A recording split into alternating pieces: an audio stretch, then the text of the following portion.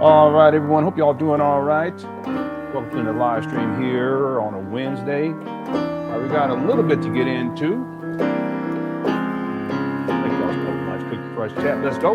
FDMG is coming. FDMG is coming. FDMG is coming. It's coming.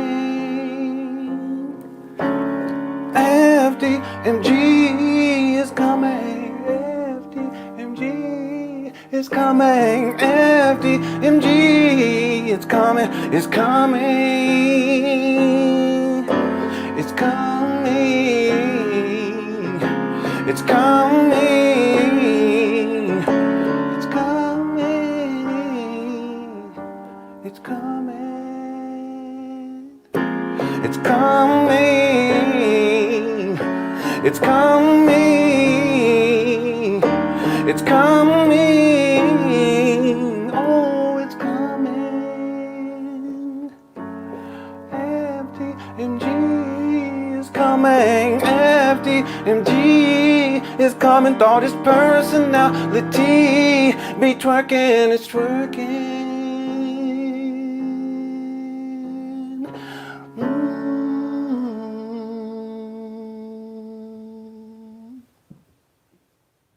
All right, y'all. Thank y'all so much for tuning on in to another live stream. Cookie Crush Chat is definitely undefeated.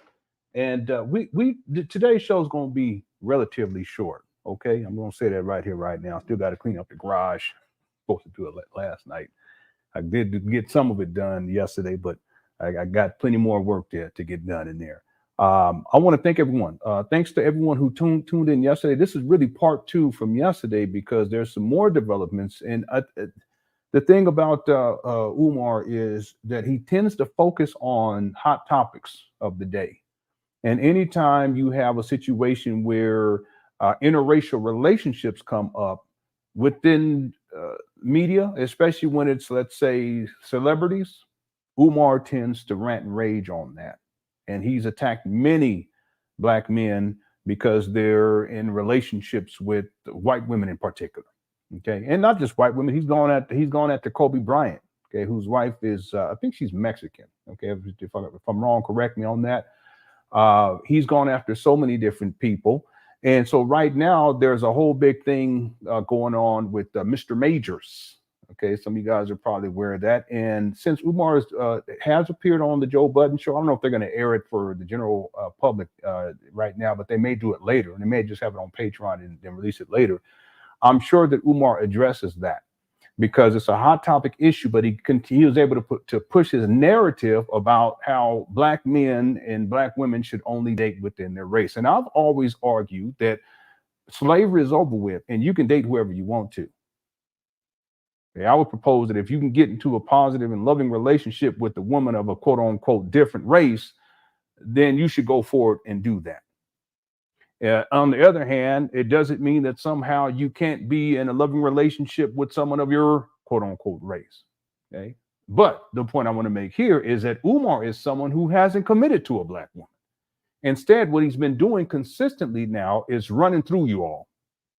So you have someone who is, in essence, a Black conscious player who plays on and preys on single Black mothers to crush their cookies, and yet he dictates to Black men and Black women who they should be dating at any given time. But you know what's crazy about this is that Umar knows that that's just rhetoric. That in essence, that if he has an opportunity to go at and crush the cookies of a woman who's quote unquote not Black, he's going to pursue that. So let me ask you a question, in particular for you Umar Johnson followers. If Umar is so big on this idea and notion that Black men should only date within their quote unquote race, which is a social construct, not a scientific one in the first place, concept of race. If he's so big on that and he really believes that, then do you think that he should be, let's say, complimenting a white woman about how she looks out in public? Well, I have something to show you all. Here you go.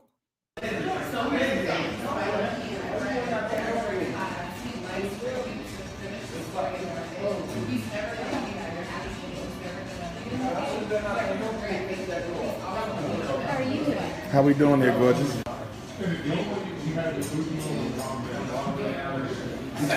All right. I want to try your black-eyed pea hummus. Okay.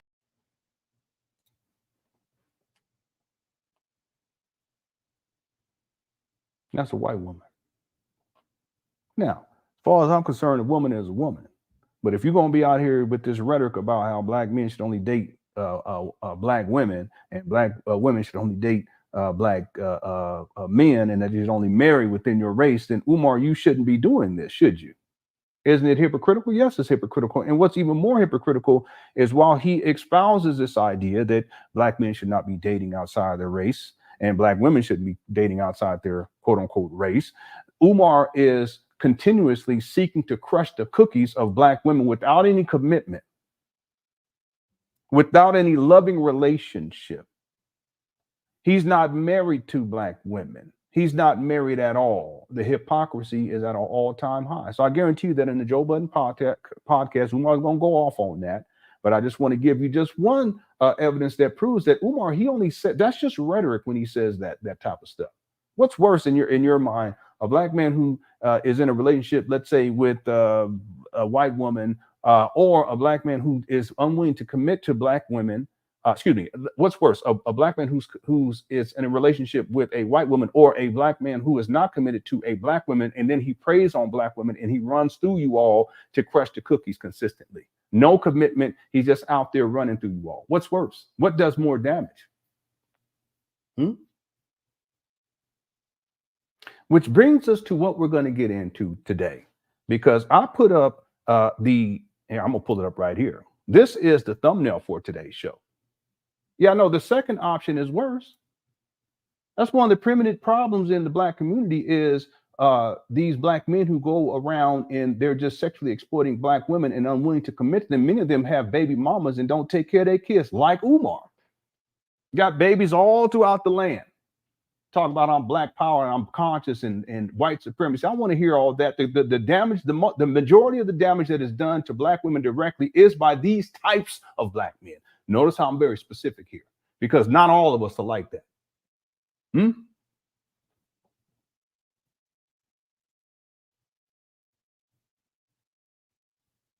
The SA of black women, mainly by those types of black men. Absentee fathers, they ain't committing to the black women, but leaving them with all these babies. These types of black men. It ain't got nothing to do with white supremacy, because if you're unwilling to commit in the first place, you're the problem in the first place. And that's Umar Johnson. So what's worse? And yet, I'm going to go back. We're going to go back because yesterday, Umar was he was running game on this woman who is not black. I just played you the video of the white woman, and I could play more of it and show y'all, because Umar basically, he don't care. Any cookie. It don't matter if it's vanilla. Let me not start. It don't matter if it's hot fudge. It can even be the chorizo cookie. He don't care. But yesterday, I'm going to play it back. Umar was really trying to spit that game, and it's weak game because he's using the Orisha and he's using an African spiritual system to get at this woman, Maria. That's what I call her. His name, Maria. Isn't that contradictory and isn't that hypocritical? Absolutely. But he will be on the Joe Budden show talking mess about Mr. Majors, and I have my thoughts on that too. It's cheaper to keep it. You might as well just get you one woman. It don't matter what quote unquote race, and get a good one. Don't be getting one out here getting drunk and partying and all that. No, you get you a good woman, and there's plenty of them out here. That's all. Listen, John Majors. No disrespect, but you got to listen. If you gonna get with that type of thing and deal with that type, and she gonna get with you, and y'all got them kind of problems, make better decisions. Well, look at it. If you can't get along, you don't need to be together. And that's for everybody. Anyway, I'm going to play from yesterday what we covered in the part one of this particular series. And I want to show you guys Umar really trying to get at this. I mean, she could be Mexican, she could be Latino, but she's not black. Okay. But that don't matter to Umar. And I know Umar Johnson follows. Y'all going to say, well, maybe she is, or maybe, I don't want to hear all that. Because the bottom line is Umar got baby mamas. He don't take care of his kids, be on child support for 20 years, and he's steady pushing up and preying on these single black mothers out here unwilling to commit. And yet he'll go up on here and he'll compliment a white woman, talk about, hey, gorgeous, because that's him trying to run some game. I can show you her face too. My goodness, I don't. Or he can go after this Mexican lady or this Latino lady or whatever y'all want to call it. That's contradictory to what he preaches. And he'll criticize other black men, and I have receipts on that. He goes so far as to criticize LeBron James's son. What kind of man criticizes someone else's son because he don't like LeBron James? Because LeBron James is a successful black man. Umar's always taking shots at successful black men. He always talking about the haters, but don't nobody hate black people and hate on black people more than Umar, because whenever he talks about black people, it's all negative all the time. I rarely hear him say anything positive about black people unless they're dead and he in a cemetery. When's the last time you heard? Now he be watching these videos, so he probably gonna do it on Monday. But when's the last time you heard Umar say something positive about a black person? And how consistently do you hear him say something positive? You don't hear it. He's always talking trash about black people, and this somehow is modern day black consciousness. And he'll go so far as to he'll criticize Deion Sanders. He'll criticize Deion Sanders' son. He'll criticize any successful black man who's accomplished so much more than Umar while he's living inside his mama closet and gonna collect millions of dollars from black people for a school that doesn't exist. And so he will criticize Mr. Majors and he will go off, and I'm sure he will. But then on the flip side, Umar will, and I have the proof of it, he will go after quote unquote other races of women, because it's all about crushing the cookies. It ain't got nothing to do with commitment to black women. Umar, when are you going to, it gets so crazy. This guy's had fake weddings to give the illusion to his audience that somehow he's in a loving, committed relationship to a black woman, but it's a fake wedding. And then he has another fake wedding to two wives of the year later at the block party. He up there dancing, looking like Chef Papa. See, Umar is the type of black man who is the problem, but yet he spends so much time talking mess about black men and talking all kind of trash, and they're in committed relationship, most of them with black women, and they raising their kids and they in their children's lives, and the children are successful. Umar, you're not even in your children's lives. Your absentee father, you out here running game on these women, black women and other groups of women too, because you want to get them draws. What kind of man? So I already showed y'all one example of what I'm talking about, but today we're going to get into the other example that just happened the other day. Okay? All right. Now, let me get to Todas sent in the super says, last time I closed my eyes for 1 second. When I opened my eyes again, you were singing the FDMG song again. I know it goes quick. It goes quick. You got to make sure you get your tea, you get your hot pockets or whatever you're doing. I got my wife gave me another one of these, so I'm gonna get into this, but we're not gonna be here that long, so don't worry. You're not gonna fall asleep to the Tata. We're gonna have a quick show today. Okay. I got about 420 people in the video. Y'all can like button. I appreciate it. Okay, so let me say this to be clear. Slavery is over with. And black people, you can date whoever you want to. You can be in a relationship with whoever you want to. And Umar can do that too. He's non-committal anyway. He's not committed to any woman because his whole objective is to get them draws, to crush them cookies. See, that's his whole objective. And of course, to get money, in particular, to get money from this school scam. Today, I'm going to show you the Detroit school scam. Somebody in the chat room, remind me a little bit later. I already have it queued up, and I'll show you that because he's had different iterations of the school scam. But I want to make this point that you can date whoever you want to. I'll propose that it's in a good relationship with someone that you love and that you care for, and that you're not all up in them skins, men, unless you actually done know this woman and that you're in a committed, loving relationship. That's what I'll propose. I know it's hard though. Trust me, I know it because I know. Listen, but I want to make this point that Umar, he can do that too. You can be in a relationship with anybody. He's non-committal. But the point is that he will criticize black men and he will tell the black community what they should be doing in terms of relationships. And yet he's not doing what he says that y'all should be doing. In fact, what he's doing is very dangerous and very damaging, which is he's running through these black women with reckless abandon. And somehow our standards are so low and we set the bar so low for black men that he gets a pass. That's black leadership, huh? No, that's what you call. Well, let me stop. Let me stop. Thank you, Tata. We gonna end that right there. I don't want to get in trouble already. He ain't got no job trying to tell y'all what y'all need to do. He don't even have a job. Okay, now let's get into this now. Look at Billy D. That's Billy D. That's right. That's when she was good. Star Wars. That's when I first saw them back in the day. Was in Star Wars. Yeah. Okay. So here's the thumbnail again, and I'll put the caption. She's saying, "Tienes galletas calientes, mi reina latina." I'll say it again. "Tienes galletas calientes, mi reina latina." And what that means is, do you have hot cookies, my Latina queen? Now, this lady could be Mexican too. I don't know, but it's Latino. It's all people said it's the same thing. It don't even make no difference, because a woman is a woman at the end of the day. And you men know what I'm talking about. But the point again that I'm going to reiterate that is Umar is criticizing consistently. He's criticizing black men for their relationship choices and quote unquote dating outside the race. And Umar should be trying to get at these women, right? Including Miss Big Hands that I showed y'all right here. I also want to do sesame kale salad. All right. Let me pull this up. So I have this queued up because I want to give a little context of what happened in the previous video before we get into this part 2. Okay, Lewis Luck says, you know, they stole Marvel Comics from Africa, right? Wolverine was based on yeah, this is from yesterday. Umar was making up this stuff about how the X-Men were stolen from the Orisha, the Ashe, and all of this thing. And it don't even make no sense. If you really listen to it, it don't make no sense. Okay, he does this. He'll grab and he'll take anything. And I talked about this too. It's a problem among some black people where self-esteem is so low.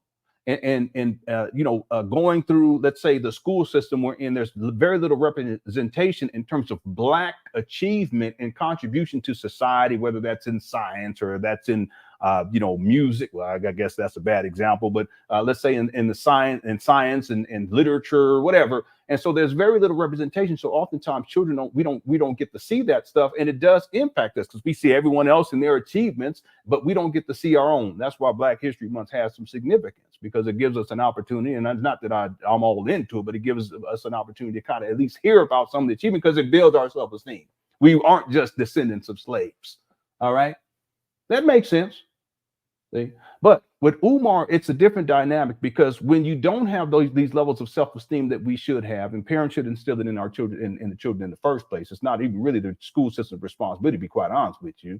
But in the absence of that levels of self-esteem, what we see is this outgrowth of black quote unquote conscious people who try and grasp and hold and try to say, it's like grasping at straws. Well, we created this and we created that. And it's true that there are black people who created certain things that they invented. That's one thing, inventions, but you didn't do it personally.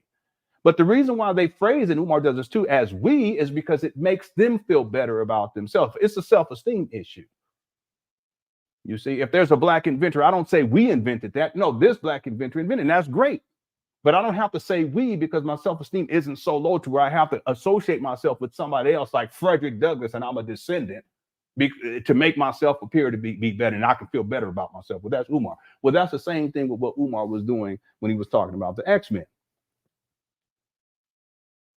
Have we created some things? Yes. Have we achieved? Yes. I'm talking about it as a group of people.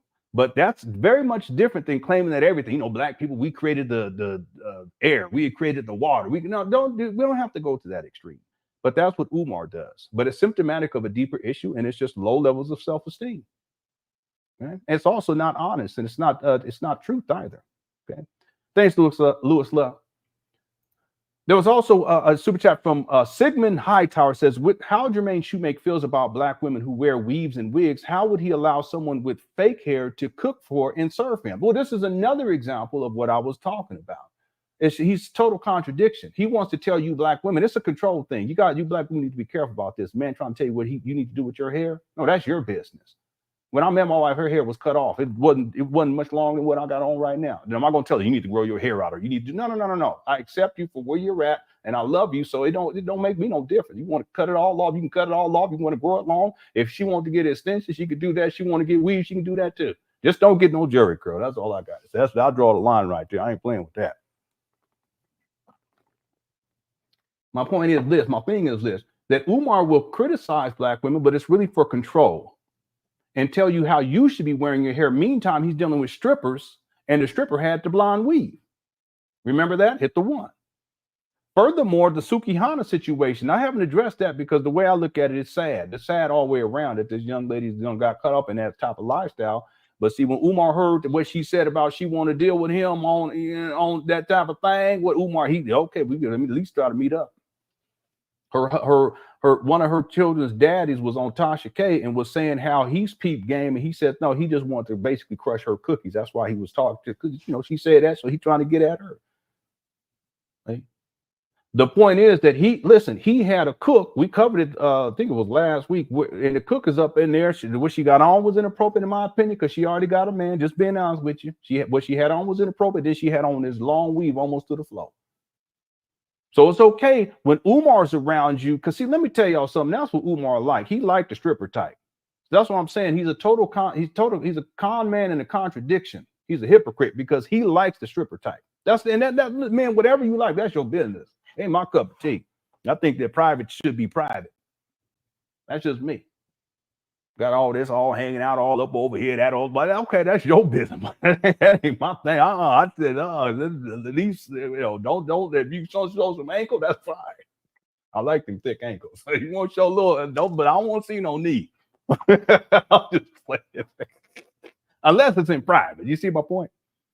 But and then she refers to herself as Chef Barbie with the long weave. Absolutely, we covered that. But that again, this is another level of hypocrisy dealing with Umar. Just like him complimenting the white woman, talking about, hey, gorgeous, because he's spitting game, man, you know what it is. And then him telling, but on the flip side, he tells black people who they should be dating, and he's criticizing all these black men for being in an interracial relationship. I have a whole list of all the men that he criticized. I haven't pulled up, but we ain't gonna get into that right now. All right, thanks, Sigmund Hightower. So here is the again, before we get into this, here is the thumbnail. And this is the young lady that Umar, is very clear to me and any man who has some sense that he was trying to get at her. And to give you guys further evidence of this, here's the context. Umar is inside of the gym, and I don't know why they're even up there, but he starts to talk about the Orisha and the different aspects of nature and Ifa. And as he's explaining it, he starts to twist and mold the story to put himself as one Orisha, which is basically the pimp Orisha, and then place this other young lady as his target. She's the mark. She is the woman that he's seeking to try to hook up with, to sexually exploit, to crush them Latino or Mexican cookies. Here we go. This is Oshun. Notice the colors of Oshun are the same colors of this school. Right. Okay, can you guys hear this? Cook Crochet, let me know. Let me know if y'all can hear this. Because she's the ruling divinity of this campus. We didn't know that until we found out. And so when we found out that Oshun was the ruler, we said, my God, we between two rivers, and the colors of the school are honey and gold. You probably Oshun.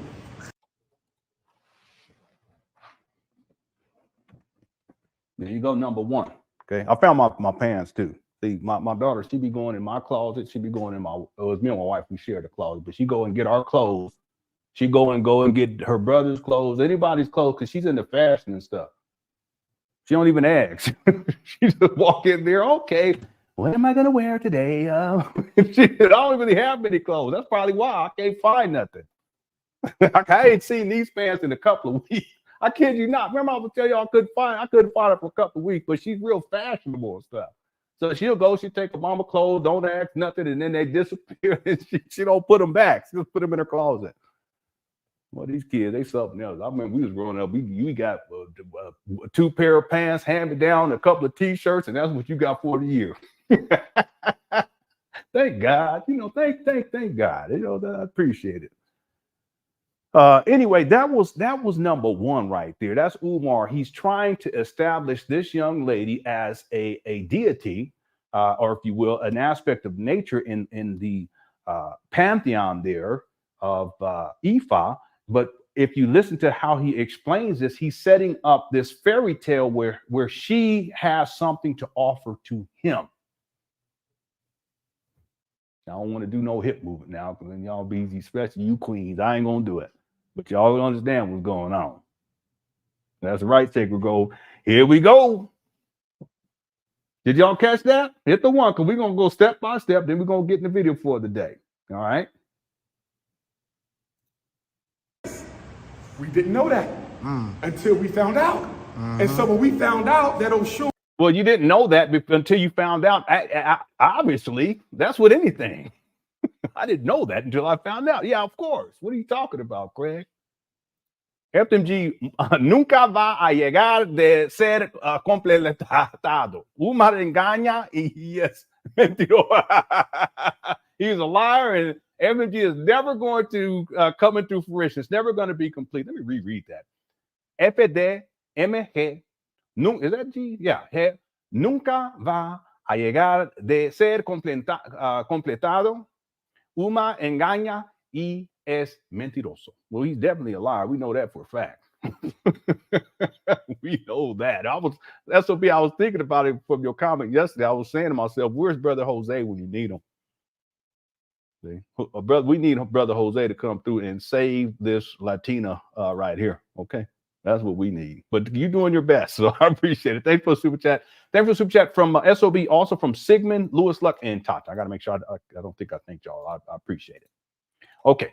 So everyone caught that? I see the ones in there. Let's keep going. Here we go. Who was the ruler? We said, my God, we between two rivers, and the colors of the school are honey and gold.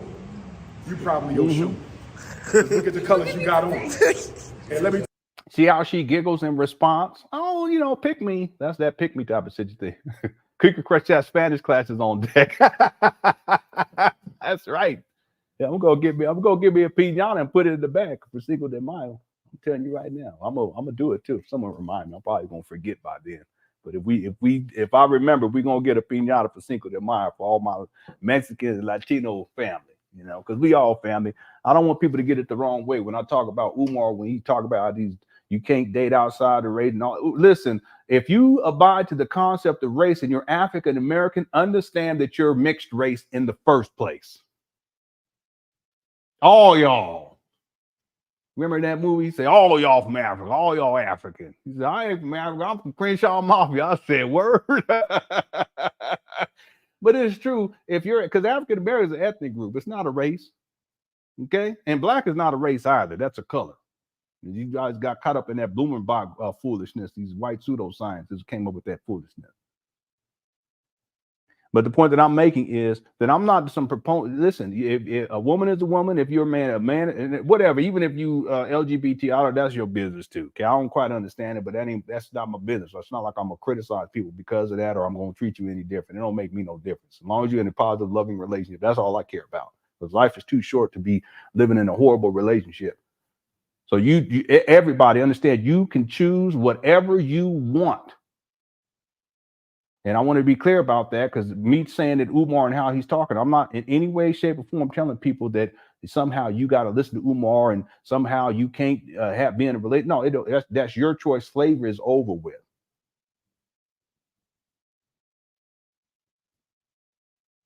I was going to make a point, but I forgot. Okay. Thanks, Brian Tisdale.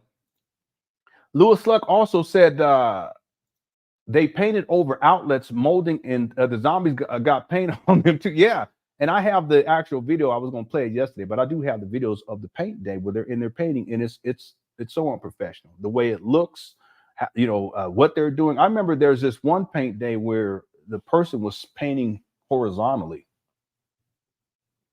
going up the wall. And them zombies, they don't like that. No, let me stop. I'm talking about the zombies that live in the school, not the people that was painting. Because what Umar did was he set it up. I'm getting sidetracked. He set it up to where the people who came to paint, Louis, you remember this, they have to pay in order to paint. They have to be a loyal donor. You have to donate every single month. If you don't donate every single month, then you cannot come up there to paint for free. One guy, he traveled from down south all the way up there to go paint for free. I said, really? Is that what we're doing today? I thought slavery was over with. All right, thanks, Little Sex. Thanks, Brian. I had a point, but I forgot what my point was. Let's get back to it. I'm got blowed off. Okay, let's get back to it right here. Here we go. Tell you what Oshun is. Tell me. So she says, tell me. See, she already done got caught up. He tells her that she's Oshun because the colors that she got on, and she starts giggling. Anytime a woman starts doing that, you know what time it is. And then he says, you're whatever Oshun, or whatever he said. And then he's going to tell her what she is now. This is power and control. Umar slick about it. Look at the colors you got on. And let me tell you what Oshun is. Probably Oshun. Look at the colors. are honey and gold, you probably Oshun. Just look at the colors you got on. And let me tell you what Oshun is. Oshun is the divine manifestation of love, beauty, happiness, peace. He's talking about her. You see the game? This is not a black woman. I know people say, well, there's black Latinos. I get that. But at some point, you're going to have to cut it off because you can't say that that white woman, that she was black. I remember this one person, I kid you not, it's a doggone, Umar Johnson father. Listen, that's a cult. Y'all crazy. The lady, the white lady that had them big old hands, and I can show her face. I ain't going to do it right here. Okay. And Umar was like, hey, gorgeous. This one lady, there was a black woman on, she had said, well, no, she's just light skinned. Stop it. In other words, she's a light-skinned black person. Stop. Don't do that. Y'all need to cut it. Just stop that. Umar, he's out here. He wants to crush the cookies. It don't matter what quote-unquote race a person. That's the point I was going to make. Black people understand that you're quote-unquote mixed race if you believe in the concept of race at the first place. It's just human beings at the end of the day. But see, we abide to this social construct here in the United States of America. And white people do the same thing, but you don't hear Asian people saying that I'm of the yellow race. They don't talk like that. And that's what they were classified as by these European pseudoscientists that knew less about science than your average day human being does today, who's graduated from high school. So ignorant, skull sizes and phenotype and these people in cranial capacity. You guys are a bunch of dogs. I mean, but we still hold on to it today. You don't hear a Native American say, I'm of the red race. That's why they had to take the commanders. They had to take that. And same thing with the, what was it, the Cleveland Indians. They had to take out their logo, and the commanders had to change their name from the Redskins. That's what you going to call this, the team black skins? White skins? For you people who are in the LGBT, that's like saying it's the San Francisco gays. It's a yellow flag. That's not, you can't, come on now. But that's what it's no, I mean, it's different, but it's a similar concept. It's a similar concept. And in this case, it's based on race. It's the concept of race. So they had to end up changing their name to the Commanders. I didn't even realize it until like last year. I think it was a couple of years ago that they did that. Teams suck anyway. But the point I'm making is you don't hear other groups of people classifying themselves based upon Blooming Box, racial classification system, which was a bunch of bull jobs. So why do we still do it? Even though black people, guess what? You have quote unquote white genetics in you, and you have quote unquote African genetics in you too, and probably got some other stuff going on too. So why do we still hold on? We hold on to it because it's a social imposition. Society places those titles on us, and it sets up a hierarchy. It's a class system here in the United States of America. It's not to the same degree, at least these days, to the caste system that they have in India with the Dalit, but it's the same principle that applies. So why do we in 2023, with our evolved consciousness, we still hold on to these broken, antiquated concepts like the concept of race, which is nothing more than a social construct that was created to justify the enslavement of African and indigenous people all around the world? That's the point I want to make. Let's go back. We're going to get back to it. Here we go. Abundance, joy. That's right. Oshun is the energy that makes you want to enjoy your life. It ain't all about working all the time. See this? He's talking about himself here. See, he's putting himself as the receiver of Oshun and what she brings to the table, and he's taken Oshun and identified Oshun as being representative of this Mexican or Latino lady over here. So he's putting her as what he needs for what? Here we go. Sometimes you want to sit back at the beach and just relax, read a good book, make love to your loved one. He has to take it there because that's what this is about. It's called spitting game. That's what we used to call it. Sometimes we say macking back in the day, but spitting game. You've been spitting that game. You spit that game. Did you get them skins? That's how we used to talk back in the day. That's what it was. Well, that's no different than what Umar's doing. But you see, what he's using is an African spiritual system to get closer and closer to this Latino woman so that he can crush them cookies, or this Mexican woman so he can crush them cookies. What kind of man? Y'all see this? So he's going to criticize Jonathan Majors. He's going to criticize all these and Shannon Sharp, but he will go for any cookie he can get. Meanwhile, he tells y'all black men that you shouldn't be doing that. He's a hypocrite. I don't like using that word, but he really is. Let's keep going. Watch this, because it gets worse. Spend time with the kids. That's her. She's the sweetness in life. That's why honey is her element. People who suffer from depression, suicide, they got to spend a lot of time with.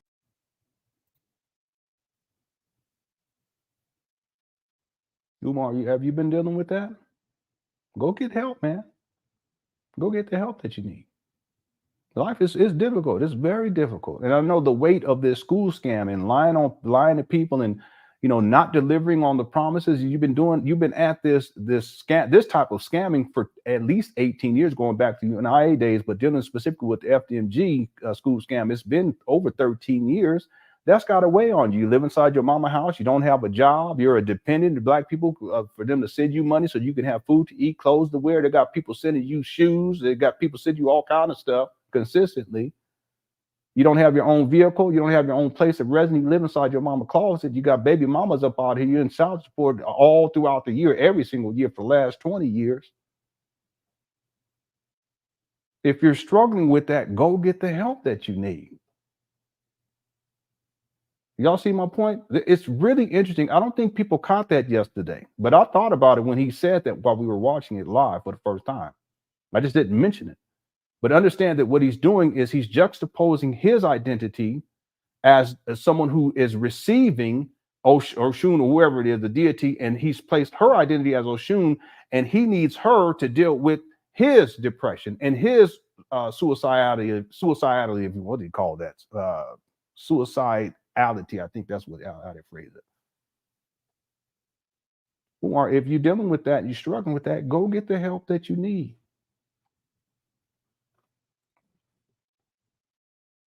Her to lift their spirits up.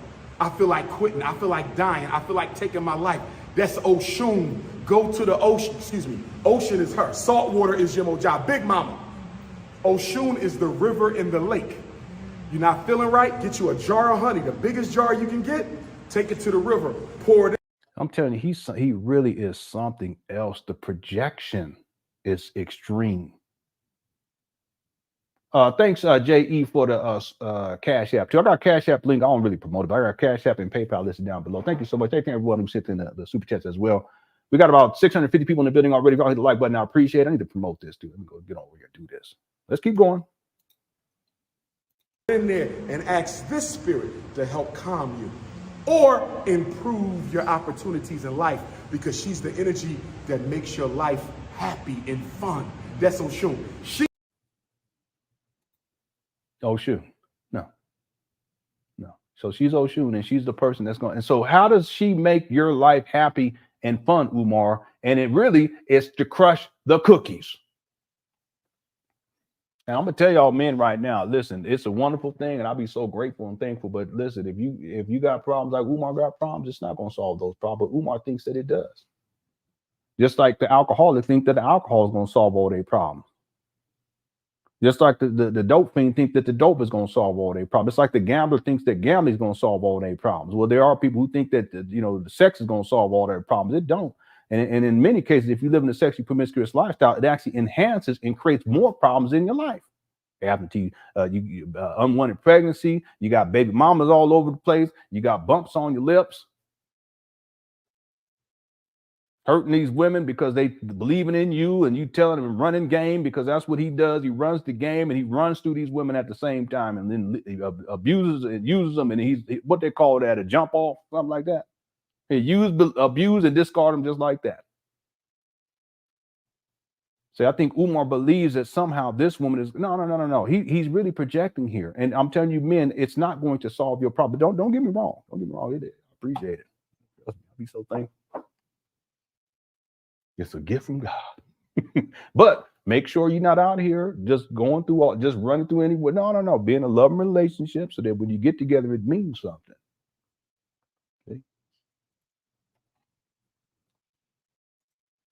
They painted over outlet. Yeah, okay, I got them. Yeah, they sure did. Molding and all that stuff. I have the videos. I was gonna play it yesterday. Robbie says he tried to impress her by showing her how much he knows about the Orisha. Yeah, I know.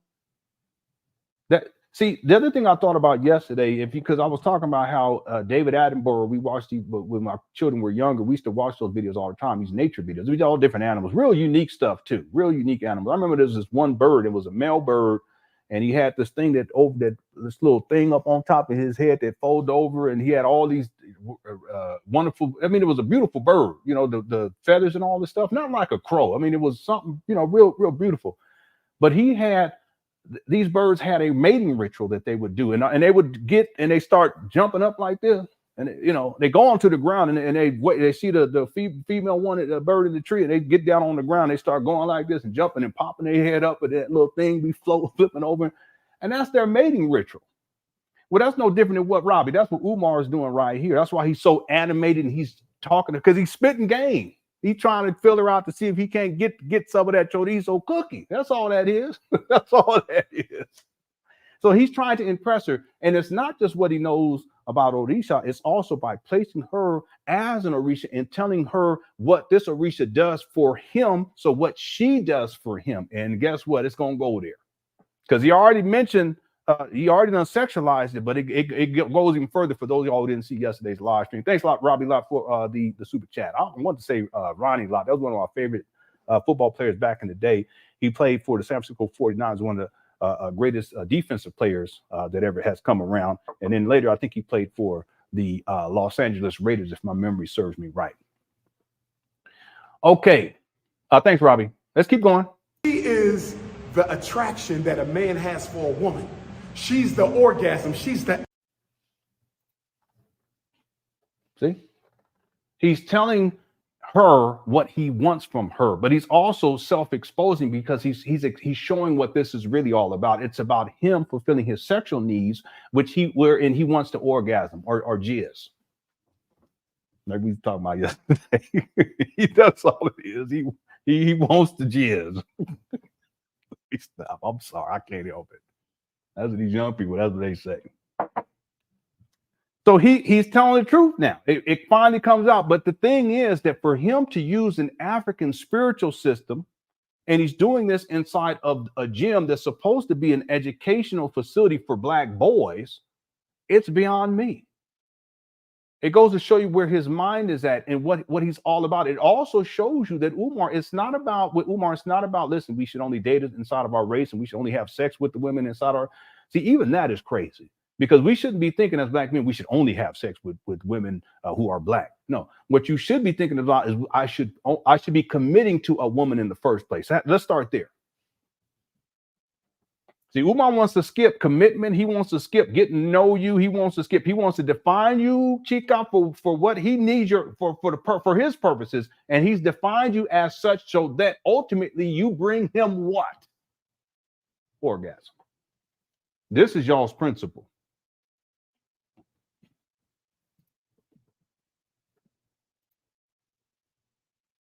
Ecstasy. She's the reason why you make a baby. She's the ecstasy. She's the reason why you make a baby. Put in there and ask this spirit. And he looking directly at her too. To help calm you or improve your opportunities in life, because she's the energy that makes your life happy and fun. That's so sure. She is the attraction that a man has for a woman. She's the orgasm. She's the ecstasy. She's the reason why you make a baby. And she the reason why. And she up there, Maria over there. Oh, goodness gracious. It's so sad. You want to raise that baby. Then we come to my ruling. Meanwhile, he's an absentee father. Now he's listening to what he says. Now we come to my ruling Orisha. This is the spirit I was born under. This is Ogun. Okay, so now he's going to Ogun. Let's hear what he says about Ogun. My name is Ifa Tunde. Ifa, destiny has returned. I'm supposed to be a priest. Ogun Tade. Ogun wears the crown. Ogun is the spirit of iron, metal, strength, power, vitality. He is pure masculinity. He represents the unlimited, indomitable power of God. Ogun is the father of all metal, iron, platinum, tin, copper, aluminum, which automatically makes him the what? The father of civilization. Without him, ain't no cars, ain't no laptop, ain't no cell phone, ain't no airplane. You see that? Just as he builds with the metal, he destroys. He's the father of war, the bomb, the gun, the knife. You see that? God creates, God destroys. He's the power of God, or should I say, he represents divine supreme power and authority, right? Shango is powerful. Nobody's more powerful than Ogun. Okay? Now, Obatala, because he's the oldest, he has a role, an aspect of his personality known as Obatala Ajaguna. He can get stronger than Ogun if he has to. So even though Obatala people are quiet, humble, laid back, peaceful, you piss David, he got her. them off enough, and they can go somewhere that's even stronger than Ogun. Now, Ogun is a reclusive. That means what? He likes to be by himself in the woods. He's always working. He never. Okay, he's now Umar. This is him. He's reclusive too. Watch what he says. Follow this. Then we're gonna get to the video for today. We ain't gonna be here long, even though we already gone 45 minutes. Hit the like button if y'all don't mind. Here we go. He represents the energy of life. Ogun is energy. You say, I feel like doing something. That's Ogun. I'm too lazy. I'm tired. You need some Ogun. Ogun is always working. He never stops. He is the force that keeps everything in motion. So you're talking power, you're talking energy, you're talking strength, you're talking will. Ogun is so antisocial, it took Oshun, the beautiful one, you, to come into the woods and say, Ogun, you got to come back to civilization.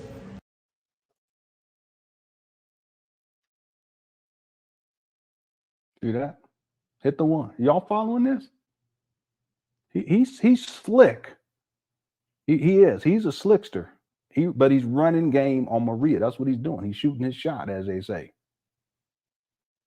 But isn't this contradictory to what Umar preaches when you talk about all these black men and pursuing these white women and dating outside your race and having these quote unquote what do you call them, biracial children? He talking about. But listen, black people, all y'all, if you abide to the concept of race, I'm talking about genetically. Even though scientists, they don't use those types of terms like black, white, and they don't talk like that. Okay, they got more sense and they understand the science of it. And they understand the genetics of it. Okay, they have the microscopes to look at DNA, whereas Blumenbach didn't have any of that stuff. He was a dummy. The point that I'm making is that all y'all, and I do mean all y'all, if you're African American and you have been here and you have ancestry who were enslaved, you got something going on. You're not African, just straight up African. Okay, I'm talking about genetically speaking. Let me just be clear about that. But this is in total contradiction. Umar, he's trying to get at this young lady, but he will tell you black men that you're not supposed to be trying to get at this young lady. I should pull up that. I'm gonna go find it. Hold on, I got something else I want to show y'all. Then we're gonna get to the video. Ogun said, I'm good. Let me just build my buildings and create my. She said, we need you back because if there's no Ogun in the world, there's no energy and there's no iron. So it took Oshun. Nobody else could get Ogun back because he's too strong. Oshun enticed them with her beauty and her abundance and her joy. And that's how we got Ogun back into the world. This is my spirit. I got one more. See, that's his spirit. And she enticed him. Well, he's talking about, because he's already defined this Mexican or Latino lady as this deity. So that's what he wants from her. He wants her to entice him, but he also wants her to service him so that he can reach what he ultimately desires, which is this orgasm. Hit the one. See, Umar's slick. He's a slickster. He really is. But if you guys really sit back and analyze what he's doing and run and the type of game that he's running, you realize exactly what his motivation is with all of this. And it is to get at this young lady. I don't know how old she is, whatever, but we're going to get to the video now where he's standing out in front of the mural and actually it looks like they actually have a conversation. So that's going to be interesting to see too. But Umar is a hypocrite. And I'm going to tell y'all right now that as far as Umar is concerned, he will go after any woman that he can get so long as he fulfills his desires and his sexual needs which happens to be an orgasm. No commitment required. I don't got to know you. I don't care. It doesn't have to be no care. It don't have to be no commitment. And that's why he's gotten into so much trouble with the child support. Got baby mamas, and he's not an absentee father because he's willy-nilly. He got bumps on his lip, all this type of stuff. First of all, black men, don't be living like that. But also, you black women, any women that are watching this, you got to be careful about men like this because they will put you in harm's way. They'll jeopardize you on many different levels, including physically. Okay, I hope that makes sense. I want to use that as an example because we didn't really get into that yesterday deeply, but I thought about it. I said, this is something worth getting into a little bit further here. Let's see. Robbie says he tried to impress her by, yeah, okay, so we just covered that. Thank you, Robbie. Jeff says, Carmen, how's it going? Says Umar built like a dark and lovely shampoo. I don't even know what that looks like. Let me go look real quick. I know I shouldn't. Dark and lovely shampoo.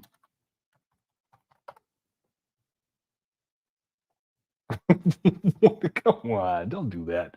Leave that man alone, Dustin Carter. Don't do that. Okay, all right. Black Wolf says, let's be real. Umar is hyped up because he has company. I didn't think about that, but you're right. He has company over because it's the kicking spot, right? He really believes he is going to have a sleepover, and you ain't lying. This is his happy talk when he think he goes. Man, we get happy when we think we close, even if it don't happen. We just be so happy. But it's true. Black Wolf, you're absolutely right. He's so excited. He's animated. He's run a run game, and he's doing his mating ritual, which is really, he wants to have sex with. He wants, that's really what it comes down to.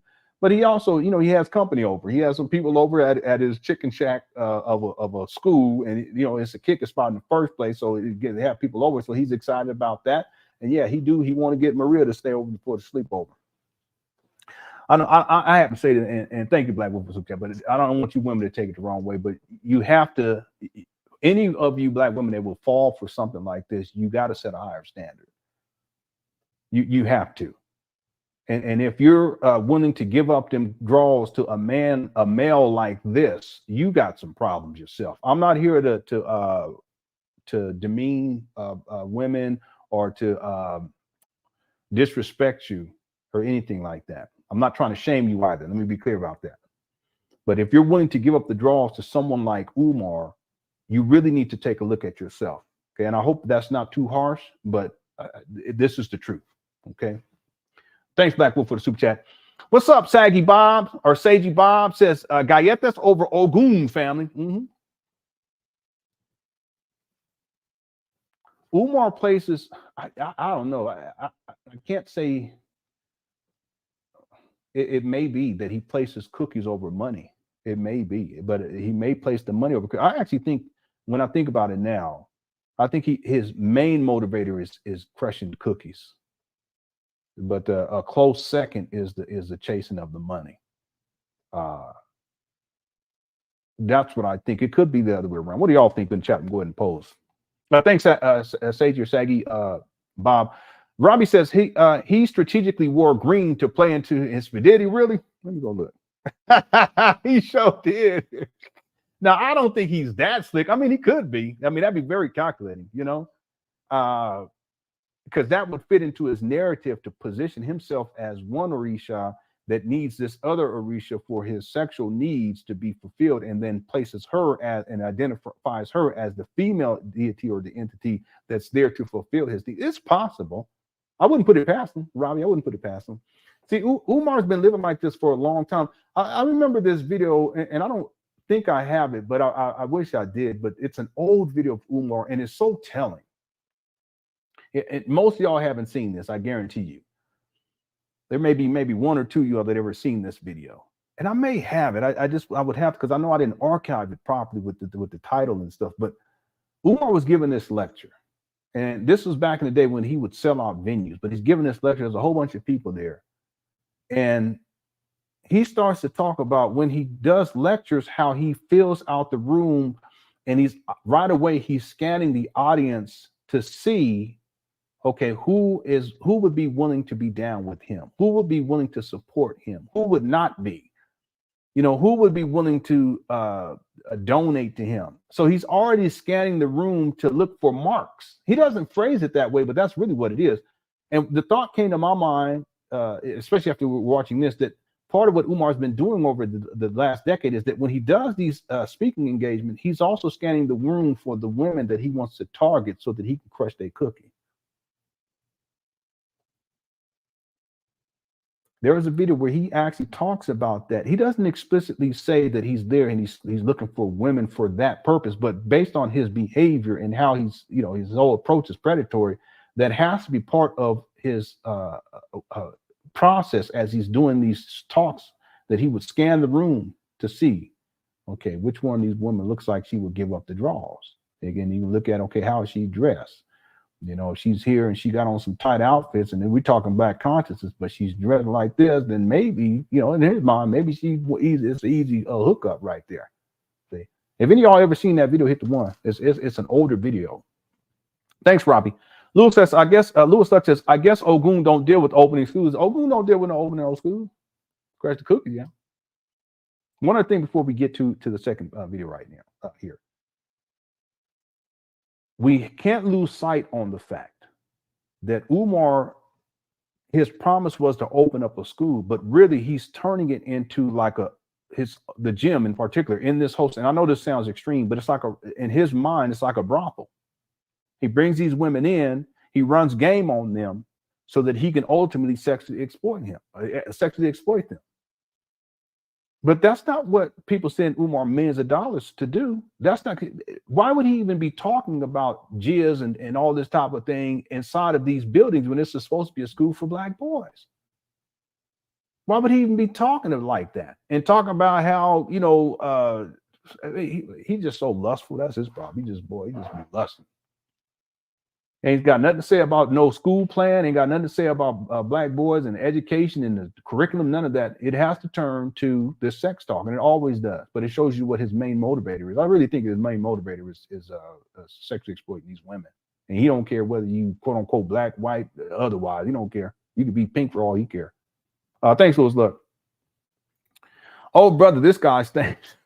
Yeah, you know, listen, Umar, he's a character. He really is. And his predatory approach to women, it's off the chart. And I want to say something else, that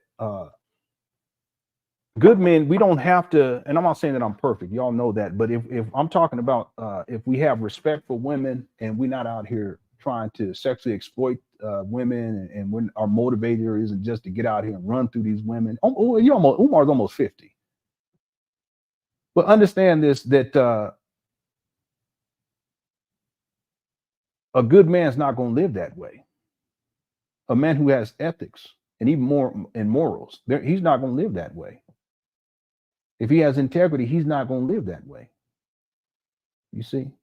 And so even the idea, because back in the day, and I don't know how old you are, Tata, but I'm probably older than you, but back in the day, we would say like, yeah, he stank or she stank. It's not an odor type of thing. It's just the quality of their character.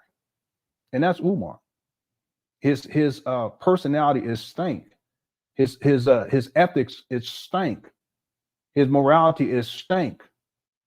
His personality, his approach to these women is stank. And the irony is that there are black people who put him on a pedestal as some sort of a black leader. We set the bar so low for black men. It's really truly a shame. And no one's perfect, and I'm not perfect, and I've had my own struggles. But this level, this standard is so low. It's embarrassing. It really is, and it's stank. Thanks, Tata. Nathan Daly says, I just got back from investigating FDMG Academy to expose Umar on my channel. I would love to connect with you to share what I found. I had to do the same with Tariq Nasheed's fake history museum. Okay, I'll go and check out. I'll go and check out your YouTube page, see what you came up with. Yeah, Umar's been at this, and I don't know how much of the history that you have, but Umar's been at this school scam for at least 13 years now. This version, because he even going back to UNIA days. I don't know if you saw the show from last week, but go and Google Umar Johnson UNIA resignation letter and read through that. That'll give you an idea. He's been doing this. It's been close to a decade. Close to 2 decades now. See, a lot of Umar Johnson followers don't know Umar's history. You can also look up Compare Charter School.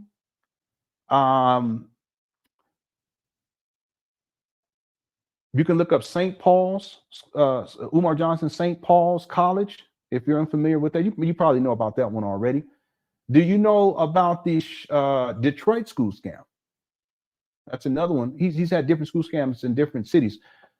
Nathan, part of Umar's approach when he was quote unquote looking for a school, which he classifies as acquisition. He said there's 3 phases: acquisition, there's restoration or renovations, which is the phase that he's supposedly in now, even though he says renovations are complete. You see the condition of these buildings.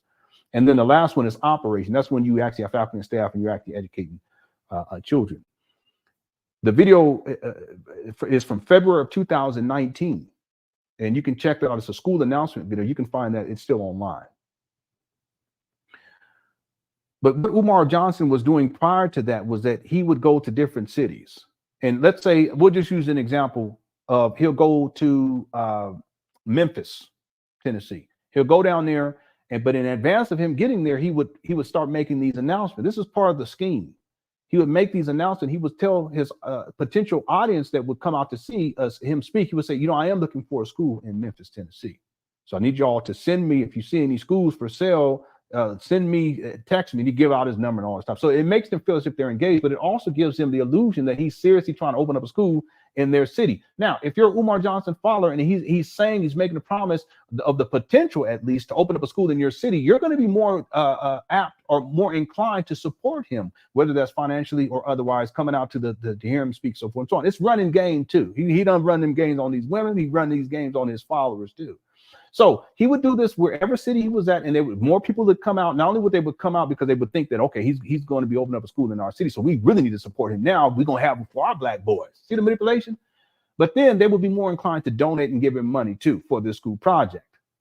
And then he would go to the next city and run the same scheme. He go to the next city and run the same scheme. So he has all these different, and what I'm getting at, Nathan, and everyone else, is that what it shows is it's not just one school scam. It's a school scam throughout the country, because every city that he stopped in and he's making a promise that he's looking for a school, we're going to try to open up a school here. That's another school scam that he didn't deliver on, because people were giving the money to him under the guise, and they have this belief in the promise that he's looking for a school there, and potentially he's going to open up a school in their city and their son's going to be able to attend. You see this? Boy, this guy is a character. So what I'm getting at is that Umar has done this throughout the country, and he also went over in Europe and did it too. And he's also talking about how he was going to have a school in Africa. I mean, it really runs there. Y'all want to see the school scam that he was running? I think it was in Detroit. Thanks, Real Nathan. Now I'll look you up. Thanks, Real Nathan, for the super chat. I appreciate it. Let me go ahead and play this now. I'm gonna give you just an example. And this is just one, because I remember one time this guy called into the show. Umar was on in Florida. He was like, "So when is the school in Florida gonna open?" Umar was like, but that's because he was telling people that he was gonna open up a school in Florida. Okay, thank you for the correction. Slight correction at LenonHonor. Umar was doing this all. Yeah. Okay, yeah, you're right. He was. He was. I can't remember where he was. I think he was in Norway or something like that. And he was collecting money. He says, I'm looking forward to, I want to open up FDMG here. And he would say things like, we want to franchise this, and we're going to have them all over the world. Okay, that's just scamming all over the world. See, he's an international scammer. Okay, so let me play this right here. Check this out. Can y'all hear this? Peace and love, black family. It's the Prince of Pan Africanism, King Kong Consciousness. I'm live and direct, Southfield, Michigan, with my big brother Cardinal. I'm outside of the Academy of Southfield. This is the school that I was trying to purchase. This is the school that is black owned that I was trying to purchase. Why am I here today? Because I want Detroit to know that we haven't given up on you yet. Why am I here today? I want Detroit to know that I haven't given up on you yet. Yes, we have a beautiful school in Wilmington. That is going to be our first school. That is going to be our mother campus. Shout out to the entire black Wilmington, Delaware community. But Detroit, we have to finish our mission. We had a mission to build a school in Detroit. I want Detroit to be campus number 2. Wilmington is campus number 1. I want Detroit to be campus number 2. Wilmington is campus number 1. I want Detroit to be campus number 2. And this is the school, Academy of Southfield, okay? Formerly George Washington Carver School. That's right. And that's not even true. Because people did the research. I think Black Anonymous did the research on this too. Yeah. Okay, let me go. Hold on a second. Hold on a second. I remember that. Oh, I didn't get the email. Yeah, I didn't get the email unless it went to my spam folder. But I'll go over there anyway. Oh, here it is right here. It went to my spam folder. Hold on. Yeah, just so you show, because he lied about all of this. He's such a scammer. It's not just telling people, hey, listen, I'm going to open up a school. He would come up with these fanciful stories, you know, and then when he didn't get it, he would have a fanciful story as to why he didn't get it, including he said one time that the Archdiocese of Chicago, they wouldn't let him get the, here it is, right? Black Anonymous, you mind if I know you don't mind. I just want to ask. I'm going to go ahead and read this. Okay. Actually, let me play a little bit more of it, and then we're going to come to this. This is from December 24th, 2019. Let me play a little bit more of this, okay? The George Washington Carver School. Beautiful school. 2 floors, modern school. It's clean. It don't need no work. Let me say it again, Detroit. This school. That's not even what that school was called either. Right, Black Anonymous? That's not what that school was called. I think that was the street that it was on, if my memory serves me right. School doesn't need any renovations. Yeah. Because I'm looking at the thing right here. Let me go ahead. Hold on one second. Let me show y'all. Umar, he just be lying. He just pulled up there. He ain't talking to nobody. He'll tell them I was in communication with such and such, and we gonna make it. No, he's just making it all up. Let me show you all this right now, because he says it's George Washington Carver School. It's not. Here we go right here. Let me pull this up. This is from Black Anonymous, blogspot.com. Black Anonymous in the building too. Shout out to Black Anonymous. This is from December 24th, 2019. Umar Johnson exposed just another day, just another scam. This is another school scam that he was running.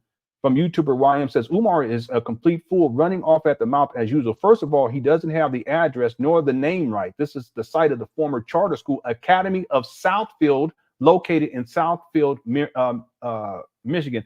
In fact, if you look behind, you'll see. Move in ready. Look, see, it's Southfield. It's Southfield. It's an academy. But Umar says, what did he say? It's George Washington. Look right there. Academy of Southfield. But listen to what he said. To know that we haven't given up on you yet.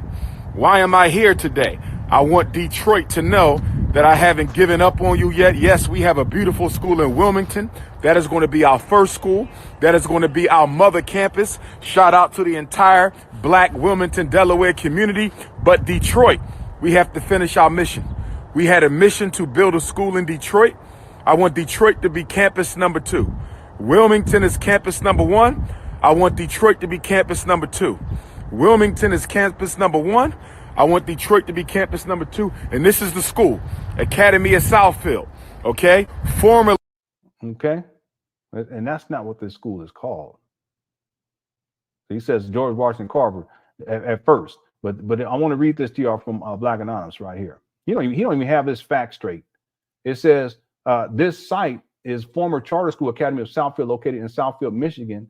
The original school was a public school called McKinley School, and it is located in 18330 George Washington Drive, not Carver Drive. See? George Washington is not the same as George Washington Carver. That's what I'm saying. He just be lying. It says, secondly, this property isn't Black owned. It's owned by a nonprofit whose board of directors is comprised of white politicians that run Southfield. There was one Black woman on the board from what I can tell, but the mayor, who is white, is president of the board of the org that owns this property. If that's the organization that owns this property, if that's any indication. Lastly, this property has already been purchased, and I doubt that the owners are going to sell to Umar for less than $1 million when it costs $3 million to renovate the property. It's historic and it's pretty viable. It's going to be converted into housing. So basically, Umar is trespassing on someone else's property when just a few days ago he was whining about Monty Woodgrain doing the same thing. In Southfield, Mayor Ken Silver said there are plans to restore 2 defunct school buildings and convert them into residential units. One is the former McKinley School built in 1929 on George Washington Drive. Silver,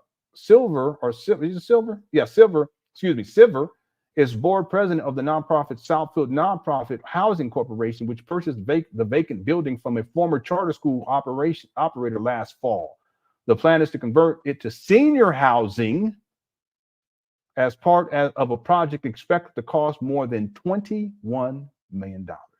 So we find Umar Johnson in Southfield, Michigan, on a property that isn't for sale and is owned by a nonprofit, yet he is recording himself on the property, acting like he can purchase this property. It's already sold. He claims he has $500,000 to put down on the property, yet he's begging for donations to renovate the property in Wilmington, Delaware. And he's on this property in Southfield, and about 7 minutes into the video above, he asks for donations. All right, we'll leave it right there. So now let's watch the rest of the video. Here we go. George Washington Carver School. That's right. The George Washington Carver School. Beautiful school. 2 floors.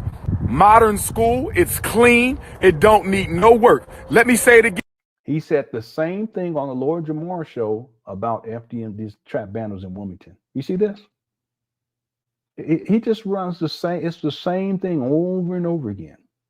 It's the same thing over, and he's been at this going all back to UNIA days, which is, well, I can't remember. What was it, 2008 or something like that? It's the same thing. He was on the Lord Jamar show, and he said that these buildings are modern. They don't need no work. Let's see. Umar Johnson, UNIA. Let me just get the date on this. It's 2005. Yeah, 2005. Okay.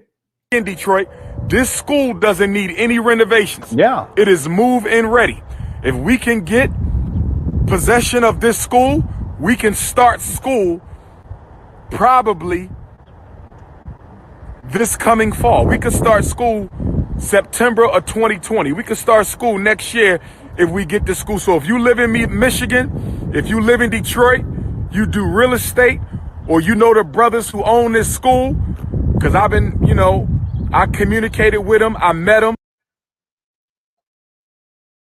It's not owned by some brothers. It's owned by white people. What are you talking about? And it's already sold.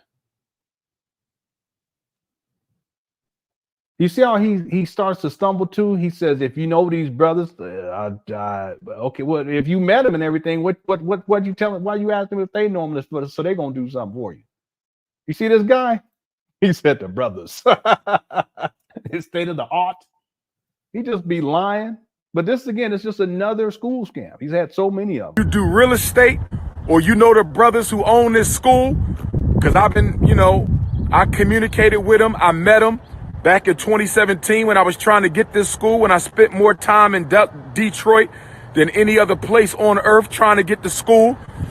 And I was telling them I wanted to put $500,000 down, pay the rest off. They didn't go for it.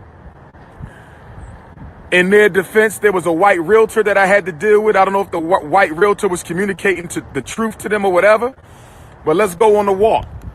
He lying. He just making up stuff. It's amazing how he just be making all this stuff up, just on the fly. We got 40 people in the building, 243 likes. Oh, hit the like button. I appreciate it. Go ahead. It ain't gonna hurt. Just go and hit the button, and that's it. It's this is an act of kindness. It's an act of love. Man, just if y'all to do it, I appreciate it. Here we go. Let's go on the walk. I want y'all to see. This is supposed to be the school in Detroit.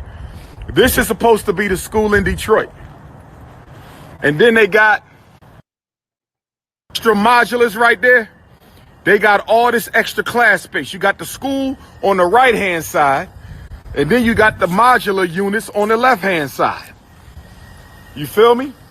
Behind me is extra class space. So you got the school over here, okay? And then you got the modular units over here. You could probably do almost 1,000 students. We got land out here, playground. He just trespassing. This reminds me of Polite when he was on that construction site, just walking around, just making up stuff. He's a habitual liar too. He in jail. I should pull that up just for comparative analysis purposes. I know it's no saying we're gonna do a short show, but I can pull up the video and show you exactly. But you see how he's just coming up with stuff. We can put 1,000 people, 1,000. What are you 1,000? What are you talking about? 1,000? Okay. You see the playground over there? The swings got a nice yard. Nice. 1,000 kids is gonna be on this playground? You got to be kidding me. Outdoor yard, all the extra modulars. Look at all this outside space, y'all. Beautiful trees. We got a lot of beautiful trees in Delaware too. This is supposed to be FDMG Detroit. Now, when I come to the Charles Wright Museum, This school can't fit no 1,000 kids. Stop playing. That's so ridiculous. I know he just freestyling, X Friedman. He just freestyling. come to the Charles Wright, when I show up at the Charles Wright Museum on Monday, December 30th, I'm hoping one of my Detroit brothers or sisters bring me some good news about this school. All right? When I come to the Charles Wright your sisters, yeah. See that shit I mean? This is school Museum next Monday, December 30th, I'm hoping one of my Detroit brothers or sisters bring me some good news about the Academy of Southfield. You feel me? Because this is supposed to be FDMG campus number 2 right here. This is supposed to be the second campus, y'all. This is supposed to be the second campus right here. That's why I'm out here today. This is supposed to be the second campus. You feel me? Beautiful school, right? Beautiful school. This is supposed to be the second campus. That's the front doors right there. Academy of Southfield, Detroit. Notice how he doesn't have anyone there official, to show him around, to go inside. He's just trespassing. Stand up. Detroit, stand up. They won $1 million, but I would like to give them a lease to own. See, he's making up that figure too. He just coming up off the top of the dome. They won $1 million, but I want to give them a lease to own. I'll give you $500,000. Let's pay off the rest. Let me hit you with $500,000. I already been inside, brother. I don't need to call the realtor. You wasn't listening. I done already been in here. Pay attention. I done already been in this school several times. The point I'm making is they wanted $1 million up front, and I wanted to do a deal. So I'm asking Detroit, if anybody in Detroit got some connections, you feel me? If you know some people who know some people, this school is black owned. This No, it's not. school is owned by black men. Get in No, it's not owned by black men. touch with the owners of the Academy of Southfield. Why would people need to get in touch with the owners of Southfield Academy when you said that you already talked with them?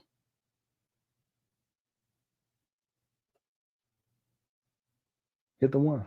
He just lied. He's a habitual liar. That's all he do is lie. 18330 Carver. Wait, let me get the right. The address is 18330 George Washington Drive, Southfield, Michigan. Exactly. That's the point I want to make earlier. He tried to say George Washington Carver to make it black, but no, now he's saying George Washington because he finally looked at the sign. This guy. If you into the realty business, 18330 Carver Drive, Southfield, Michigan. 18330 Carver Drive, Southfield, Michigan. That's the address. Get on your game. Get on your game. 18330. You hear the guy in the background? Get on your game. 18330 Carver Drive, Southfield, Michigan. Detroit, what we gonna do? Motown, what we gonna do? Let's get it. Let's get it. What we gonna do? Let's get it. Tonight, Pontiac, 7 North Saginaw Street, your emergent space, 7 o'clock. Jackson, Mississippi. Yeah, that's what I was saying earlier, but in the beginning. But the reason why this is Umar. He has to make it black. So he says it's George Washington. First he says Carver. He says it's the Academy, but then he says George Washington Carver Drive, but it's really George Washington Drive. But if you say George Washington Carver, now it becomes black. So then he can say it's black owned. Okay, it's not black owned in the first place, but he's trespassing. He ain't talking with nobody, because if he talk with these people, why is he asking these people to call the people to talk with the people?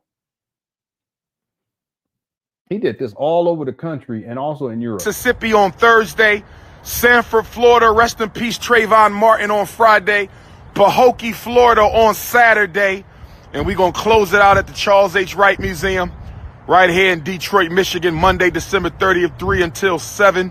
Dr. Umar gets on the stage at 6. Donate, $ FDMG School, Wilmington. Shout out to Wilmington for... All right, I want to pull up that polite video, but for time's sake, because it's the same thing. Okay, so now let's get to the video for today, and it's relatively short compared to yesterday. So it's a continuation of Umar being in the gym, and he's spitting game to the Mexican or Latino lady, and he's talking about the orisas and all this, but then he goes outside, and that's what we're going to get to now. Thank you so much, Cookie Crush Chat. We got about 840 people in the video. Hit the like button. I appreciate it. T. Rivera says, Galletas over Garvey, 1, 2, 3, 4, 5, 6, 7, 8, 9, 10, 11, 12, 12, 13, 14, 15, something. Yeah, he'll take them hot tamale cookies if he can get them. It don't make no difference to him. See, all this black power talk and Marcus Garvey and Frederick Douglass, that's just spitting game. You know, at the end of the day, Umar's main motivating factor is sex, and then secondarily, in my opinion, it's arguable. Second, it's money. It could be, you can just flip money and sex, but he will go for it. It doesn't matter. And in the meantime, he tells black people what y'all should be doing and who you should be dating and who you should be quote unquote having sex with. See, he ain't have no interest in uplifting black people. It's just talk. You know, he's a total contradiction. Thank you, T. Rivera, for the super chat. I appreciate it. Also, Rebecca says, wishing you, your family, and Cookie Crush Chat the best. God bless. Thank you so much. God bless you too, Rebecca. I appreciate that. Thanks for the super chat. Thanks for the well wishes. Much love to you. And then Host of the Cook says, is the call-in line open? No, I mean, I could drop it. I'll drop it for members. Let me go do that right now. Let me go play. Let me start this video and I'll drop it for members if members want to call in. Okay, we got to just make it brief because I was planning on having a short show. I got to get in this garage for sure tonight and try to finish up in there. Thanks for the super chat. So here, let me pull this up right now. Virginia. His father-in-law, rest in paradise, he's an ancestor now. He was a professor at St. Paul's College. It's an HBCU in Southern Virginia. It went up for sale on the auction for $2 million for the whole campus. And he's talking about the St. Paul school scam. A lot of people don't know about this one. Okay, this goes back to 2014. All right. 118 acres, cafeteria, everything. I went down there, saw it. We need St. Paul's. I tried to raise the money. Chinese bought it from under us. So at that point, I said, okay, we're going to find us a regular school building, start with a day school, and hopefully grow into a residential. So that's still my vision, but this is a day school. So I thought we was going to be in Detroit because Detroit has a lot of schools, but they kept sabotaging me. They would not show me the schools that were in good shape. Yeah, but I thought you said that you were just in that other school in Detroit, Michigan. Not Detroit, Michigan, but in Michigan. So what are you talking about? See how all this comes back around? Because I ain't watched this video, so it just goes to show you. He's even lying right there. We just sold the video where he was out there talking about how he had contacted them. Then he said he needs y'all to call him, but he said he already been in that school, blah, blah, blah. He always saying sabotage too. Only showed me the worst. So they showed me the schools with no roof, no back, caving in, water up to your knees. The school ain't got no back. What does that mean? What does it mean if a school ain't got no back? By the way, the building in Wilmington had a caved-in roof, water leaking all over the place, all tore up from the flow up. What you talking about, Craig? Anyway, here we go. And there'll be a good school that kept sabotaging me. They would not show me the schools that were in good shape. They only showed me the worst. So they showed me the schools with no roof, no back, caving in, water up to your knees. And there'll be a good school across the street. And I'll say, well, can I see one of those? It's not on the list. Why is it not on the list? No explanation. FDMG Arctic Circle campus hashtag worldwide. Yeah, he gonna have a school in the Arctic Circle for the penguins, the black conscious penguins. They're gonna be learning how to fish. All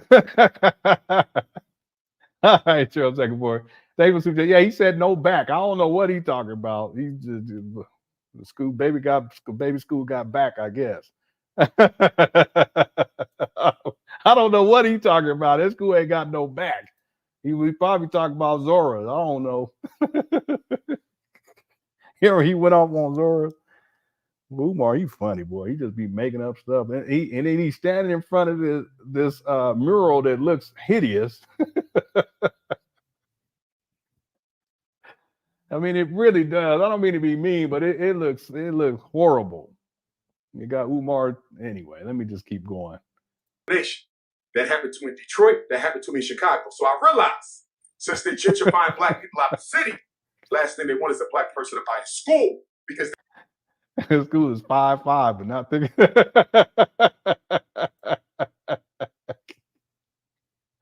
It really does. I can't believe he even did that.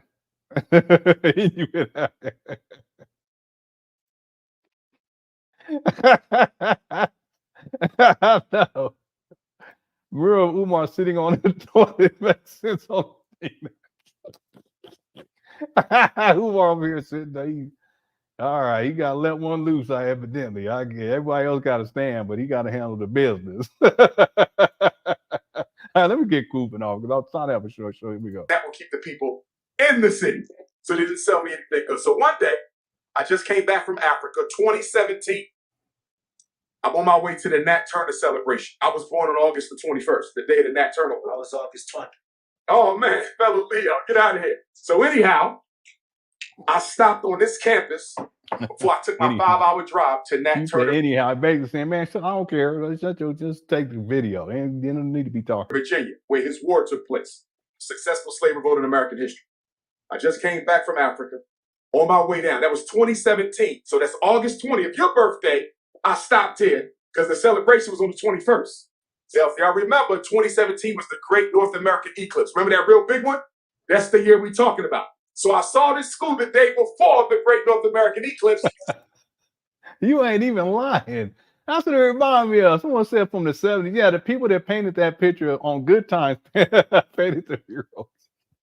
I wish they would show more. I mean, hopefully they'll show more of the mural, but it does. It just looks like it looks kind of like it's cartoonish, but the proportions are all over the place. You know, his head, all their heads, it's like a bobblehead. All their heads are real big. One of them looked like Captain Crunch. I said, what? Look at that. But it does remind me of Good Times. Now that you mention it, some of y'all too young for that, but from back in the day, it does. Hopefully they'll show more of it. We'll see what happens. Here we go. Thanks, Louis, for Super Chat. Here we go. The day of the Nat Turner Revolution, but I couldn't get inside. I said, this school look good. I'm walking, I'm looking just like y'all looking. I'm like, this school look good. So when I got back from Nat Turner, I had to go to Cuba. My paternal grandfather was Afro-Cuban. I got my peace, love, and light, beautiful people. We are here with a mover and shaker. This is Umar Johnson. Peace and love, family.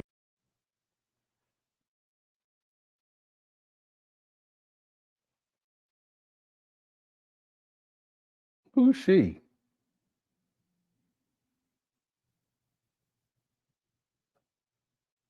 I don't like this. I don't. Y'all know I'm an Umar critic, but I think she's just trying to use Umar. That's what I think. I mean, he gonna get them cookies, but I ain't even. I'm talking about she probably got a struggle YouTube channel, and she's trying to get Umar on board so that she can. That's what I think. That's what I think. Yeah, Umar. Yeah, I think she's just up here trying to, you know, because she. I don't want to be mean, but come on now. That's what I'm thinking. I could be wrong, and I'm not an Umar defender at all, but I don't like, you know, because I could tell I could tell. So when I got back from Nat Turner, I had to go to Cuba. My paternal grandfather was Afro-Cuban. I got my Peace, love, and light, beautiful people. We are here with a Boy, this is crazy. mover and shaker. This is Umar Johnson. peace and love, family. Glad to be here with Sister Jazz at the FDMG Academy. Your school, my school, our school, opening up soon.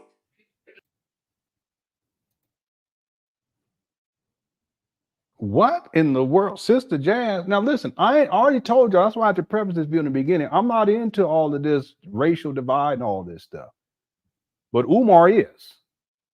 You mean to tell me you up in there talking about the jizz and the squizzer and all this stuff inside the gym and how she's gonna help you to get that climate, all this type of thing, and then you're gonna call her sister? Listen, women, all y'all my sisters, I don't really care. It don't make me no difference. I'm just pointing out the hypocrisy here. He already was spitting game at Maria. But then now he calling her sister. Okay, that's fine. But if you're gonna do that, then you shouldn't be going at Shannon Sharp. You shouldn't be going at LeBron James' son. You shouldn't be going at Mr. Majors. That's the point. That's the point I want to make. And she ain't doing no jazz anyway. She probably doing some salsa, something like that. Mariachi, I don't know. So can you please tell the people what is your life's mission? My life's mission is to build revolutionary re-Africanization academies for our Black boys and girls, our young men and women. I am a Pan Africanist, so I believe in the unity of all African people globally and worldwide. And part of that means that I want to build schools. I'm an educator. I'm a school psychologist. Merengue. My doctorate is clinical. Listen, he's not a school psychologist. He's not an educator either. Psychology, and I've decided the best way I can make my contribution these few days. That's the good one right there. The piña colada. That's right. And I'm gonna tell you, it don't make me no difference. All y'all sisters to me, I don't care if you Latina, Mexican, or anything like that. It don't make me no difference. I'm just pointing out the Umar's hypocrisy. See?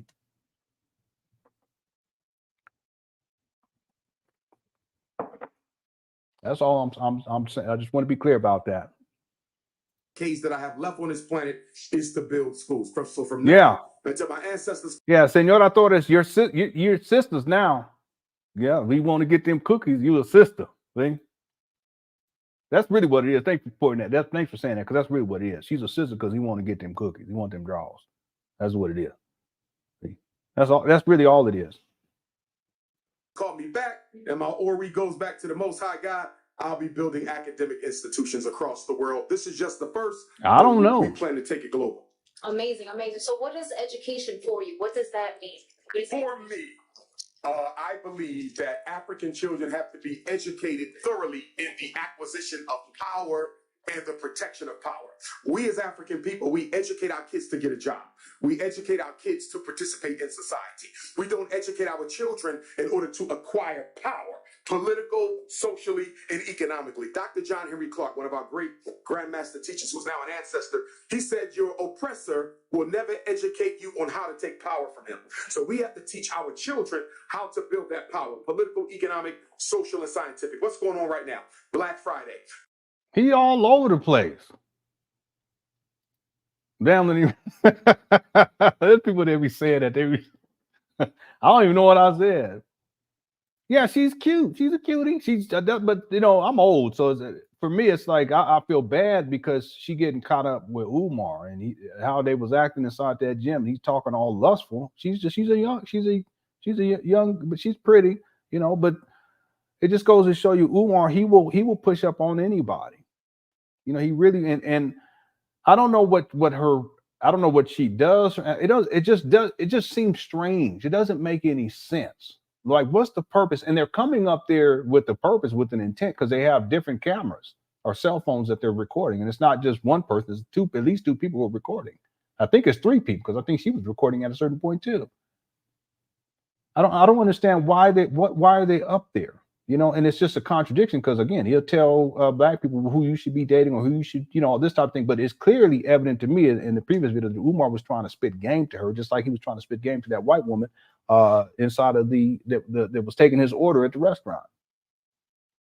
Black people are out shopping and buying everything that they can, wasting billions of dollars of disposable income that we should be using to build schools, hospitals, supermarkets, banks. That's what we should be doing. But because we haven't been educated to use our money as a source of empowerment, we continue to struggle. If you look at our predicament, African people in America are the only group, and this is why we're dead last, by the way, we're the only group who do not weaponize our dollars.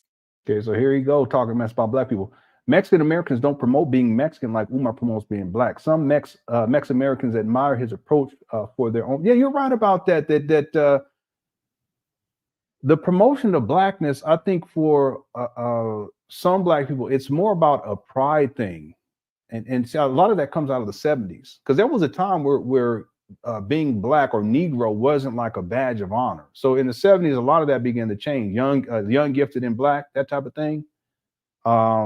You got to hear what's his name sing that song. He's my favorite singer. I think he's the greatest. He just has his discography isn't vast because he passed a lot earlier on. I used to say Stevie Wonder is the greatest, but before Stevie Wonder, this brother was, he really, if you listen to him, you can hear his influence on Stevie Wonder because he was older. I don't know why. Donny Hathaway. If y'all ain't heard him sing "Young, Gifted, and Black," you gotta hear it. I have it on my Spotify playlist. He's incredible. In my opinion, he's the greatest black singer of all time. And then Stevie Wonder at second, but you can argue Stevie Wonder at number one. Anyway, yeah, Donny Hathaway. I think a lot of it, the whole need to define oneself as black, it's more about being having pride. But there was a time where that was not a part of the cultural aesthetic, and it wasn't until the 70s to where you start to see this transition. Umar, he still does, and there's nothing wrong with that per se, but he just takes it to the extreme. Whereas other groups of people, they don't do that, not to that extreme. They just don't do that.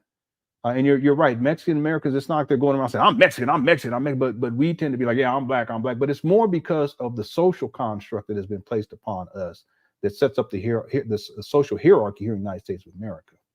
And being black is classification of black by the socially, it really places you at the bottom of the totem pole. I'm talking about within the hierarchy. Yeah. All right. Yeah, that's a good point. Thanks, lady, for the super chat as well. Yeah, I know. Trust me, Stevie Wonder is he's my favorite singer. But when I listen to Donny Hathaway, there's things that I hear in Donny that, in my opinion, he's the greatest of all time. Just didn't have the discography because he passed relatively early. And I know it even sounds kind of sacrilege because we love Stevie Wonder. Our children was raised listening to Stevie Wonder. One of the things that I can say, and then we're gonna move on, is that when you listen to Stevie Wonder's recorded albums, it sounds as if he's in the studio recording the music.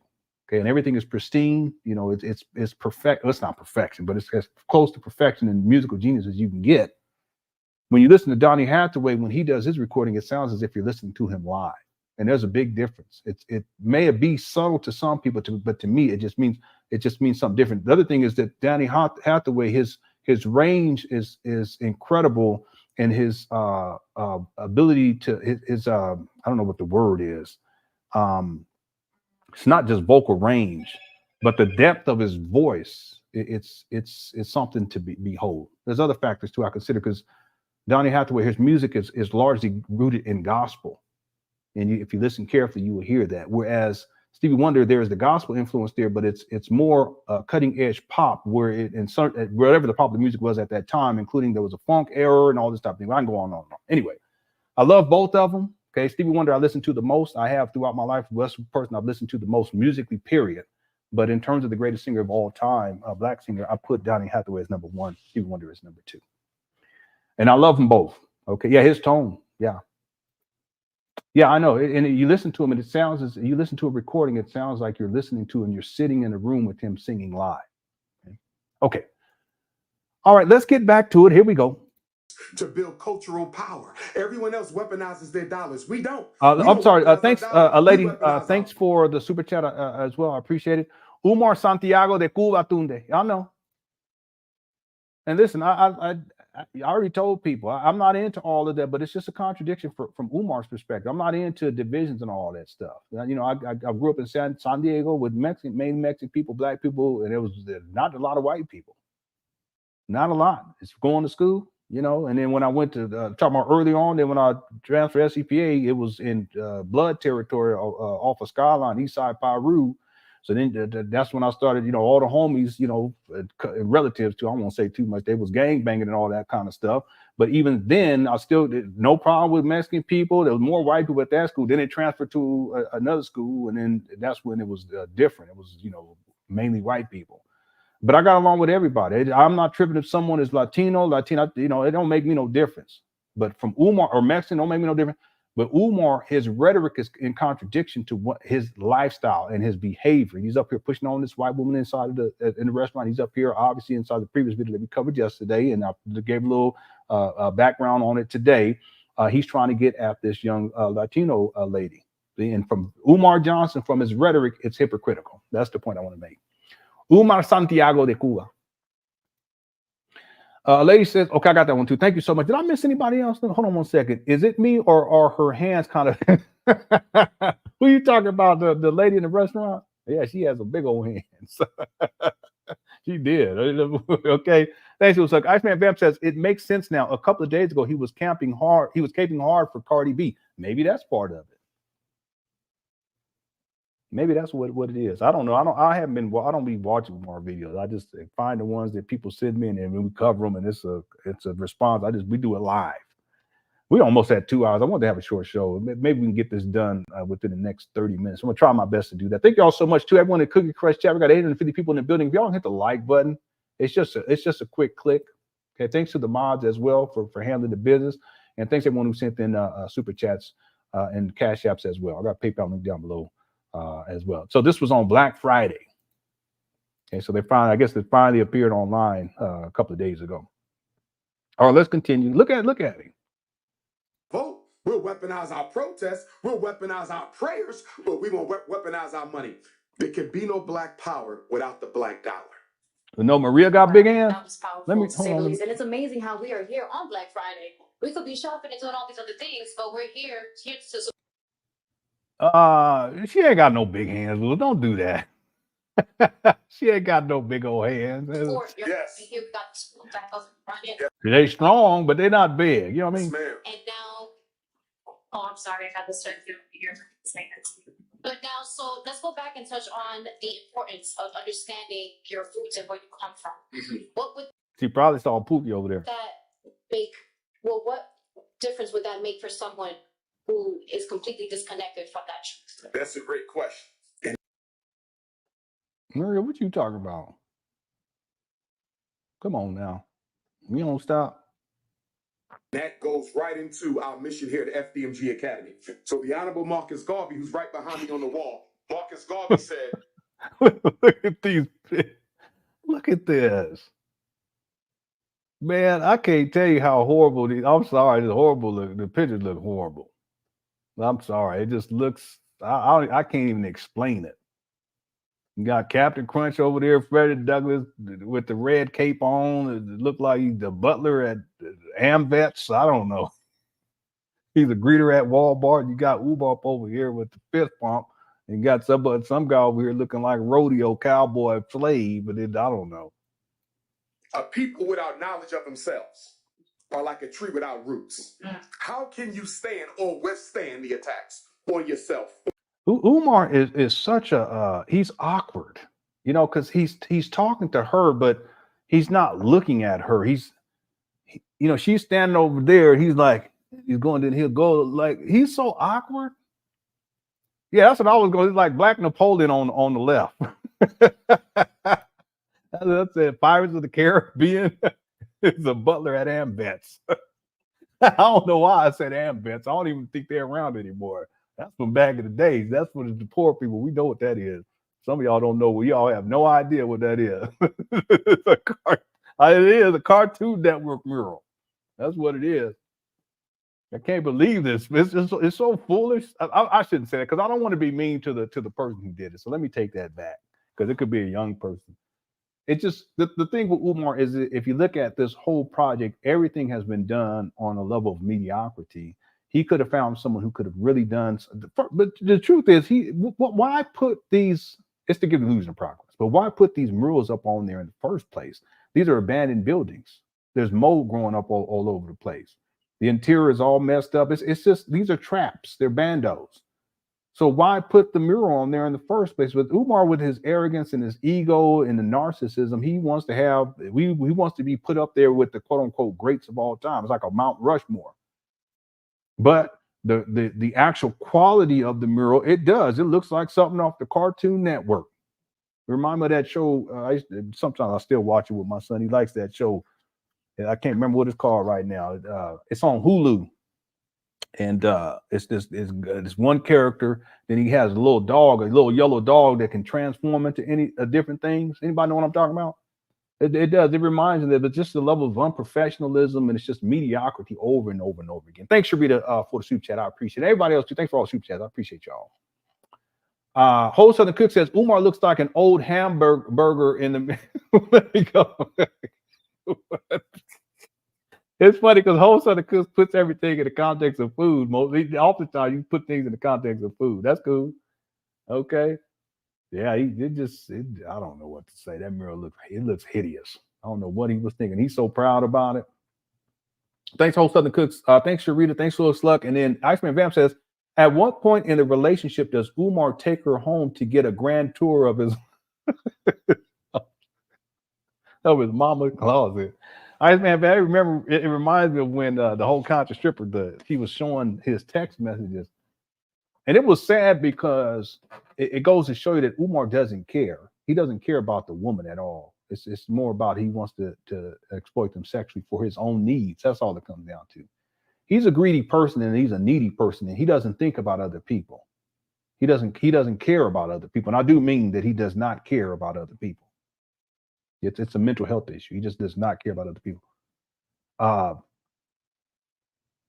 It was sad because in the text message, the Kim Ringo, she was texting me. She was like, why can't we go out? Why do we always have to meet in a hotel? And the way I thought about it is, it's like Umar, his old approach, where they call it a pump and dump. I just want to just pump and then dump you. It's not about going out to eat. It's not about getting to know each other. It's not about you meeting my parent or my mom or my daddy, or me meeting yours, or none of that stuff. It's not about any of that stuff. It's about the quick hookup. It's you handle the business, then you out. So I thought about it because when she said that, it was during the time period where he was living. He wasn't living in his mama's closet at that time, dealing with a conscious stripper, but he was living in filth. So when Umar deals with these. Oh, I can tell y'all something else, man, but I ain't gonna do it. I'm not gonna do it, man. Just remembered that this lady, I talked to her that had dealt with Umar. Oh man, and she actually was over at. Oh man, and I cannot tell you what she told me. It's like a flashback right now, because when I think about the conscious stripper and how he didn't want to take her, out. He didn't want to take her to his, because he's living in filth. Do I need to play it? So now he's living in mama closet. When is he going to take this Latina queen to the mama closet? Now, let me real quick. I don't know. Hopefully she didn't go too far. I really hope now, because it's unhealthy. That's the main thing, because he got the bumpity bump and all this type of thing. She's younger. I don't want her having to deal with that, something like that for the rest of her life. Let me show y'all something right now. Some of y'all ain't seen this. If you ain't seen this, you need to, because this was one of those time periods. Because understand that this is around the time when Umar was dealing with the conscious stripper. And in that text, she was like, why can't we go out? Why we always got to meet at the hotel? That's a woman saying, listen, let's go do something together. Let's go, we just do this. It's just not about sex. We can, But Umar don't care, because to him, that's all it's all about. He don't care about none of these women. I don't get that. No concern, because that's part of being a man. To have concern about children, to have concern about women, even at your own expense. You want everyone to be happy. You want everyone to be safe, and you're not going to exploit them or cause harm. Umar don't think like that. I have a sister friend in the UK that had posted, and I wish I had it to pull up and read it. And she was talking about, listen, I understand you want to see Umar do better and all that stuff, and I normally don't disagree with you. And she's been very supportive of me when I was down and out and broke and just sad situation. She was down with me back then. There's a couple of y'all, some of y'all still was around back then. E and J, that's my people right there. There's another people that but she was saying, Lynn, you have to understand that he's a sociopath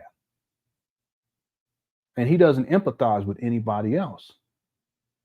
So he's going to continue to do what he does because his mindset is such that he lives this way and he does not see the world through any other, he doesn't see things in any other way. And that includes how he sees women. It's not about you. It's not about how you feel. It's not about what you think. It's about what you can give to him, what you can provide for him, how he can use you. And she's right. I still have hope though for this guy. I do. Thanks, Iceman. Let me show you this right here. Okay, it brings me back to this. Watch this. Wrong alpha male, send those resumes in. FDMG resumes at gmail.com. FDMG resumes at gmail.com. FDMG resumes at gmail.com is what we're looking for. My thing is y'all need to. What happened? I'm in the process of relocating. He get right to lying. He just starts lying. He's a habitual liar, and he never moved to Wilmington, Delaware. He never moved to Wilmington, Delaware. They got evicted out of this spot though too. It was him, his mama, and it was another guy that was on the paperwork too. I don't want to get into that. Boy, I tell you, it's. Same thing with his mama. He just sees mama as a resource. He uses his mama, and she provides a place to stay because Umar ain't got no place to stay. He's supposed to be the primary caretaker. And the organization out there came and did a wellness check on Umar's mama, and Umar answered the door, says she's not there. But at the end of the video, you hear him talking to her. I don't know what's going on with all that. I don't like speaking on it because it's a sensitive topic, but he said that they had extended her hours for him to be able to provide services. And yet he's traveling all over the world and he's not supposed to be living there. But he live in that closet. Anyway, I'm sorry, Iceman Van. This done got blowed off. But all this is important because I want to point out something, that this is one of the reasons why Umar didn't want to bring the conscious stripper to his quote unquote home, which was his mama's house, because he was living in filth. Let's go back. Alpha male, send those resumes in. FDMG resumes at gmail.com. FDMG resumes. Look at this. Women, would you be okay? And that's why I had a flashback when I talked with that lady that would deal with Umar and actually went over to his place, and she was talking about his living conditions and how I can't say anything else. Boy, if I told y'all what she said she saw, I know some of y'all say hearsay, but she had receipts. But you black women, are y'all okay with this? That's the other thing. I don't understand how any of y'all want to listen. You do what you want to, but you're giving up the cookie with a guy who live in this type of situation, it's not even sanitary. Look at this. Gmail.com. FDMG resumes at. Look at this. It's y'all principle. There's trash on top of trash. You know it's bad when boxes are leaning over because it's a hoarder situation. See, and then there's a little path to go over there about to the window, but that's it. Trash all over the place. .com is what we're looking for. Umar's gonna open up a school for black boys, and then he gets straight to lying. Watch this. My thing is y'all need to. What happened? I'm in the process of relocating. See that? Now, let me be clear about something. Well, Umar, and he had been doing this for many years, even before this, living in different places. What he would do is he would set up a background that looked like it was organized with African statues and, you know, different artifacts and that kind of thing, books to make it look. I remember one time he used to live stream inside it looked like a storage room, and it had just books stacked up sideways, and not sideways, but horizontally. But he would set that up so that people would see just that and think that, oh, it looks like he got stuff organized and he's black power and all that stuff. But when he flipped that phone, people were outraged because it shows how it's just a front. It's a farce. It's fiction that he lives in filth like a hoarder. That speaks to a different issue. That speaks to a lack of organization. It speaks to his mental health. It speaks to his ability to organize. You know, again, how is he going to open up a school? He can organize a school and run a fully functional school when he can't even. I don't listen. I'm gonna tell you all that it's 2023, and I know there was a time when men said, "Well, women need to clean." I don't believe in that. I do most of the cleaning up in here. That's just how I am. I used to complain about it, but then I said, you know what? It is what it is, and people got other stuff to do. But I'm not gonna. I'm not gonna be having trash all over the place and filth or anything like that. I'm not gonna do it. That's why I'm always cleaning up the garage. People be throwing stuff. You know, how kids, if they open up a box, they take stuff out and just leave it sitting around. And I used to tell you, y'all go clean that up. They get little attitudes and be, oh, but they start making excuses like Umar. At a certain point, I say, you know, let me just do it. Let me just get it. It's only gonna take me a couple of minutes, and I can get this because I don't want to see it. Everything has to be where it needs to be because it just shows clarity of focus. It shows organization skills. I think I go a little too far sometimes, but I'm just like that. I take at least 2 showers a day, and that's just how I am. But the point is that if people gave me millions of dollars to open up a school, you best believe that I'm going to open up that school because I have the organization skills to do it. See, and if the money's there, I'm going to produce something wherein children are going to be educated, but not with Umar. And how could he, when you can tell clearly that he's a hoarder and he's living in filth? One more time, then we're going to move on. We're almost done too, by the way. Here we go. Strong alpha male, send those resumes in. FDMG resumes at gmail.com. FDMG resumes at gmail.com. FDMG resumes at gmail.com is what we're looking for. My thing is y'all need to. What happened? I'm in the process of relocating. He goes right to lying. To Wilmington, Delaware, so the apartment is a mess right now. Y'all don't need to see all that. I'm in the process of relocating to Wilmington, Delaware. I'm in the process of relocating to Wilmington, Delaware. Yeah, I saw it. I'm in the process of relocating. It was a trash heap. All the way down, Delaware. all the way down the wall.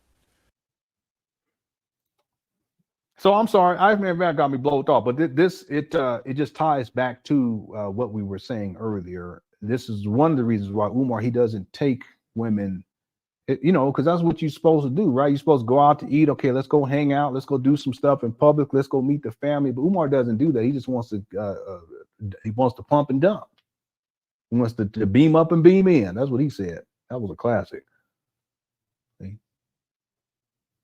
I mean, that's not the way to be living. But again, he doesn't care about these women. He just wants to exploit them sexually, and then he moves on. And it's put so many women at risk because he got the bumpity bump situation going on that lip. It just goes to show you he don't even care. He don't even care. I guess he could tell them and then they can make a decision. But if women, why you don't? No. That's why I don't believe in all that. I'm a one-woman man, and that's it. Because I don't believe in sharing all that juices with any old body. I just don't. It's unsanitary.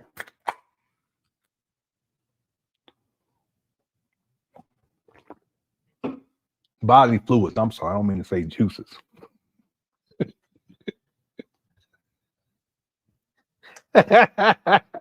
You know, I'm saying the thing of live. All right, let's go ahead and finish this up right here. Texas Diva says her name is Jasmine Melody. She is from Activated Studios. Okay, and what is that organization? And I don't want to make this about her. I just so I'm not going to put anything on the screen or anything like that. But it's just weird that she's even dealing with Umar out of the blue. I felt like she's just clout chasing. Something about activated entertainment, manifest your destiny. So maybe she's in the spirituality, metaphysics, you know, and what's she talking Umar for? What is she talking about, you know, black people for? What's she got to do with any of that? It's just weird. It doesn't make any sense to me. I'm just looking here real quick. I ain't gonna pull it up because I don't want to. Thanks for super chat, Texas Diva. Oh, that's not it. Hold it right here.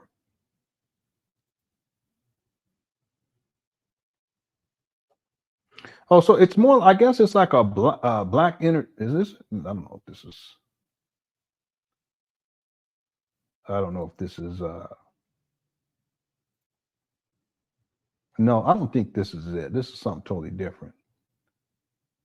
I'm just looking here. I apologize, everybody. Give me 1 second. Oh, no. That is her right here. So it looks like she does hip hop stuff, you know, where she interviews hip hop people. Let me see something real quick. She has like 1,500 subscribers. That's what I'm saying. I think she's just clout chasing. Yeah, it looks like it's hip hop, rappers and that type of thing. Yeah, I think she's just using Umar for clout. That's what I think. That's why I could tell in the beginning. I just didn't like that. And I'm not defending Umar at all. That's not what I'm doing. But I've seen so many people do that to him, and they'll have him up here acting the fool just because they want to get the clicks and views. Yeah, thanks, Texas Diva. Y'all want to do that on your time. I just don't want to put any of this up because you know, I don't think it's the right thing to do. You know, she got caught up, and it is what it is. But it looks like she focuses on black people and rappers, because on her thing is just a whole bunch of rappers on here. All right, you need to begin with that mariachi. Okay. All right, let me get to the other super chats. I'll pause. We're gonna finish this up because I meant to have a short show today. We had 2 hours, so we're doing okay.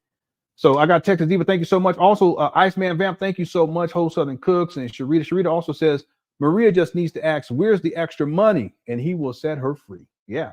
See, you notice she's not asking anything about the school and, you know, the money, because that's Sharita. That's one of the reasons why all this is strange. Because if you're up there at the Trap Bandos, you would think that you're up there in reference to the status of FDMG. Now, I could be wrong because maybe he addresses that in a minute. We're gonna see.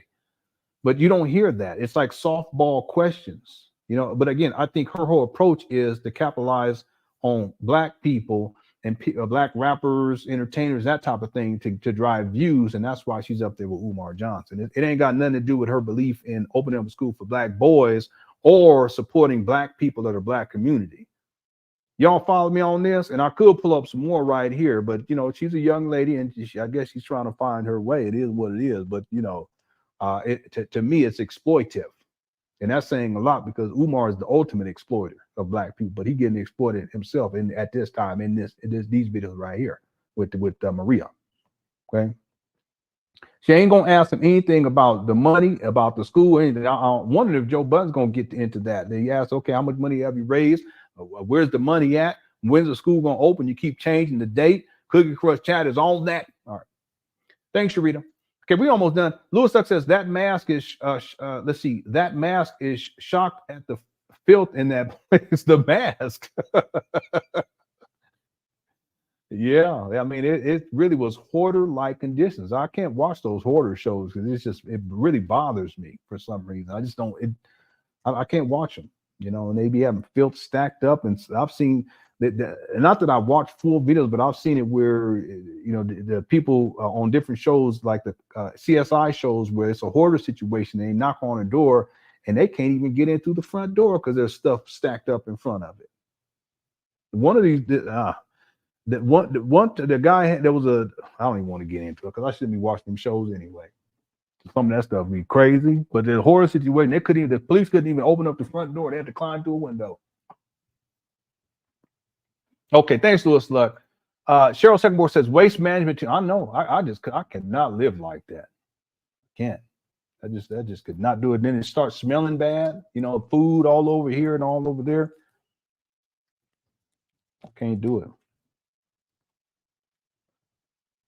Okay, let's finish up here. Quick for us. Thank you all so much. I had to put a halls because I can keep. I don't know. I'm just tripping. Sound like Umar, my thing is left. I'm moving. I'm in the process. All right, let's finish this up. Here we go. Strong alpha male. Can y'all hear the audio? I think my earbud went out. That's what the problem is. Hold on one second. Your culture, on your people, if you don't know who you are. Another great man said, if you don't know where you've been, you don't know where you're going. You see that? And so here at FDMG, we're going to teach agricultural and agronomical science, dietary and nutritional science. In fact, where you're standing right now might be one of our small student farms right here. Okay, small student garden. So agricultural and agronomical science, dietary and nutritional science, political and military science, economic and financial science, science of the black man, woman, and child, culture and community, and spiritual and astrological science, which we talked about earlier, making sure they understand the Orishas as the antennas of God. This is so ridiculous. Antennas of God. Hold on, let me go back because I missed that part. Build cultural power. Everyone else weaponizes their dollars. We don't. We don't weaponize our dollar. We weaponize our vote. We'll weaponize our protest. We'll weaponize our prayers, but we won't weaponize our money.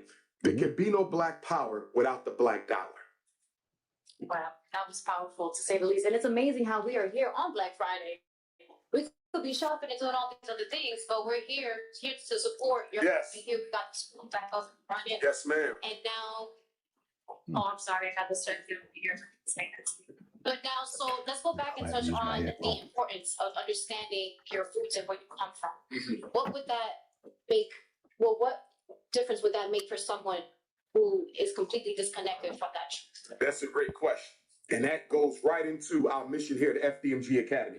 So the Honorable Marcus Garvey, who's right behind me on the wall, Marcus Garvey said, a people without knowledge of themselves are like a tree without roots. How can you stand or withstand the attacks? See how he's not looking at her? He's so socially awkward. Anybody else catch that? On yourself, on your culture, on your people, if you don't know who you are. Another great man said, if you don't know where you've been, you don't know where you're going. You see that? And so here at FDMG, we're going to teach agricultural and agronomical science, dietary and nutritional science. In fact, where you're standing right now might be one of our small student farms right here.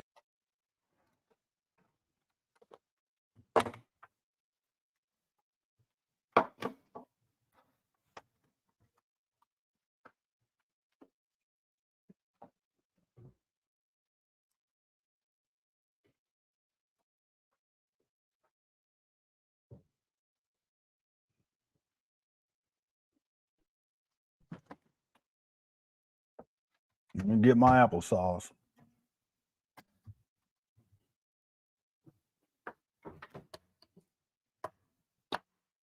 I'll set it up. I ain't gonna eat it while I'm live. I'm gonna at least set it up. I had to take a break and walk because here we go. He always does this too. See, she don't, Maria, she ain't studied Umar. She don't know. She probably seen him on Breakfast Club and he's all them views. So she said, let me get him on my quinceañera and see if I can, exploit him to get some views.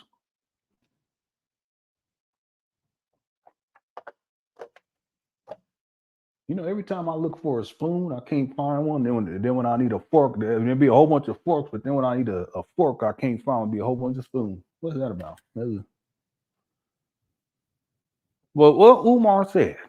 I mean, this is nothing new because he does this all the time. He just on the spot he makes stuff up, and it don't even make no sense. I mean, just a little patch like this, not bigger than that, and she's standing right there, and he goes, and we right there. That's what we're gonna have. The FDMG garden, or see, he don't know nothing about that. He don't know nothing about gardening because he used to run a gardening scam back in the day. He was gonna do community gardens. A lot of people don't know about Umar, but he don't know nothing about getting his hand dirty, nothing like that. He probably ain't never dug out no garden. I've done all that. I know how to do all that stuff. It's a lot of work too. That's why I ain't got that big old yard anymore. That saved me so much time and money. But Umar, he just starts doing what he always does, which is run up off the mouth, and he just starts going off talking crazy. It don't even make no sense. That little old patch of land, you can't put no garden right there. It's right there next to the sidewalk. What you talking about? You already got people leaving used condoms over there. He's showing it. The trash all over the place. People sleeping. What you gonna have a garden right there? You must dogs pooping over here, over there, and everything else with the duking. He complained about that all the time. I mean, you gonna put your garden right there too? You know what them animals do when you put it. They don't care if it's a plant, especially them dogs. They go right over there and they handle their business right on it. Y'all hit the one. Some of y'all don't know that. Them animals, they don't care. They're like, oh, you gonna plant some strawberries? Okay, let me go handle my business right here on these strawberries. You gonna plant a corn? Okay, I'm gonna take a duke right on top of this corn stalk, man. I'm gonna climb up and then take a duke. They don't care. They don't have no respect. But Umar somehow in his mind, we're gonna go ahead and we're gonna put the garden right here, family. We're gonna put this garden right here on this plot of sidewalk land. It's not even a plot of land. It's right there on it's a little strip. It's just like right here. He gonna put a little hot scotch on it. That's what they gonna do. They're gonna be playing hopscotch while they do. Is that what it's called? I can't even remember. Is they gonna be playing hopscotch while they garden? Them kids.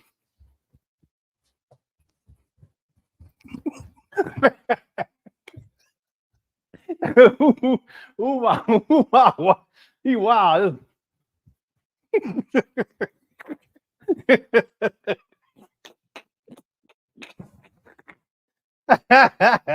You try to make kids these days play hopscotch, they think you crazy. He said, what? He said, oh, you better put that Xbox on. I don't know what you talking about. Where's my phone? Umar funny. What? That was one thing I appreciate about Umar. He's funny. He really is. That's why I want him to do better.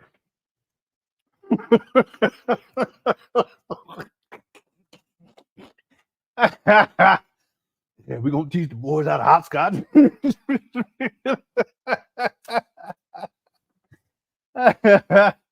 Hey, Tyrone, what you learned today at FDMG? I learned how to hopscotch. Well, by the garden. We was all right. Let's stop goofing off. That's wild. All right. Let me go back. Umar just you talking so crazy. She laughing like you on some bull. You on some bull jive. I'm sorry. Listen, I just don't like it. You know, listen, young lady.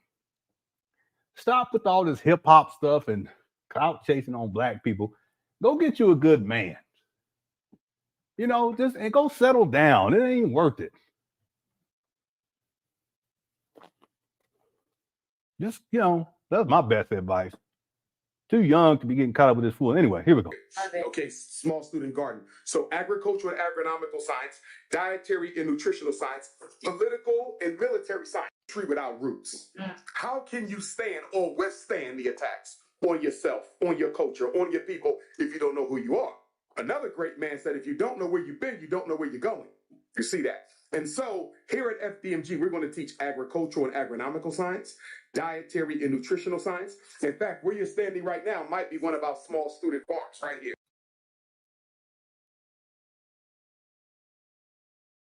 She's just like, okay. Yeah, I know. Money. He it's just weird. Including the thumbnail. People think I, made his eye. That's an actual picture. I'll put back. Matter of fact, when we get to it, I'll pause it and y'all can see. There's something about Umar's when he be going off his eyes, the way they turn. I don't know what it is. It's to me, I can tell. Maria ain't buying that. Look at her. She's like, what are you talking about? Okay, small student garden. So agricultural and agronomical science, dietary and nutritional science, political and military science, economic and financial science, science of the black man, woman, and child, culture and community, and spiritual and astrological science, which we talked about earlier, making sure they understand the Orishas as the antennas of God. I'm going to be the history teacher. And the reason I'm going to be the history teacher is if our children graduate from this school, even if they know how to be a plumber, even if they know how to make their own music, even if they know how to edit video, even if they know how to grow their own food, if they don't know who they are, and if they are not loyal to African people, and if they are not committed to the regeneration and resurrection of African people, I have failed them. Education is not complete unless education includes the development of loyalty and commitment to the success of one's community. Umar, where's your commitment and loyalty to black women while you trying to get at Maria and not committed to a black woman that got all these baby mamas? Huh? That makes sense? Where's your level of commitment to opening up this school trap bando situation that's been going on for 13 years and you still collecting money for this foolishness?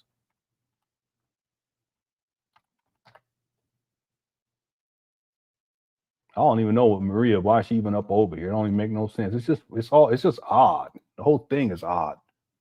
Amazing. So now, do you feel those are some of the things that we are suffering or struggling with as a community? I do. I believe. What you mean, we?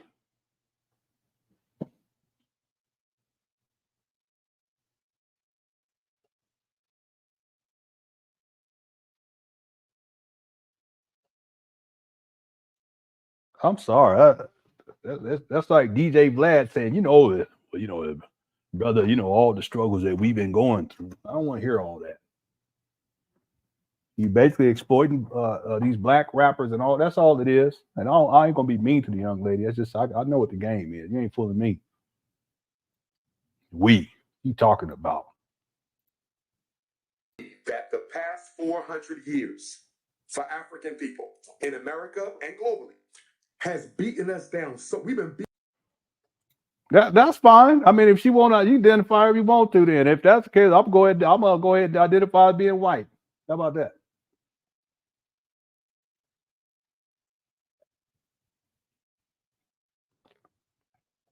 Yeah, maybe then the police won't pull me over no reason. I don't know. I'm just playing. I don't want to be mean to Maria.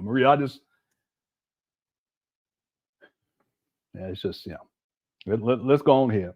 Beat down so much psychologically that many of us believe the solution to our oppressor is to escape our blackness. You see, so rather than finding out who I am, rather than recommitting myself to who I am, let me escape this. Let me identify with the 2 Native American grandparents I had instead of the 1,000 of African ones. Let me identify with that Jewish ancestor or that Irish ancestor or that Chinese ancestor. So what we're living in right now is a disidentification from our Africanity because we don't believe there's anything proud in being black. You see this? So Umar, is she black? In her Africanity? I don't know. It don't even make me no difference. Whatever. We'll leave it at that. What we want to do here at FDMG, which is something that the most honorable Marcus Garvey said, we have to sell black people back to black people. Marcus Garvey said, the white man made being black a curse. Garvey said, I will take it and make it a blessing. And that's what we have to do at FDMG. That's why at our school, no one is allowed, teachers or students. And even though it will be a boys' school, it will evolve into a girls' school. And even though it will be a boys' school, we will have female staff and teachers. But nobody can wear artificial hair. You see that? Nobody can wear artificial hair. The boys, the girls, the teachers, nobody. You have to be natural. Because I believe that the one thing we got to sell back to our children is their natural God-given beauty. Nothing hurts me more than to see our people. See him touching on her? I don't like that. I'm just conflicting. I'm going back and forth. I want to be protective of Maria, but then on the other hand, I know she's exploiting Umar. Pandering, talk about us. Someone that said she's identifying as people of color. I get that too, but the thing is that Umar doesn't accept that stuff. He doesn't say, all people of color. He specifically says African, and if you ain't African, you ain't. That's Umar. again, it's just the contradiction I'm getting. I don't want people to get it wrong, twisted or anything like that. Because as far as I'm concerned, everybody, we all family. I don't really care. But Umar, he's a contradiction in these regards. Nobody can wear artificial hair. The boys, the girls, the teachers, nobody. You have to be natural, because I believe that the one thing we got to sell back to our children is their natural God-given beauty. Nothing hurts me more than to see our people, and we come in every flavor, every skin color, every tone, every hair type. Nothing bothers me more than when we try to imitate enough people. The oldest people are imitating the youngest people. We have to change that, because imitation is death. And yet, Umar, you dress like a little boy. Okay? Don't be surprised if you see her running for a political position in a predominantly black area. You know, I can see that too, because it really is. And I'm not here to chastise Maria. She's young, but it's exploitive. That's all this is. But that's no different than the Breakfast Club having Umar on. They don't believe in his message. They don't care. And I highly doubt it. If I went over to Maria's social media, I highly doubt that she's speaking on the same topics as Umar, and that she's using the same topic. She's using the same talking points. I highly doubt that. Okay, from what I saw, her channel is it's a hip hop mainly oriented, kind of like black people who are quote unquote ghetto. Let's just be real about it. And it's no different than, let's say, DJ Vlad, but it's just on a minute level what she's doing. And she looks like she doesn't have much going on, but why not get Umar on? Well, that's just clout chasing. That's all, you know? Yeah. Thanks, Yolanda. Hope you're doing all right too. We're almost done to everybody. Thank you all so much. We got we got 900 people in the building. We're at 2 hours and 20 minutes. Here we go. You can't claim to want to be on this earth if you're trying to imitate somebody else, if you don't want to be yourself. The first step to genocide is the genocide of one's true identity. Would you say that's also a reflection of blockage, where someone can't be in their essence to create? They can't be in their fullness to be able to put things together for themselves. I agree. Let her finish. I'm going back and forth. Defended her. She sounds like Zaza Ali with all this metaphysics kind of talk. There's a bunch of bull jive. And you take me to another part, Sister Jazz, to another point. And that point is this. Even with the culture, even with the Pan Africanism, even with the Frederick Douglass, even with all the ancestors, FDMG Academy will also have to be a spiritual healing center. It also has to be a psychological. See, that's why they're there. Now I got it. That's why they're there. I figured it out. So I think part of her platform, because I did see something on there, part of it is not just exploiting black people and black quote unquote culture, mainly like the hood cut kind of stuff, with the hip hop and all that kind of stuff. It's not just that, but I think there's also a dynamic, because I did see something on that came up about spirituality and metaphysics. I think part of it is her trying to get to the Orisha stuff where he was. That's why I was wondering, why are they even in here and talking about this? It's supposed to be a school for black boys, and they're not talking about this quote unquote school. Well, that's what this is. Okay. Psychological healing center. You know why? Because if we don't address the illness that you have from your parents, your home, your siblings, your peers, if we don't address those deep-seated psychological imbalances you have, if we just try to cover it up with culture and race pride, we're going to lose. So we want to address every aspect of self. The political self, the cultural self, the spiritual self, and the psychological self. We are not going to skate past people's personal, psychological, and emotional issues. We're going to address them. And not just for the students, but also for the community as well. Yes. So for mothers who want to come, I need to have a conversation. Fathers want to come, we need to have a conversation. We want to heal black people here. Because this is the campus of Oshun, the divinity of love and abundance and trust and intimacy. We want to be that. He said intimacy, see? He talking about her. He ain't slick. Now, let's be clear, Sha'el. Umar does say some things and it sounds nice. I'm not impressed by it, but understand that most of what he's saying that you may perceive to be truth, he doesn't live that lifestyle. He doesn't believe it either. He just says it because it sounds good. And he's been running this game for decades now. That's part of what this live stream is about. It's about showing the hypocrisy that Umar will say anything to get you riled up and get you connected and get you to the point where you start to, because that's really what he did with this young lady. Now he's talking about the intimacy part, what that got to do with these school for black boys. So all this other rhetoric about what black people need to do, but then he has to always go back to the sex piece because that's his main motivator. I already explained that and money. It's not about helping black people. It's not about helping black boys. It's not about helping black people psychologically. It's not about helping with the healing and all that stuff and spirituality and metaphysics. That's a bunch of just bull jive that he spews. Some of it may sound nice. Some of it may even be true. But the point is he doesn't live that lifestyle, nor does he care to. He spits. That's called spit and game. That's the point that I'm making here. Don't get it twisted. See, Umar says enough of truth to reel people in, to hook them in, and then a lot of what he says is just lies and it's out there. But he spits the truth to reel you in, and ultimately that becomes the means to which he can get money out of you, or in some cases for you women, he can get them draws. See, that's why he says intimacy here. What does that got to do with anything? He's already defined her as being this deity. He talked to us at the gym in the previous video about how, from yesterday, about how they're there for the, he said it something to the effect of orgasm or something like that. I can't remember. He used that word or whatever, just talking crazy. Now he's talking about intimacy. So yeah, you could be like, yeah, well, what he's saying is true on that particular. Okay, that sounds all great and nice, but that's not what his intent is. It's not about any of that. It's about the sexual exploitation of women, black women in particular. But he'll do Maria too. He'll exploit her too if he can.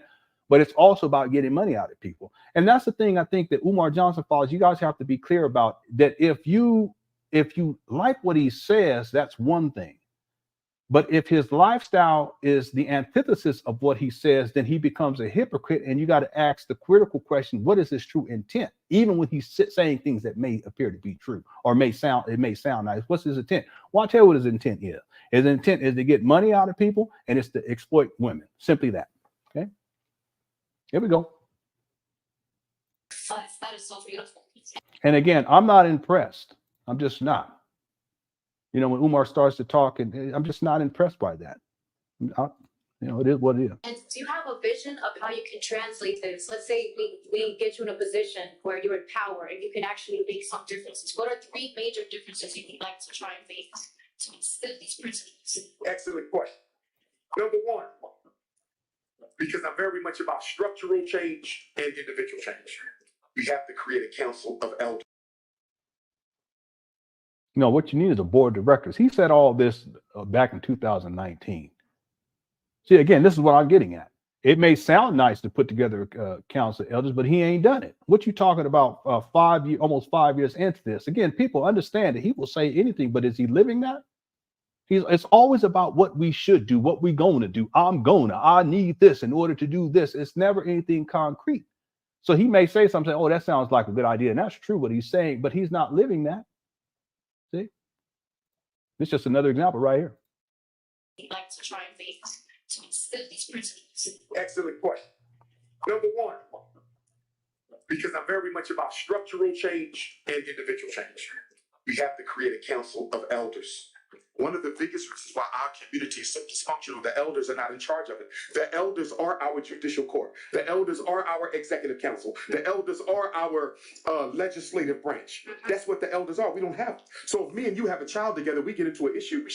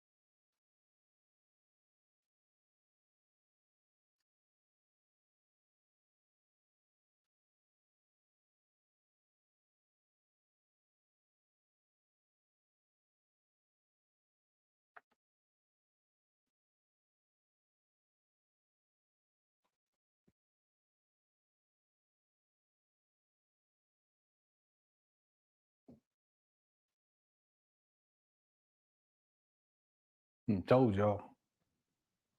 Yeah, but what he's saying when he was spitting that knowledge is true. That's besides the point. That ain't got nothing to do with nothing. You say whatever he can in order to get them draws. Now you talk about it. Me and you have a baby. Umar, you ain't got no business talking about having no kids. You're almost 50 in the first place.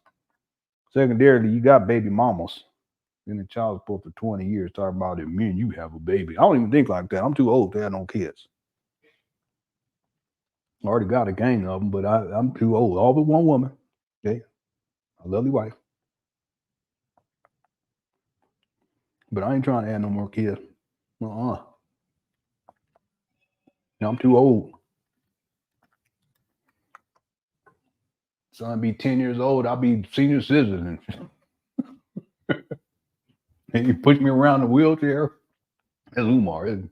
He's gonna have kids pushing me around where they're gonna be 5, 10 years, 5, 6, 7 years old. Calling him grandpa. Great grandpa.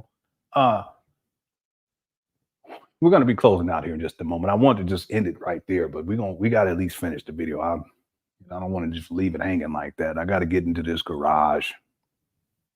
Finish cleaning up down there. But I've been telling y'all that's what Umar is about. And that's why breaking down what we broke down in the beginning of the live stream and replaying the video from yesterday, a segment of it was so important because it gives context. And if you've watched this video from the beginning, now you see what this is all about. He has to sexualize the conversation, but it goes back to when he was in the gym. He was grooming Maria.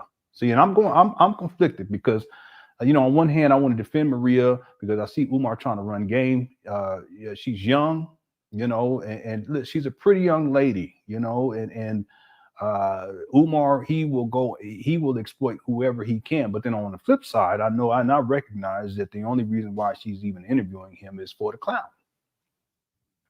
Talking about we. But at the end of the day, I have to side with the young lady in these regards because she's young, and I know how Umar Johnson is. He will prey on any woman, including these younger women, and even if they're of another quote unquote race or whatever y'all want to call it. But you see, now we get to the point where he's already stated that she's the reason why you want to make a baby. Now he's saying if you and I had a baby, something. Is that what he said? Cookie Crush Chat. I don't forget. Is that really what Umar just said? And see, for you black women that follow Umar and you like, yeah, we support him because he's about black relationships and blah blah blah. But then here he go. So what's your response to that? If you so rah on Umar, he's still not in a relationship with a black woman, got baby mama. Huh? And yet here we are. I already showed you the proof of him trying to get at that white lady. And it is what it is. A woman is a woman as far as I'm concerned. But it's in contradiction. In other words, it's hypocritical. And then here he is now done painted out this whole fan. You know what it is? Let me tell y'all what this is. Okay. This is Umar playing out his fantasy. That's what this is. Hit the one. That's all this is. He wants this young Latino lady or Mexican, whatever she is, and she's pretty, to come on up into this gym, this snake gym, and he wants to be able to do his mating ritual and talk and run his mouth. Sounds good. He's spitting facts. It's true. He's the truth. Okay. But that's not his intent. But his fantasy is to ultimately turn her into a sexual resource. And then now he gets to the point where he said, if me and you have a baby,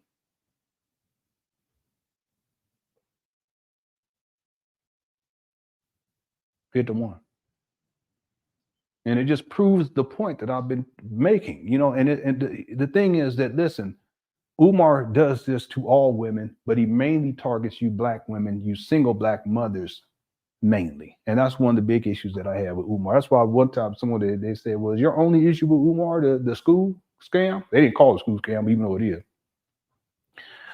That's not even the primary issue for me. The primary issue is how he seeks to sexually exploit black women. And then he uses this idea of, I'm going to save your, it's just weak game. I'm going to save your black boys and I'm going to open up a school for your son. You can send them to me and I'm going to raise them. He ain't never raised not one child. Hear me on this. He ain't never educated a child, never been a teacher, school teacher, nothing. But I'm talking about just, He got kids, but he ain't raised no kids. And if you all don't know, there's a lot that you have to go through and learn as a parent as you're raising your kids. And it's a challenge. This challenge is difficult at times. Amen. But for Umar to use that, knowing that there are a lot of not a lot, but there are black men who don't raise their kids, they're absentee fathers, and there's a lot of these black women out here struggling and their children struggling as a consequence. Umar, he uses that to his advantage. That's some weak shizzle.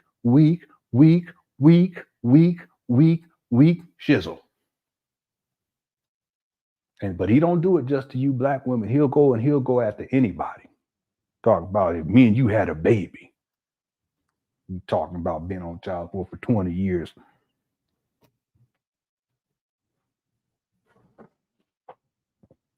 We're really almost done now. I got about 90 people to your like button. Has to be closed out.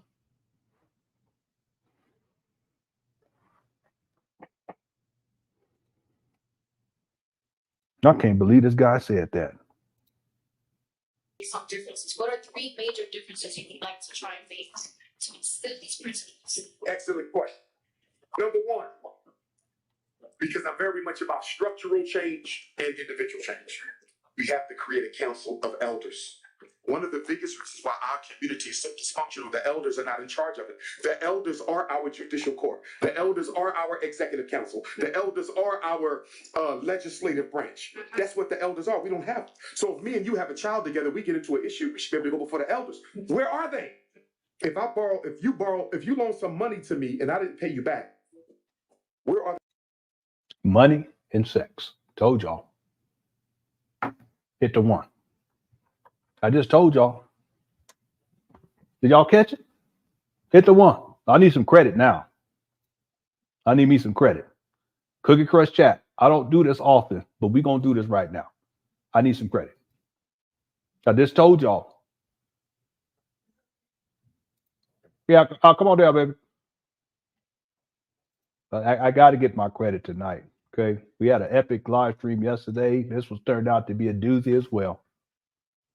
I got to get my credit. I don't mean to be like that, but thank you so much. I hope you all enjoying the show. Brother Tyree, the Sith Lord, is in the house. The original Sith Lord of all Siths. What's up, Information Man? Yeah, y'all see it? What's wrong with him? I'm saying, Shay. What's up, D? That is all. Lady Temporary dwells in the building as well, still reigns. All right, so y'all see it? All right, there you have it. Ruben Rivera. Yeah. I know. That's what it comes down to. That's what it comes down to. It's just true though, God, little princess. Yeah. See, it's these, how's it going, Aisha? It's these subtle things I think that people miss out on, especially Umar Johnson followers. But if you really think critically about it, and you can follow it in real time, because I haven't watched these videos at all, but I can see what's going on here. And he talks about if me and you had a baby, but then he goes to, if money, right? Thank you so much. Thank you, Lady Yolanda. maybe he want to ask for a loan after this. Yeah, okay, just PayPal. That's what he want. He should rename it FDMG Academy. I don't know. All right. Thank you all for giving me the credit. We're gonna finish out right. All right, buddy. What's up, Jonathan? Way is in the building as well. Right on. I hope I'm saying it right. I can't read. All right, let's finish this out. Let me just make sure my wife went back upstairs. Okay, she hadn't been feeling good. All right, here we go. Let's finish this up. The elders, you can structural change and individual change. We have to create a council of elders. One of the biggest reasons why our community is so dysfunctional, the elders are not in charge of it. The elders are our judicial court. The elders are our executive council. The elders are our legislative branch. That's what the elders are. We don't have. So if me and you have a child together, we get into an issue, we should be able to go before the elders. Where are they? If you loan some money to me and I didn't pay you back, Where are the elders you can take that to? Why do you have to go to the white man's court? Why do you got to go down? See, this is him projecting because of child support. That's exactly what he said about being on child support with his baby mama. He docs her personal information.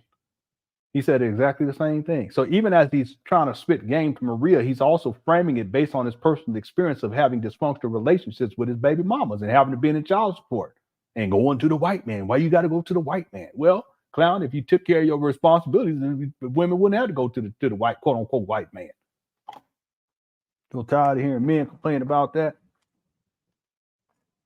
Oh, I can't afford. Well, you didn't say you couldn't afford to get up in them skins and skis or skis prison or whatever. You wasn't complaining then. I can't afford it. Well, go get another job then, Big Papa.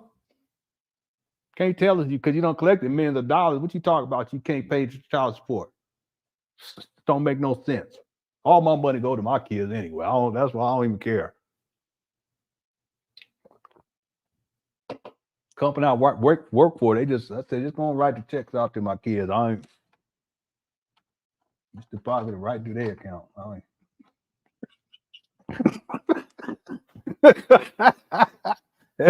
Her kids be like, Daddy, we get paid today.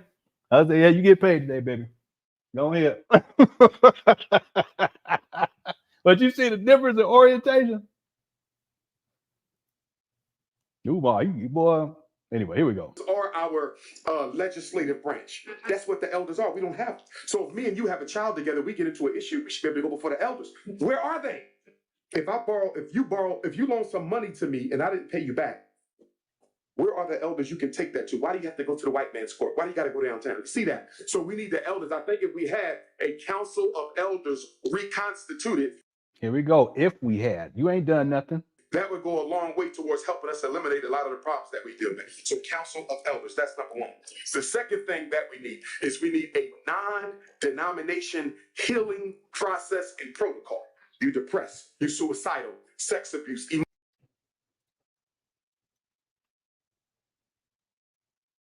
Okay.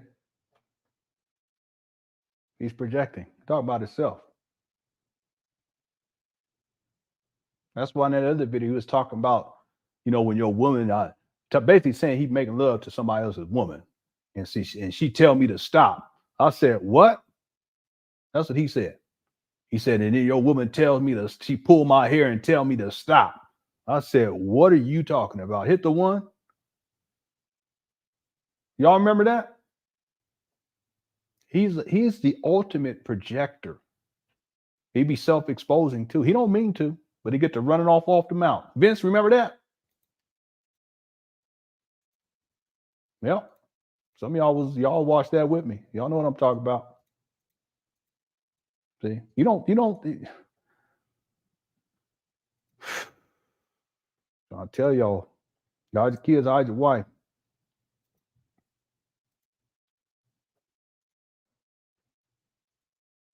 Reconstituted, that would go a long way towards helping us eliminate a lot of the problems that we deal with. So council of elders, that's number one. The second thing that we need is we need a non-denomination healing process and protocol. You're depressed, you're suicidal, sex abuse, emotional trauma, paternal abandonment.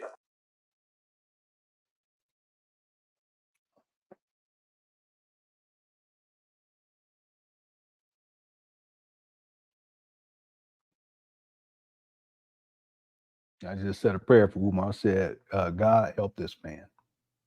See, I don't hate Umar. I really want him to do better.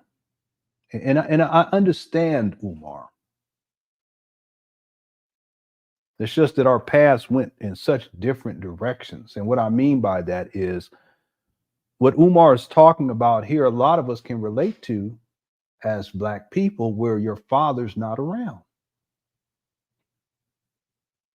And yes, his daddy was a Rolling Stone, and his father was also in the military, and he wasn't around.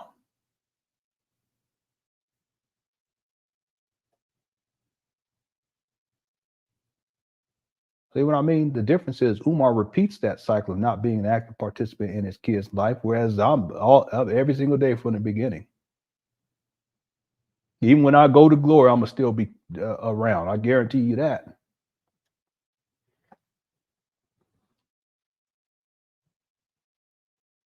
Ghost Daddy. That's what they're going to call it. Daddy Ghost.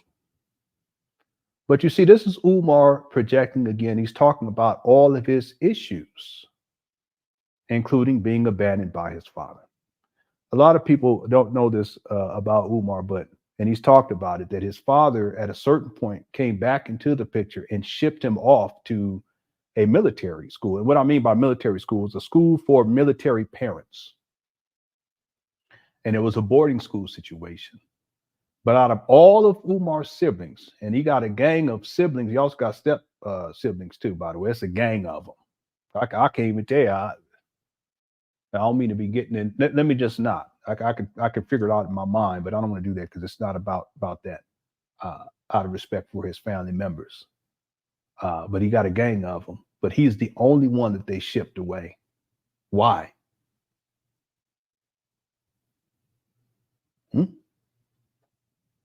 I once heard him say that his daddy did it because he was too close to his mama.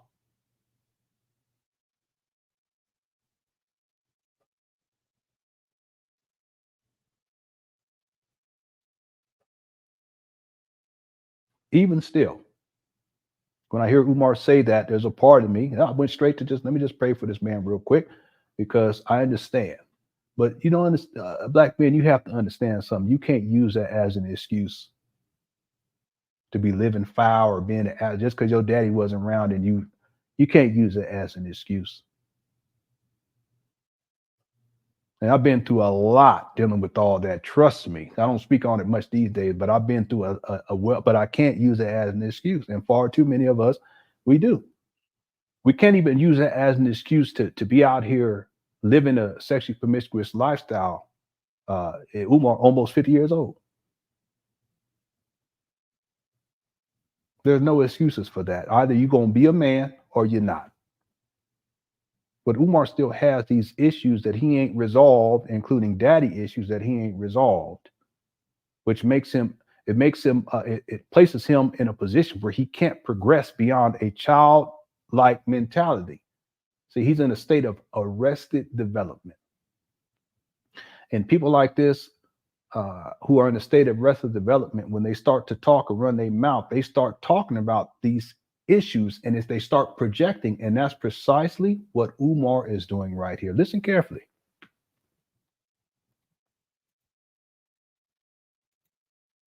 Towards helping us eliminate a lot of the problems that we deal with. So council of elders, that's number one. The second thing that we need is we need a non-denominational. Yeah, he is. And that's part of it. It's the mentality, but it's also the emotions too. He's really stuck. His emotional, he's in a state of arrested development emotionally too. That's why when he did the SETI rant, that's like a child throwing a tantrum.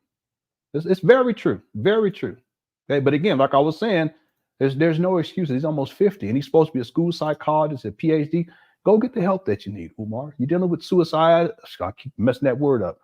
Suicidality. Okay, I apologize if I'm getting it wrong. Then go get the help that you need. Or get some people that can support you. You know, you're dealing with depression. Okay, well, get some help that you know, or get people around you that can help you. That's why it's got to be tough, because he doesn't establish meaningful relationships with people. Everything is exploitive. But again, the irony of Southern Cooks is that he claims to be this psychologist and that he knows all about mental health, and yet it's clearly evident that he's struggling with some serious mental health issues. And a lot of what he's saying is rooted in childhood trauma, where he's projecting. He tried to frame it like it's somebody else, but he's really talking about himself. That's why I care about the guy enough where I want him to do better, and I want him to get his life turned back around, because it's never too late. You see, it's never too late. Here we go. Let's finish it up right now. Healing process and protocol. You depressed. Yeah. Let me just say this, because I apologize. I haven't really used that word. Suicidality. Okay. Thank you, Information Man. And I apologize for mispronouncing it a couple of times during this live stream already. I'll try to get it right from now on. Thank you, Information Man. Here we go. You're suicidal, sex abuse, emotional trauma, paternal abandonment, fatherlessness. See?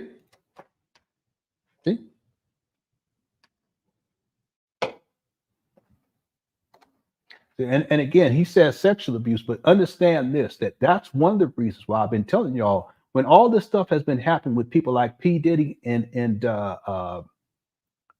what's his name? Bill Cosby, Umar tended to side with these people because it makes him very nervous. Same thing with the Colin Walker guy. I have those. We got to cover it at some point. And if you watch those, it's long videos. It'd probably be like a 4 or 5 hour show. But if you listen to it, you hear how Umar tends to put himself, he's uncomfortable. And it's like he's trying to defend Colin, who's been sentenced, I don't know how long, 50 years or something like that.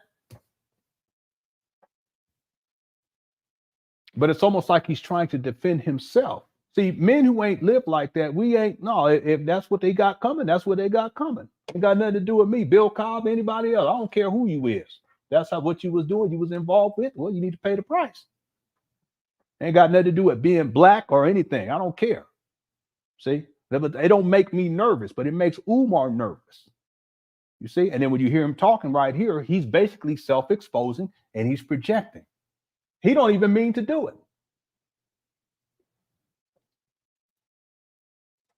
One more time, then we're gonna finish this up. That would go a long way towards helping us eliminate a lot of the problems that we deal with. So, council of elders, that's number one. The second thing that we need is we need a non-denomination healing process and protocol. You're depressed, you're suicidal, sex abuse, emotional trauma, paternal abandonment, fatherlessness, whatever your issue is, we have a way where we can help you that is not disrespectful to your religious beliefs at all, but is dealing with the soul of you, the core of you, the African being that is within you. We got to have a way African people can get help for their problems without being forced to swallow religion. So when people come to me with an issue, I don't give them E5. Stop touching her. I don't like that. I just don't. I don't like that. She didn't give you permission to touch. Don't touch. I don't even care if it's a tap on the arm.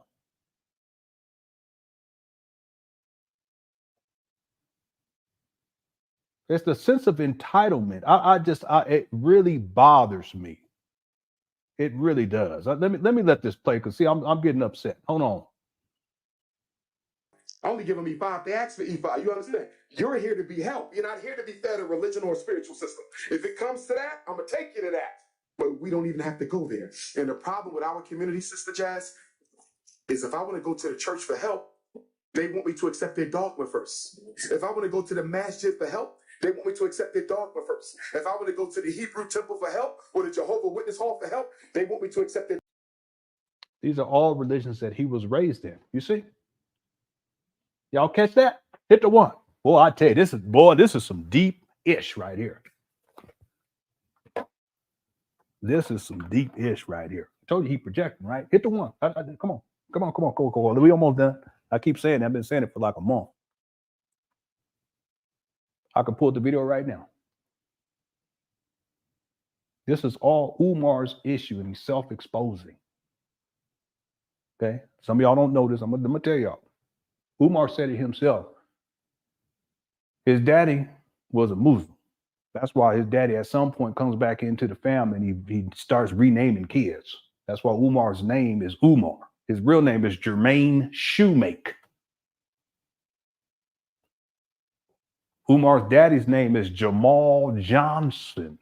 Okay, he probably has a birth name too, but the last name Johnson, obviously that's their family name, but Jamal took the name of Jamal. And then in Philadelphia, there's a gang of the Muslim movement. There's a gang of it. And I'm not just talking about Nation of Islam. I'm just talking about Muslim in general. Y'all following me? Let's go through this because it just proves what I was saying, how Umar, all this talk is just him projecting. He's really talking about himself with the suicidality. Information, man, thank you. With the daddy issues and abandonment issues, paternal. He said, didn't say maternal because his mama, and he has two mamas too. I don't want to get into all that, but his mama was raising him, the grandmama. Guess what? The mama was Christian. The grandmama was a Jehovah's Witness, and the daddy was a Muslim. And that's why when he's talking right here, what does he refer to? If my memory serves me right, he talks about Christianity. He talks about Islam. Am I right or am I wrong? Maybe I heard it wrong. Click for chat. Let me know. If I was right, hashtag right. And then he talks about Christianity, he talks about Islam, and then he talks about Jehovah's Witnesses. Let me make sure I got that right. Let me look in the chat real quick. Did I get that right? Maybe he said something else. Yolanda, okay, got a little princess. Yeah, Dominic, he calls his mom Ooms.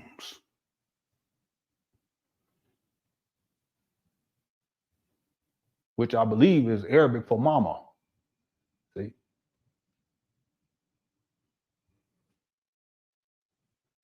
But if daddy come back onto the scene, start renaming people.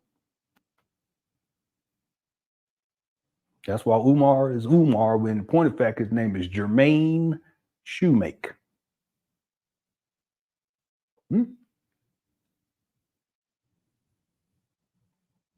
Ironically, it's not Umar with the last name that is Arabic, is Umar Johnson, which is his daddy, Jamal Johnson. See? So this is really, there's times where, I've done Umar videos and it's like a light bulb goes off. And in particular, when Umar starts to project, he really says a lot that puts other things into clearer perspective. And so we can ask the critical question, why is he talking about, I can't remember how he phrased it, sexual assault or whatever it was. Why is he talking about daddy issues, abandonment, paternal abandonment? Why is he talking about suicidality?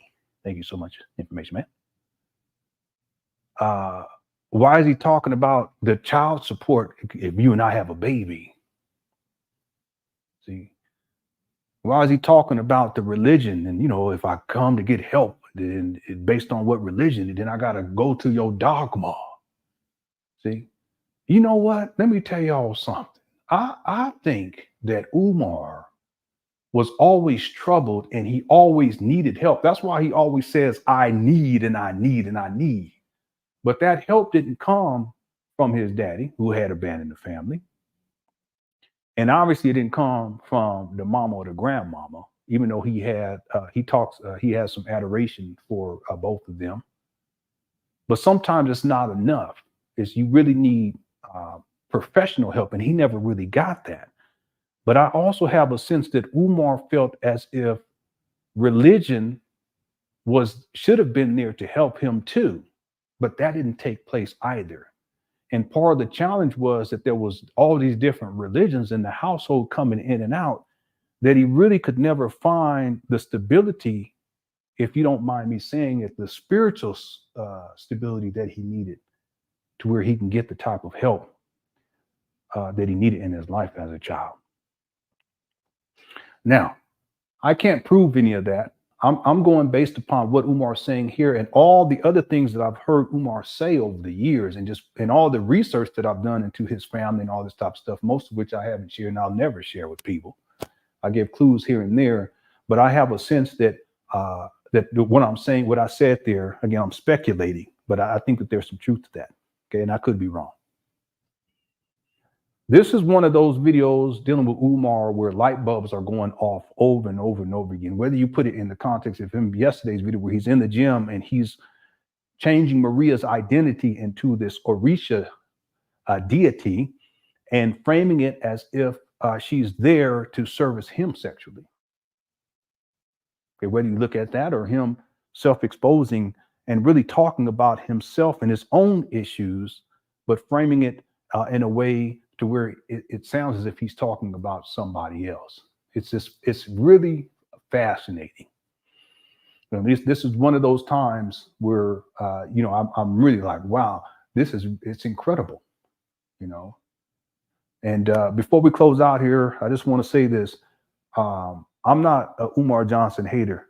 Okay, I was upset with him for a while because he had threatened me, threatened my family, and he doxed my personal information. He did some other things too I haven't talked about with people. And it was more intimidation.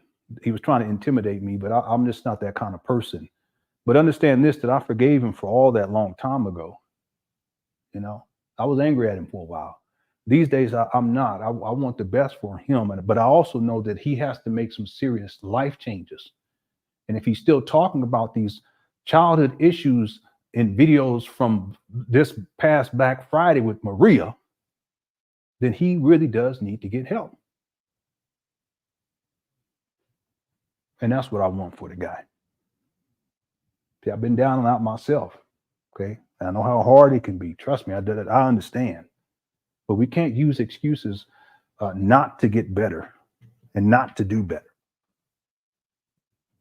One reason why I do these videos, because I know, Umar, you be watching them. And I figure if I tell the truth, maybe you'll see it.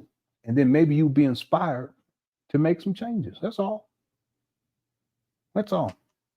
We clown you too, but that's just the fun part about it. But, you know, my intent is for you is to try to at least get you on the right path. You had the gift of gab. You done tricked it off.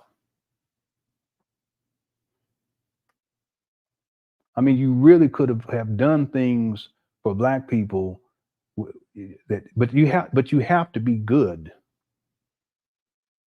And you have to foster goodness in you. You know what I mean? You got the gift of gab, but you want to exploit Black women. Okay, you're never going to rise to your full potential living that way. See, and running school scams. You're never going to rise to your full potential. See? It's just not going to happen. If sexually exploiting these Black women, it's not going to happen. It's really a waste of talent. But it doesn't mean that you can't get things turned. You can make a decision tomorrow and say, hey, listen, you know, I'm just going in. I'm not going to be doing this school scamming no more. I'm not going to be preying on these Black women. And I'm going to check myself in, get myself cleaned up. And I'm going to get the mental health assistance that I need from true professionals. And I'm going to turn this thing around. And I'm going to tell y'all right now, it would be one of the most powerful stories that any Black man could see if Umar did that. And I would be right there cheering from him, front row.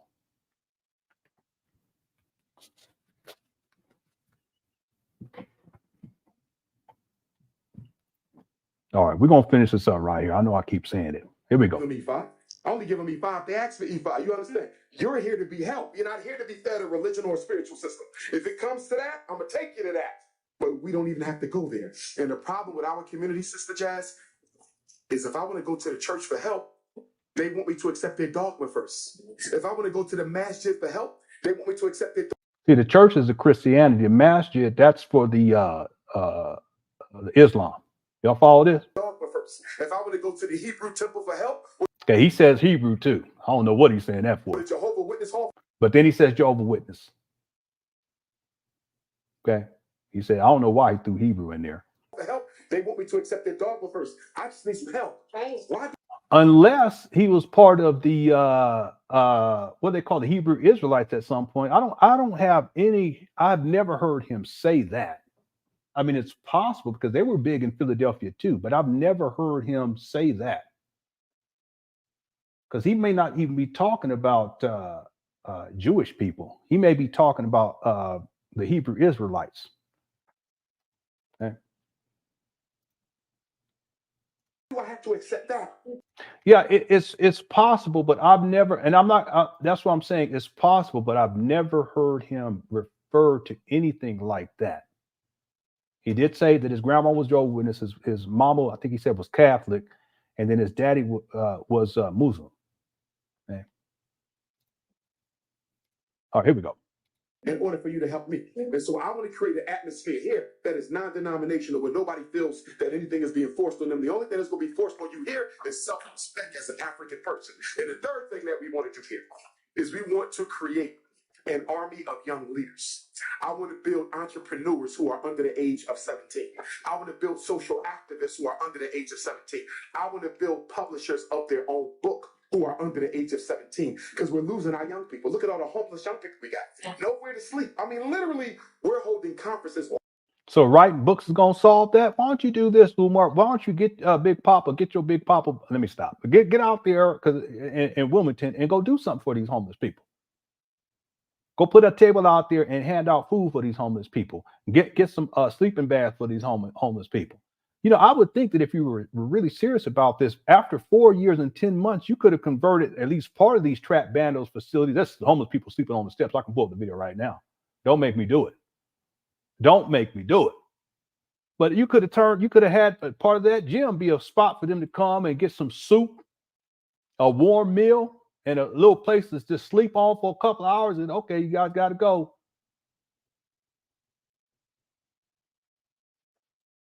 You've been out there for 4 years and 10 months and ain't done not one thing for them people about over there. Kids, older people, grandma, grandpapa, little Jerome, little Shirley, mama, big pun, all of them. You ain't done not a doggone thing. Hobo Earl ain't got no services up on. Oh, I always got to bring up Hobo Earl. I don't know why. I can't help it.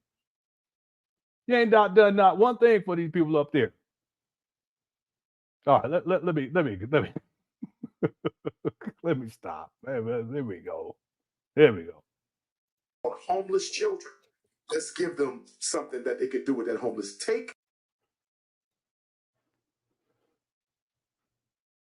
Umar, you've been out there for 4 years and 10 months. You ain't done nothing for them homeless kids up over there. What you talking about? You ain't put nothing together for the people that got homes. Not a book drive, not nothing. You ain't did no sports league, not nothing. No 3-on-3 basketball tournament, not nothing. Just running your mouth. Anyway, here we go. the struggle of homelessness and turn it into a blessing for these babies. Yes, and I feel like that's the biggest game changer right there. Just teaching people how they can turn their pain into fuel. They can use their pain and channel it into that energy that they need in order to be able to get through and break through or get to that next level, whatever it is that they're trying. Absolutely, which goes to another point. The hypnosis of American capitalism. What? What are you talking about? And Maria, you need to stop too. I'm sorry, Queen. You need to stop. Here we go. You know why we out there shopping today, Jazz? Because we're under the hypnosis of American capitalism. No.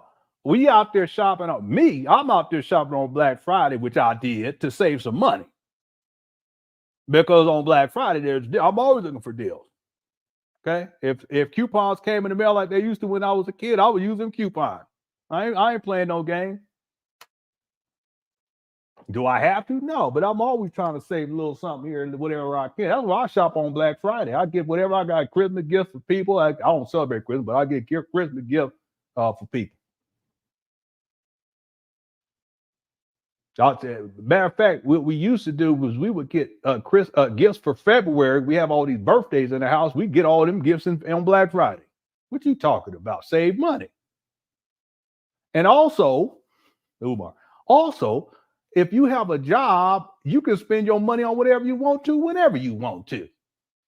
It's smarter than me to do it on Black Friday because you can sell or Cyber Monday because you can save some money. You talk about Umar, you don't know nothing about that because you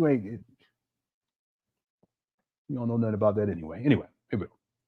The hypnosis of American capitalism says you are unhappy because you don't own enough stuff. Are you with me? Yes. That's right. That's right. Shop for food, shop for whatever I got to do. You're not That's happy, Jazz, because you don't have a Mercedes. You're not happy, Jazz, because you don't have a BMW. You're not happy, Jazz, because you don't have on Gucci and Balenciaga and Louis Vuitton. Yeah, but Umar, you had some people send you Gucci and you post on your Instagram page. They send it to you for free. So what you talk about? You be wearing them little shirts with the alligator on it, all that stuff. So what you talking about? And it's with other people's money. See? All right. Anyway. Once you buy these things, you'll be happy. So guess what you do? You spend your whole annual savings for Black Friday. You go and buy all that. And while you're shopping, you're on a high, you're on a mania because, you know, when you shop, dopamine is released. Right. So the same chemicals that are released when you're using crack or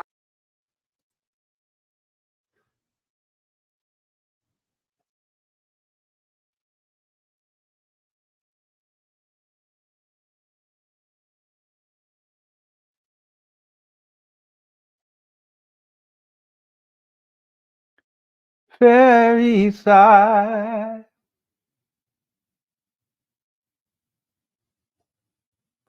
Fairy side.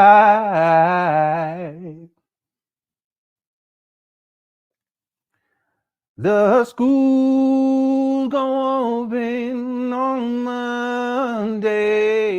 Get on your Cash App, PayPal, Cash App. Let me stop. Here we go. It's got a name, price got a name forever. Yeah. Look at this guy. Savings for Black Friday. You go and buy all that. And while you're shopping, you're on a high, you're on a mania because you know when you shop, dopamine is released. Right. So the same chemicals that are released when you're using crack or alcohol are released when you're shopping. This is what shopaholics come from. Yeah. You're not a shopaholic because you like to buy. You're a shopaholic because you're addicted to the feeling buying gives you. Right. You see, so then when you get home, you suffer from what? Buyer's remorse. You was happy at the shop. Yeah, just like you got buyer remorse for spending these people's money on these trap bandos, still ain't open up so school. We almost done. Let me finish it up right here. So you got home and looked at your bank account and see all the money you just wasted. Now you go into a deep Loyalty, loyalty. Loyal donors. Platinum level is the best in diamonds. Send me your money. Loyalty, loyalty forever. Yeah. Okay. depression. And instead of saying, you know what, I made a mistake, let me take some of this stuff back. You know what we do? Because What? we're under the hypnosis of American capitalism, we say, you know why I'm still upset? I didn't buy enough. So guess what we do tomorrow? Keep buying. We go out and we keep buying and keep buying and keep buying. And that's Black America. I don't know what you talk about. I don't be doing that. I'll be trying to pinch pennies anywhere I can. That's how I am. My wife would tell you, I got 2 pairs of pants. Anyway, here we go. Rather than address the problems that we have, we think we can shop our way into being accepted by American society. Yeah, and it's just filling a void. Yes. It's a never-ending vortex Never ending. that'll never feed Never. Look at these trap bandos looking horrible. you back ever. We think consumerism is the road People hanging out around the corner. to equality. No, because the more you consume, the less wealth you have, the less wealth you have, the less power you have. I don't know who this is.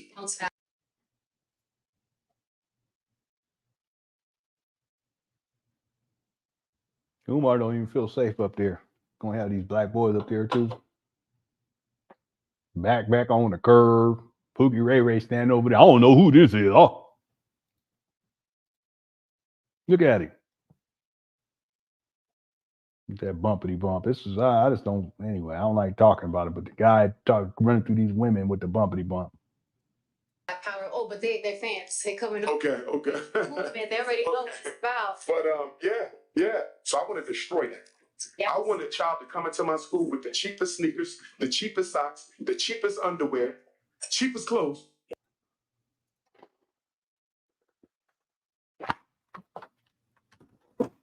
Well, can't you let me be done? I'm trying to eat my applesauce. I ain't playing with you. Got to get this garage. I need to go to the stove too. I'm gonna do 1 lap, and then we gonna finish. Okay, y'all don't mind? I just got to get up. I apologize. I got 1 lap, then we gonna finish up. I can do it, but I'm gonna stop to have me some of this. Wife made some beans and it's not even a crock pot. What is this thing called? An Instapot. It's gonna be on tonight. When I clean that garage, have me some beans after work. Get right in the bed after that.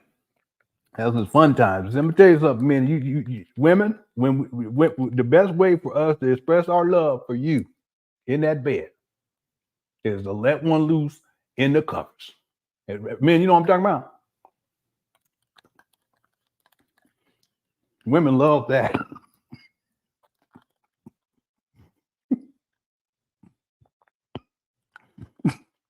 Let me give you some. Let me give you some. Men, let me give you some advice. Women love that. Okay, go ask them. I'm sorry. I had to make some because I just can't. I can't stand when Umar be talking like talking about. He said the draws or something like that. I'm not even gonna comment on it. We're gonna come back, sit back down. We're gonna finish. I had to get up because I can't stand this guy when he start talking like that.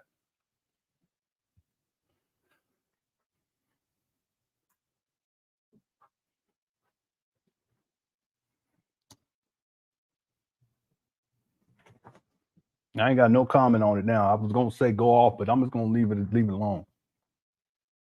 Look at the women. Yeah, that's right. That's right. Yeah. I'm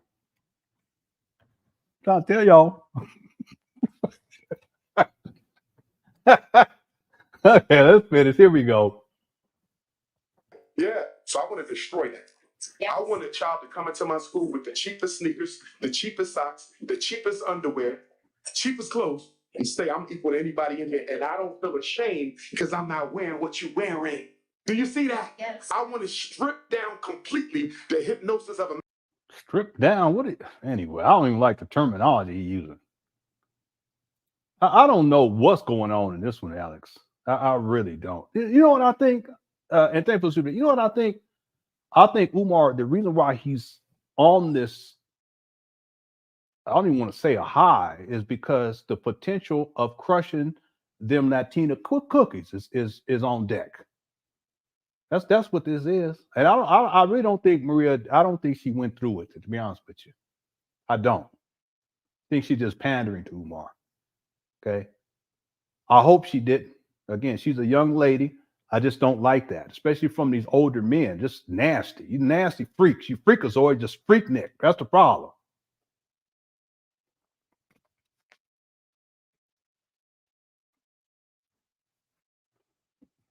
I'm sorry.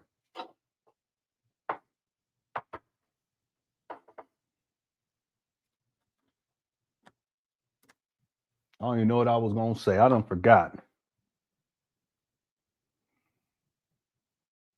I can't remember. Let's go back. We're going to finish it up. I keep saying it for the last month. Socks, the cheapest underwear, cheapest clothes, and say I'm equal to anybody in here, and I don't feel ashamed because I'm not wearing what you're wearing. Do you see that? Oh, yeah. All of this is really, he's hyped like this because in his mind, he has a target that's within reach. Okay, that's what this is. That's why he like this. He can't help himself. Look at him. I want to strip down completely the hypnosis of American capitalism, that my worth is not in what I'm wearing. My worth is not in what I own. My worth is in who I am. Yes. We got to get back to that because you see it with our young ladies. They've also been hypnotized by the Here we go. Y'all dressing all like this and watch. Hypnotism of American capitalism, but also they've been hypnotized by the energy of sexual misogyny. Told you. Didn't I just tell you? And he's a misogynist talking. How about that? Didn't I just tell y'all? Hit the one. I just told y'all. A misogynist talking like this. He the guy. He is the guy. Ooh, did y'all know that? Umar is a misogynist. And I just told y'all what he was going to say because I know this guy, and that's exactly what he said. Hit the one. See, what he's trying to say is, he had to stop too, because he was going to just blame it all on you women. I know you knew. He was going to say, because he's called y'all thoughties. That's what he calls it, thoughties. Basically a flim flam floozy. That's what he basically, but he sees you black women like that, even though that's what he desired. That's why he was dealing with the conjurer stripper, the Suki Hana situation. He likes the stripper types, but he's not going to outwardly say that.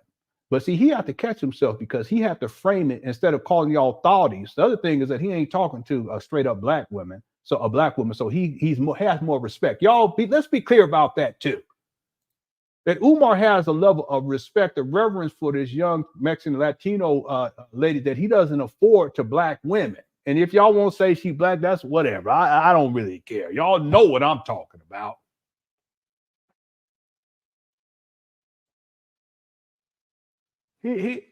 even though he can't help himself with all the sex talk, he still has a level of respect towards her that he doesn't afford towards black women. Now, if he was talking to a black woman, he would have straight out came out, these black girls, they into all of this type of fashion and they wear the weave, and he would just go off disrespect. But he don't do it. He has to stop and pause. He says sexual misogyny because it places in the scope of men's expectations in terms of that justifies the sexual exploitation of these women, as opposed to it's just on you women, you black women in particular. That's what Umar's doing, right? He's slick, boy. This guy, he's so slick.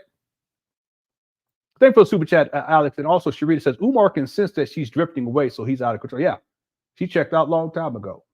She's disengaged, and so that's why he gets more aggressive. He starts going down like this and deaking his head down, as we call it. Deaking his head down, start yelling, getting louder. That's what he do. He do that every single time. Thanks, Sharita. And then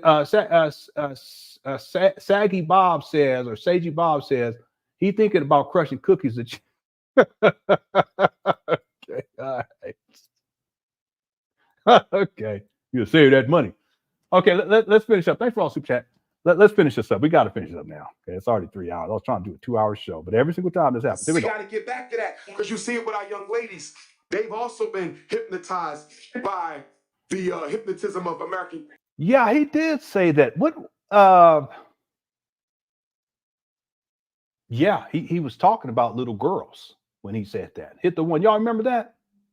I should pull it up, but I ain't gonna do it, Brittany. But yeah, that's see, he'll say that about little black girls.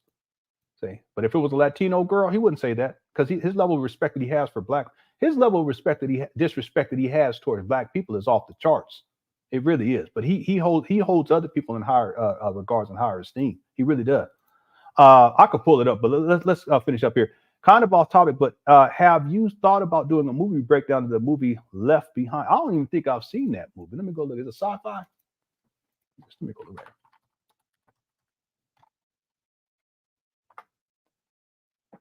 Left Behind is an American Christian thriller film series based on Left Behind the book series. Yeah, no, I haven't watched that yet. Is it worth watching? It's on Netflix.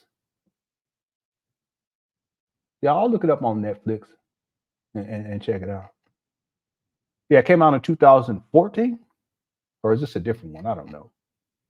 Yeah, it looks like 2014 with that one actor that played in was it Face Off or something like that?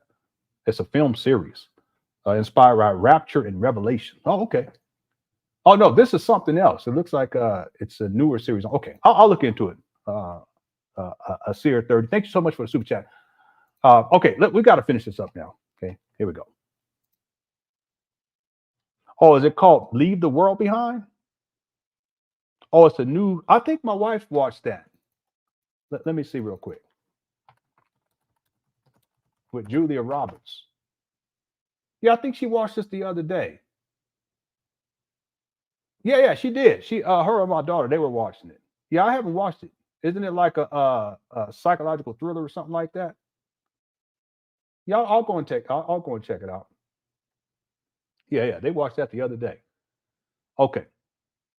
Yeah, don't spoil it, people. Don't spoil because someone else might want to watch it. So don't say anything about what it is.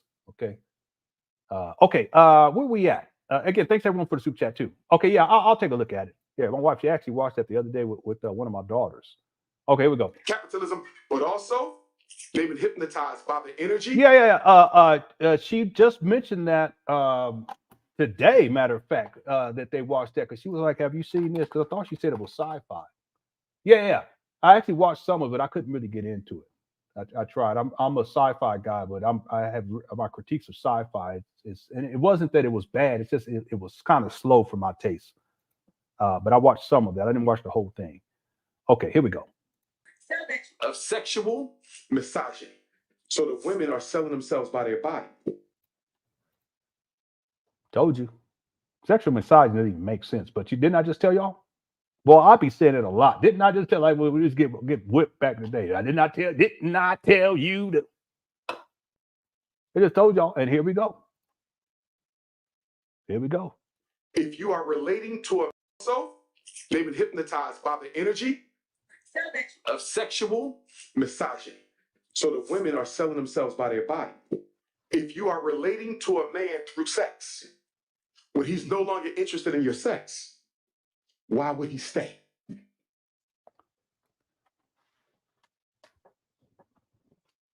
You telling yourself you just want the sex, you want to pump and dump, so then you don't stay. See, Umar doesn't understand that when you're in a loving relationship, sexual expression is part of it. Amen? You don't know nothing about that.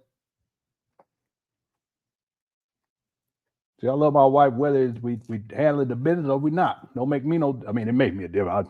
Trust me, I'll be so thankful. I ain't gonna lie. I ain't gonna hold you. I ain't gonna, man, you know what I'm talking about. I ain't gonna lie about it.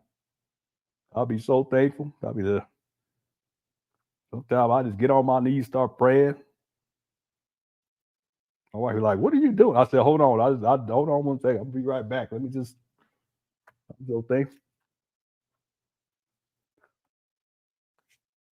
That's right. The point that I'm getting at is that if you're in a loving, committed relationship, you're going to be there. See, there's another thing Umar don't understand too, because the ebbs and flows of relationships. What happens when y'all 70? He don't even think like that. When you're 70, and maybe your stuff don't work like it used to, or that means you're just not gonna stay. Or when you're 60, for some of you men 50, I ain't got that kind of problem. Okay.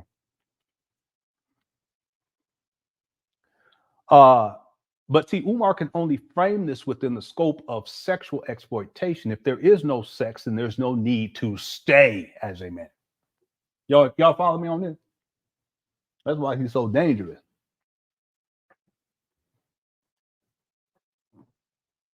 And guess what, women, you should be able to relate to your man sexually. And men, you should be able to relate to your woman sex. This is part of the relationship. Yeah.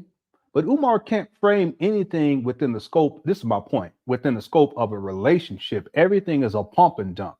That I'm just going to use and exploit you for that moment. Once I hit that climax, I'm done. I ain't got no use for you. And that's what it is. See, he can't conceptualize what else a woman could bring to your life beyond the scope of sex, so that if the sex isn't there in his mind, I have no reason to be with you or even be around you or even talk to you. But if y'all really think about it, the amount of time, if you're in a loving relationship, the amount of time that you spend having sex is minimal versus the amount of time where you're doing other things with your wife or with your partner when you're not having sex. It's less than 0.001% of the totality of your life existence. Especially for me, because you know me, I tell you, I've been trying to break that record of 3 minutes and 45 seconds for the last 25 years. I've been trying. I've really be trying. Women, it's not my fault. It's y'all's fault. That's just how it is. I can't help it. For me, it's like 0.0003%. You know, God made it that way. I blame God. God, why you do that? You know what I'm saying? It made it like that. I don't know what it is. It's just, I can.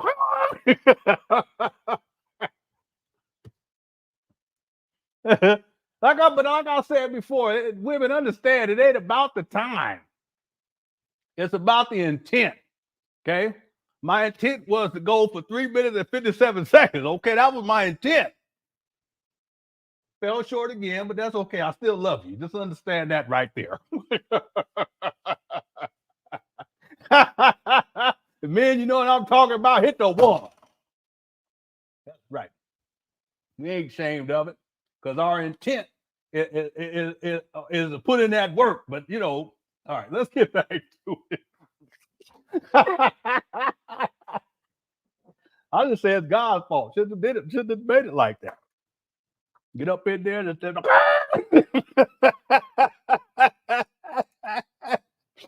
you know what I'm talking about, man. You be trying to hold back.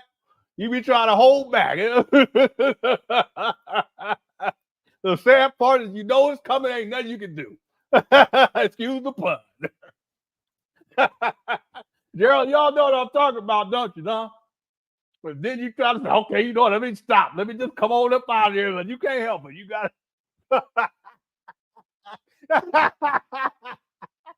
you can't stop. Once you get to that level, you just can't stop. It's impossible. All right. Anyway, we're all adults here. Just understand, women, we do try. We be trying. All right. All right, let's get back to it. Where were we? I can't even remember what we was talking about. Got blowed off. Thanks to ICCIR for the super chat. Also, Whole Southern Cooks, thanks. I think he needs a chemical regulation set of meds, time off from social media, and then he may have a fighting. Well, for sure, the social media is a problem. That's for sure. I know that for a fact. That's a huge issue for Umar. Let me say this, and I don't mean to be chewing on this. I apologize, y'all. Forgot I had. Let me say this, because see how Umar was talking about dopamines being released when people are shopping. That actually does happen. Same thing. One of the chemical bonds that happens between a man and a woman, in particular when you're in a loving relationship, is when y'all making love, there are chemical reactions that take place in the body, and what is it? Dopamine. And especially when you guys get to that point, especially when you do it together, yeah, that's the best. That becomes a bonding agent for the actual relationship, assuming that the relationship, that there's more to the relationship other than the sex act itself. This makes sense to people. It actually, it's not that it's the cake itself, it's just frosting on the cake. But that bond is a chemical bond, and I have that with my wife, even to this day. I mean, I'm almost 50, but I'll see her and I'll just, this is the activation of the, you know what I'm saying? But social media for Umar, it's a stimulant in a sense that it gets him excited, and there's a dopamine that's released, because that's why he gets all frantic like that. And he's on social media every day throughout the day. Let me say this too: it's not just if he's live streaming; it's if he's posting things, if he's posting memes. All that contributes. And see, in the absence of having any real relationships with anybody else, that's really all he has. The way in which Umar relates to other people is simply through social media. So any type of joy that he gets from the interaction comes through social media itself, not one-on-one, for the most part, not one-on-one interaction with other human beings. That's a problem. See, and because it has been such a strong source, and it's become a level, there's a level of dependency on it, because it does provide him with these positive emotions, if you will. Look who's watching me, look at this, and that's endorphins, that it's hard for him to disconnect from it because it becomes a form of addiction. But see, you can't deal with other aspects of your life and get things cleaned up if you're so fixated on being on social media, and that's your main source where you are able to connect with people to where you feel any level of joy or any level of happiness.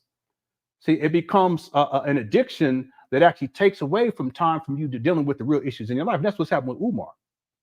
See, he says other people are online all the time, and if they got issues, you struggle with YouTubers. But if you really think about it, he's the person, it's just projecting. He's the person that he lives on social media.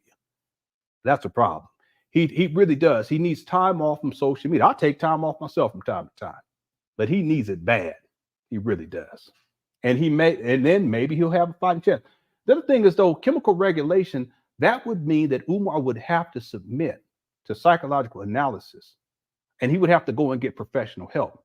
But he doesn't see that he has a problem, and he thinks that he's the greatest psychologist and he's Big Papa. So the arrogance and narcissism doesn't put him in a position to where he can humble himself enough to go and get the help that he needs.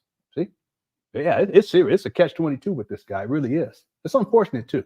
It really is. He may have a chance. There's other things he would need to get in order to.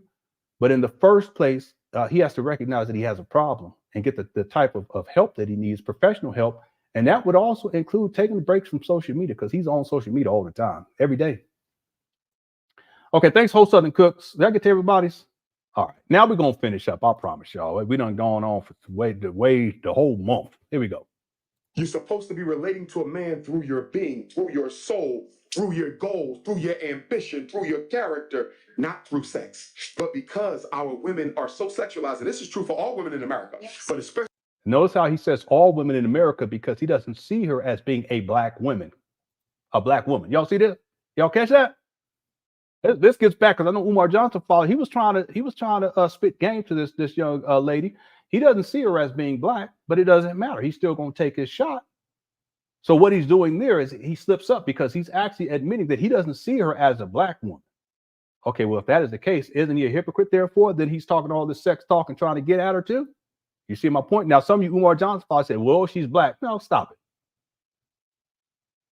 Well, Lenon, if she wants to identify, she can identify herself however she wants to. It don't make me no difference.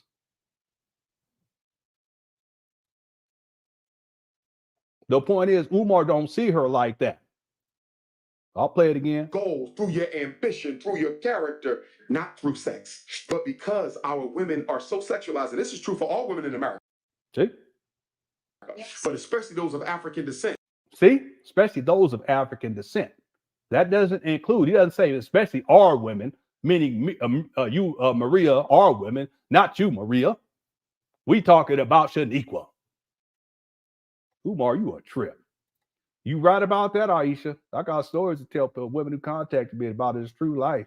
They told anonymity. They said if you don't tell, because he gonna probably figure out it was me. Yeah, he don't want people that close. He don't. He keeps people at a distance. He uses and abuses and he moves on. Here we go.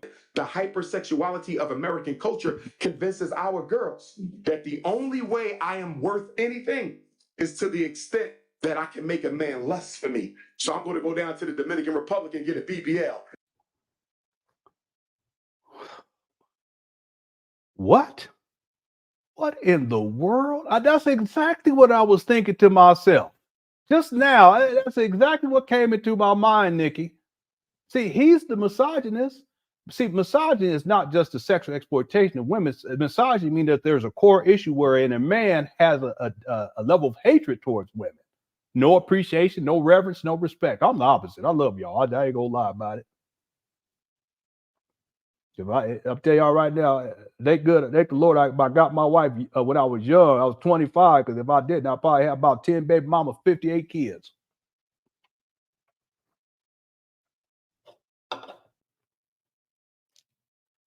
$15 hamsters and 8 dogs and 2 rabbits.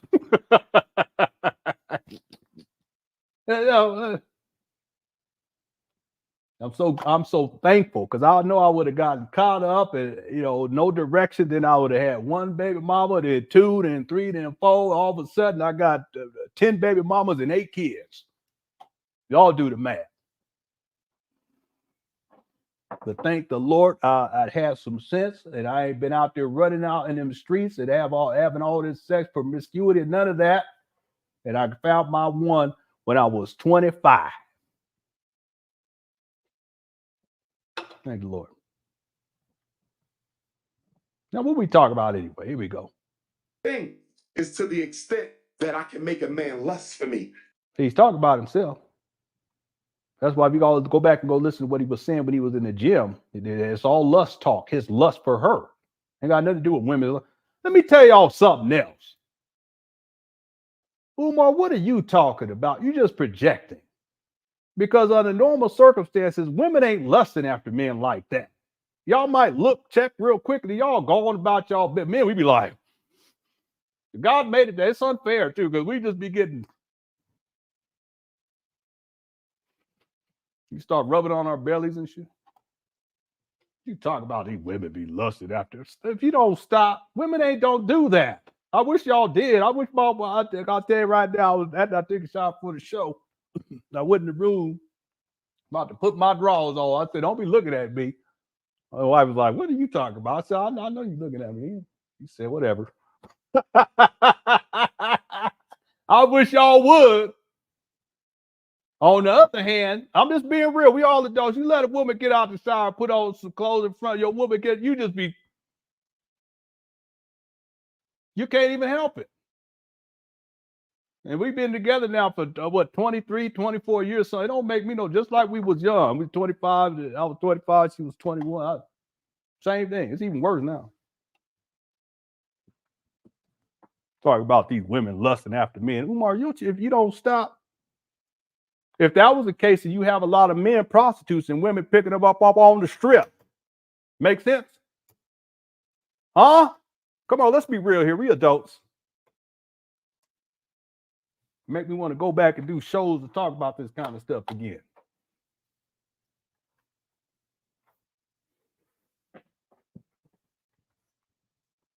It's true though. These women lusting after men. Umar, that's just what you want. I mean, no sexual perversion. Anyway, this show done gone crazy. Here we go. That the only way I am worth anything is to the extent that I can make a man lust for me. So I'm going to go down to the Dominican Republic and get a BBL. I'm going to get my breasts done. I'm going to get my lips done. I'm going to get my cheekbones done. That's what you like though, ain't it? You want all that stuff. That's what that Umar, that's what that Sukihara kind of stuff in the conscious stripper. That's what he like. Stop playing. And if I don't like it, I'm going to go get it redone to the point I'm looking like some type of a forest animal or something. Damn.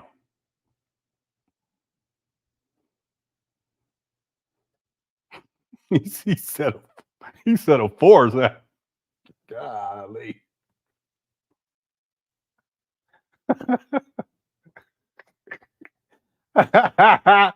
I ain't gonna tell this story about. Let's finish up. That is so distorted in my face. You see that? So we have to really work on our girls as much as our boys. They both need it, but I really hurt for our daughters because they're watching their mothers and their grandmothers. Yeah, he sure did. And they're watching the television. Right. Societal. Absolutely. And when you see women old enough to be your mother and grandmother feeling like they got to get surgery in order to be attractive, you're automatically doomed to do the same thing. Yes. I want them to come in here with. No, they don't. What are you talking about? Alcohol. Who wants to say alcohol? What are you talking about? They automatically won't do the same. That's not true. That ain't true at all, Umar. You just talking crazy. You just running your mouth. That don't even make no sense. You still have the clip of Umar in the club talking. I don't know if I still have that. I don't think I have that one, but I remember that one. I forgot about that. I'll go look. I mean, I have it. I think I have it. I just got to go find it. This is just Umar talking about what his sexual desires are, but he's framing it in a way where it sounds as if Black women are wrong for doing things to their body that he actually wants them to do because that's what he desires in the first place. Y'all got that? I know it's a little convoluted, but that's really what this is. He wouldn't be talking about this if he wasn't already trying to get at Maria. You see, that's why he's framing it. This is supposed to be a school for Black boys. He's doing this with this mural behind him of these Black leaders, but this is what he talks about. He's trying to talk down on Black women to boost Maria's head up. Yolanda, let me tell y'all something. And I forgot to mention this yesterday because when Umar he talks about Manny and he says fair skinned. And I was like, why is he saying that? Well, that's his way, because he's saying it in a positive way, but he's saying that because if Maria was quote unquote Black, she would be considered to be, in Umar's eyes, fair skinned. So that's his way of kind of making it right. In other words, Manny's Black and he's fair skinned. Well, Maria is fair skinned. So therefore I can make this make sense because I guess she's Black. Now, even though he contradicts himself later on, because he's taking his shot at her. But later on, it's very clear that he actually sees her as not being a Black woman. See? But see, this also gets to what I was saying before, Yolanda, that Umar really, he holds other groups of people, their women, in higher esteem than he does Black women. And even within the scope of Black women, he holds Black women in higher esteem who are of a lighter skin complexion than the darker skin complexion. See? Umar's colorism is deep. That's why he talks about it, but it's really just him projecting and trying to hide the truth that he values the lighter skinned women more than he does the darker skinned women. In fact, he's said things. He's talked about how the darker skinned women that you got the best cookies, but it's really the sexual exploitation in his mind is justified because you have darker skin. Because he values you less because of your darker skin, then he can therefore justify the sexual exploitation of you more compared to lighter skinned women, lighter skinned black women. And so since Maria is not even black, it looks like she's Latina and she's quote unquote fair skinned. He props her up as he's talking about African spiritual deities. Meanwhile, he condemns black women for going to go get the BDMs or whatever it's called, the BDLs, I don't know, and all this other stuff. And something wrong with y'all for doing it, even though that's what he desires in the first place because he wants the stripper type. Boy, I tell you, this live stream right here, this is y'all's principle. Thanks, Yolanda. That's a good point right there. That's a good point, but he does it throughout. He does it throughout.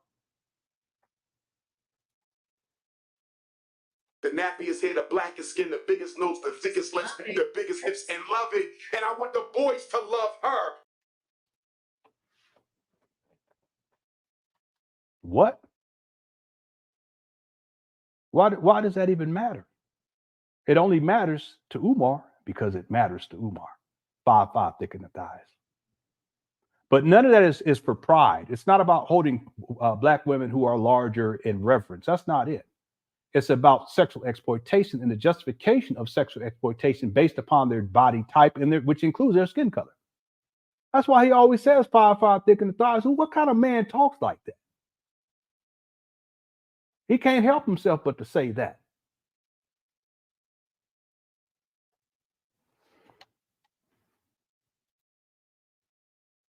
For who she is and not what she has. And I want her to love the boys for who he is and not what he has. Because you know what I noticed, Jazz? We are still evaluating each other on a plantation system. On the plantation, I was judged by how much I could do physically. On the plantation, the woman was judged by how much she could do. Listen, Maria, she done checked out so long ago. She ain't following you on any of this, Umar. Sexually. Do you realize we're 400 years later and we are still judging each other by the slave master's criteria? She could do sexually. Do you realize we're... Just told y'all.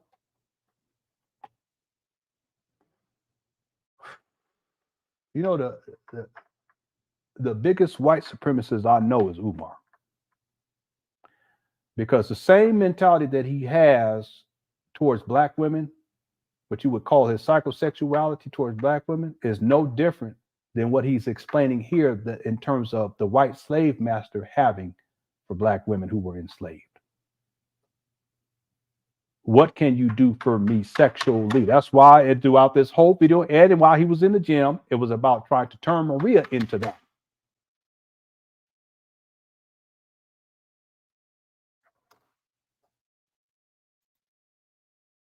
Yeah. It's called triangulation. Yep.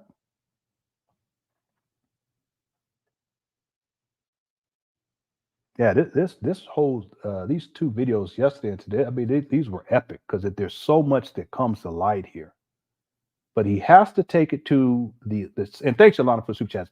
He has to take it to the sexual piece because he wants to maintain the sexualized topic as he's trying to run game on Maria. I don't think Maria fell for it though. I really don't. Thank goodness. Young lady, just run. You ain't got no bill. I know you want to get the views, but it ain't worth it. It's not worth it at all. Okay, we'll get you a good man, a young man, you know, who got some sense. You're a pretty young lady. Just go get you a good man, and just don't be dealing with these old geezers up here that's talking all this sex talk. I don't even think it's appropriate, to be honest with you. Umar almost 50 years old. What kind of man talks like this? She looked like she in her 20s, maybe. Why are you talking to this young lady and talking all this sex talk like this? She don't want to hear all that. She checked out a long time ago, but Umar can't help himself. Listen, I don't believe in that. I really don't. You ain't got no business talk to. Yeah, she's young. I was gonna say she's a baby as far as I'm concerned. Umar don't care. 200 years later, and we are still judging each other by the slave master's criteria? No, he's judging you black women by the slave master's criteria. What can you do for him sexually? That's your value. That's your work. How many babies can she make? How good of a sex can she give me? How much money can he earn? How much is he worth? Boy, the projection with this guy is incredible. How much sex he can give me? Hold on, look at his body language too. How much money can he earn? How much can he give me? Judging each other by the slave master's criteria? How many babies can... See how he points at her when he says that. How many babies can she, meaning Maria? He already said if you and me had a baby. Wow. Hit the one. Y'all catch this? Umar is an excellent case study. I ran out of my... There's a little more in there. Y'all catch that? Yeah.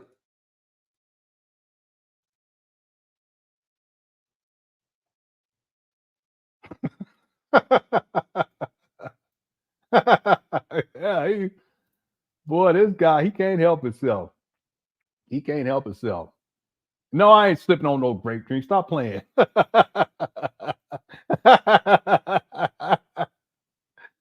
All right. He pointing at her when he said baby part. Judging each other by the slave master.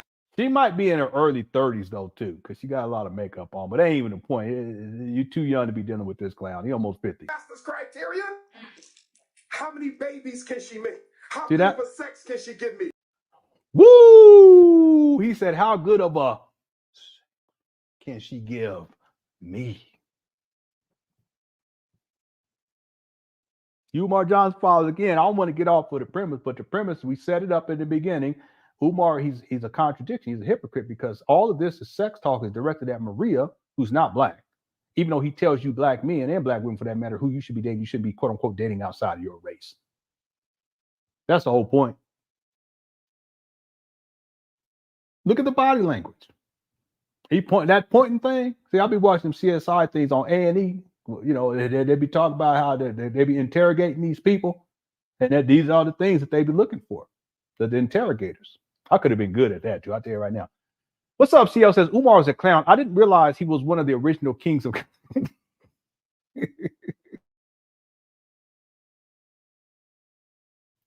Well, I'll tell you right now, Umar, he is funny. He's disturbed too, but he is a funny guy. See, I'm grateful for Umar because Umar has enabled me to be more humorous. He has allowed me to be more humorous, and that was important for me in my life. I could criticize him, but I can also see his comedy. This guy, he's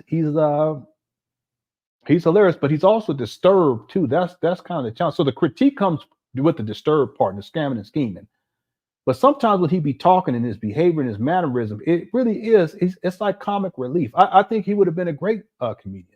Maybe not a great, but he would have been a good comedian. He would have been. He's a funny guy. He is, but he's also a disturbed guy, and that's the part that's kind of troubling. And the idea that he's going to be the person and people put their trust in him to educate children. That's crazy right there, you know. But he's funny. I tell you that right now. Yeah, I know you're right about that. Yeah, that's true. Thanks, CO, for the super chat too. I appreciate it. Okay, we almost done for real, right? Even though I said it like 2 hours ago. Here we go. I can't. I don't know how we went 4 hours, but we're gonna finish within the next 9 minutes. Here we go. How much money can he? How many babies can she make? How good of a sex can she give me? How much money can he earn? See, that's him. How much money can I earn? Get to run them donation. Get on your Cash App. Get on your PayPal, because he sees his worth based on how much money he can scam out of people. Go get a job. And if you notice, Maria, she's not responding to him like she was before. Okay, she's just there. She wants him to stop talking so she can go.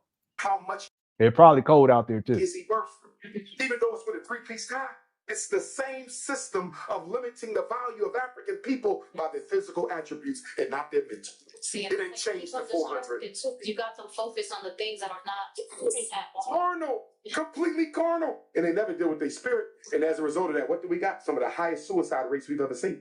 And There he goes right back to it. black girls 12 to 14, black girls 12 to 17, and especially 14 to 17, they're the highest suicide risk in America post-COVID.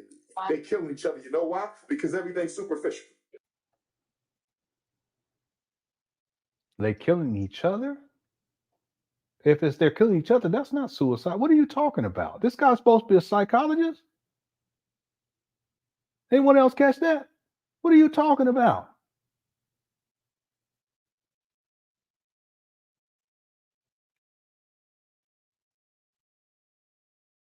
What is this guy talking about? I'm sorry. This is what I mean. He's funny, but then sometimes he says stuff. I'm like, what?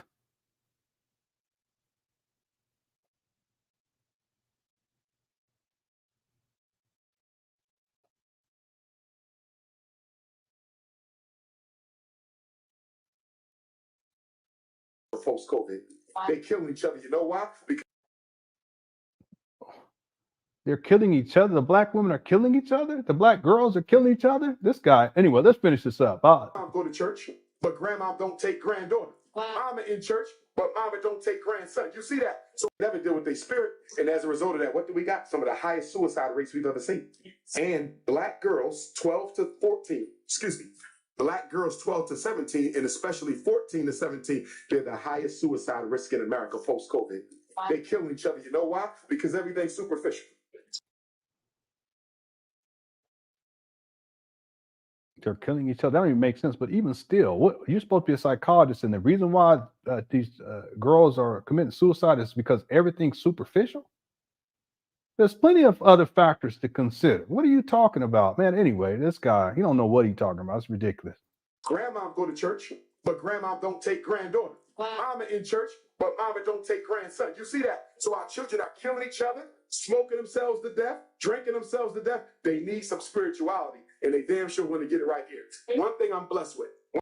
Listen, she's trying to go. But here he go. He about to say something crazy. He's gonna say something crazy right here. Watch. One thing I'm blessed with is the fact that the Lord has put me in a position where I have so many young people who follow my work.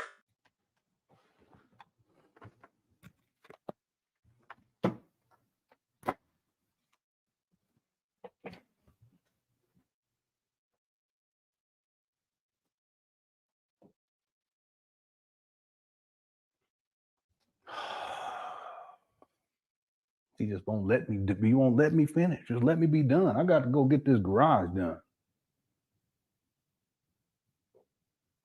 Number one, Umar, you ain't got no business talking about the Lord. You all over the place. You was just talking about Abdullah and Orisha and all of this other stuff while you was in there trying to get at Maria. Now you done came up here talking about Maria of Nazareth and the Jesus and all this stuff and how the Lord done blessed you.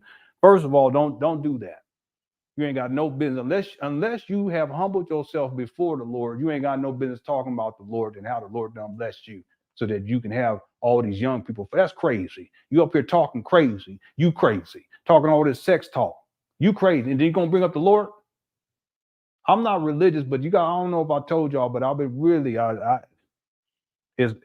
had to really humble myself and just get myself right. So I don't appreciate someone's talking like this. And again, I'm not religious, but don't do that. First of all, you talking about the Lord. I don't want to hear all that because you up here double dipping, triple dipping, quadruple dipping, talking about the Lord on one hand, but then on the other hand, you talk about how the Batala and the Orisha and all this other stuff. Somebody want to hear all that. Pick something. But then number two, you got the nerve to get up here talking about how the Lord done blessed you. I don't even want to hear that.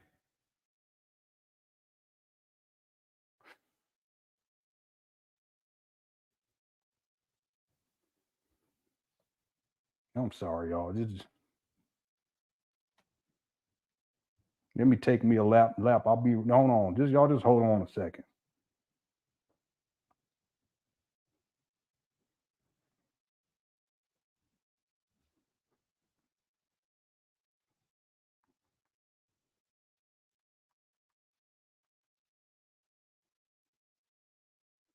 phone battery about to go out, start complaining. You start complaining. This pot need to be watered. Sometimes we might be getting on my nerves. I ain't gonna lie, people. I ain't gonna lie about it at all. But let me say this. First of all, he get up here talking about the Lord. I don't appreciate it.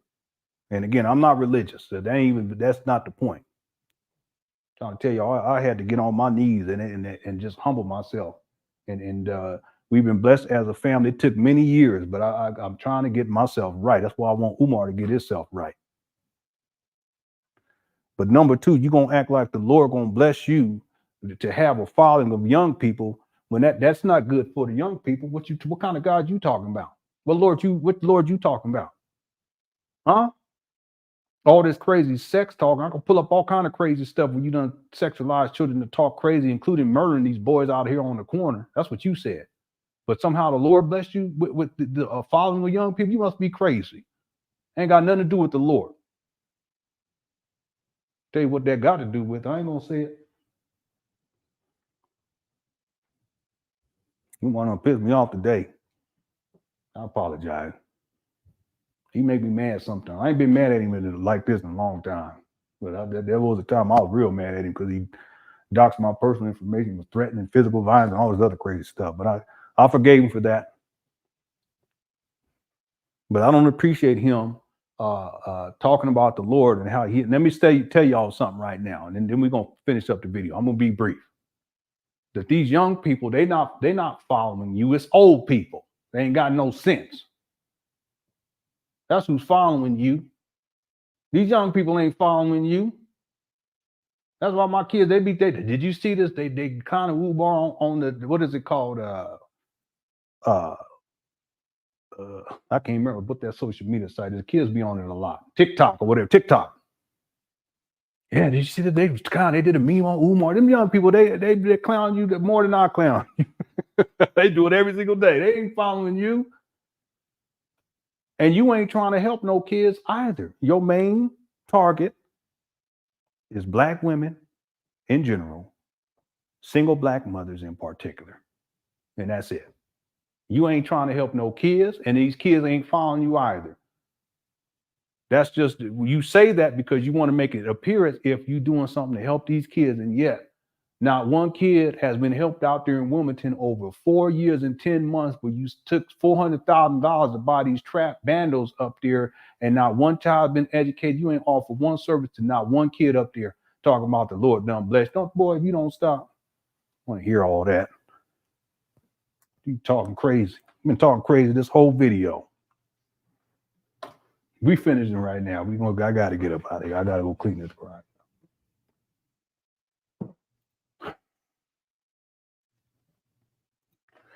Okay, I got that one. Thank you so much. What's up, Pocket Watcher with JT? Pocket Watcher, JT said the super sticker. Thank you so much.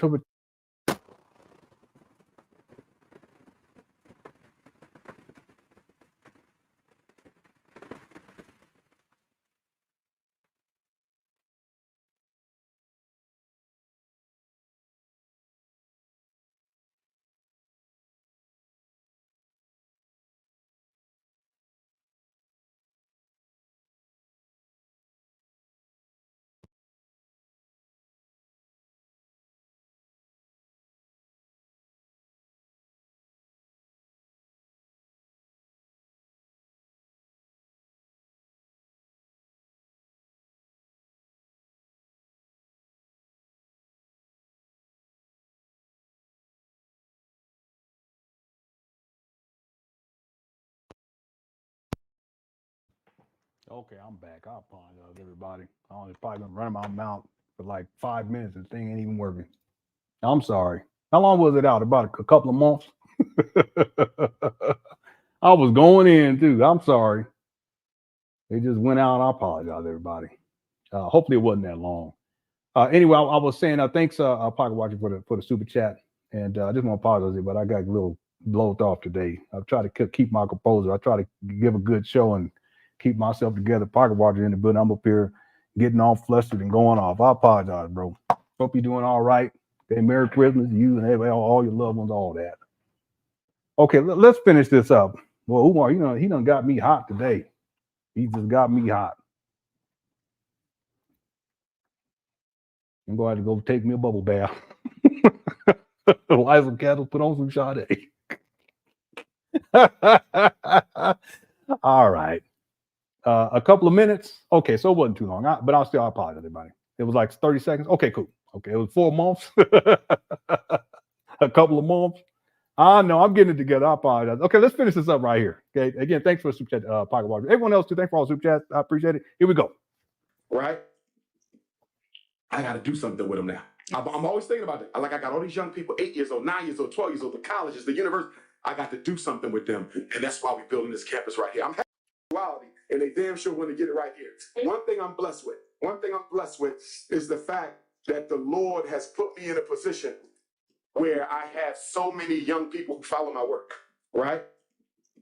I'm gonna tell you right now, my kids, they know you a scammer. They know for sure. They Daddy, did you say? I said, I know.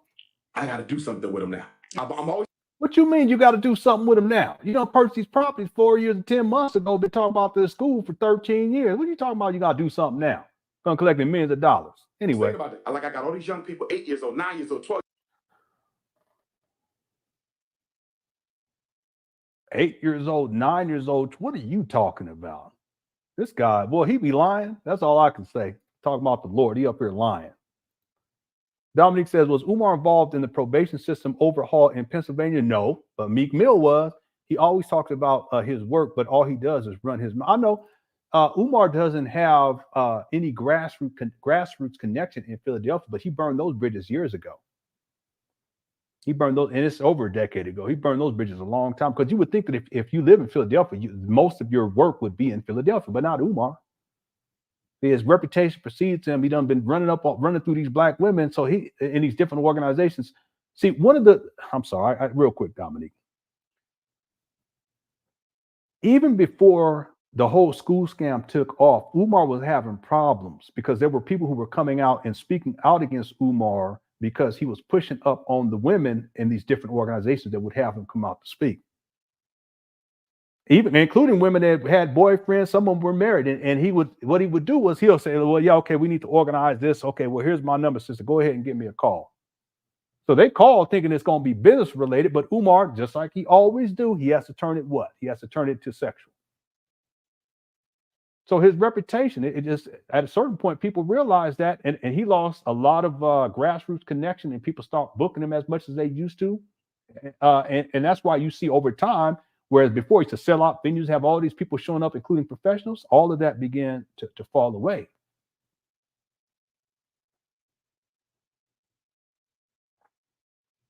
So in Philadelphia, he doesn't have those inroads, even though you would think that he would, since he's from Philadelphia. No, he don't have it like that. He ain't doing nothing out there. But he's too busy online running his mouth.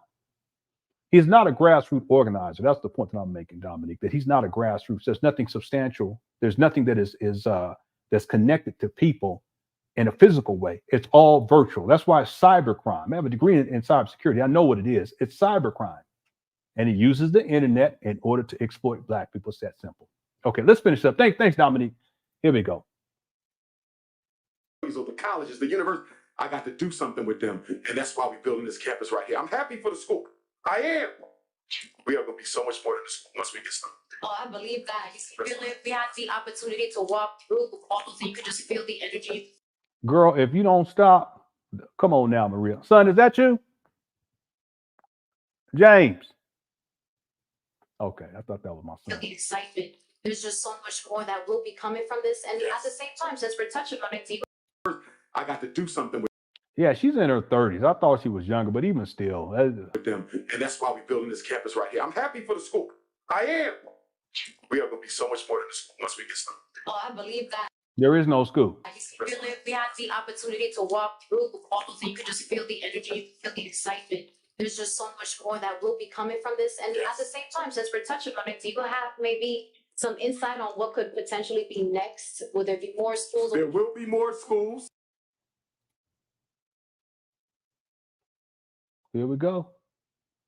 Hey, Maria, don't do this. You just pandering to this guy. You need to stop. But here we go.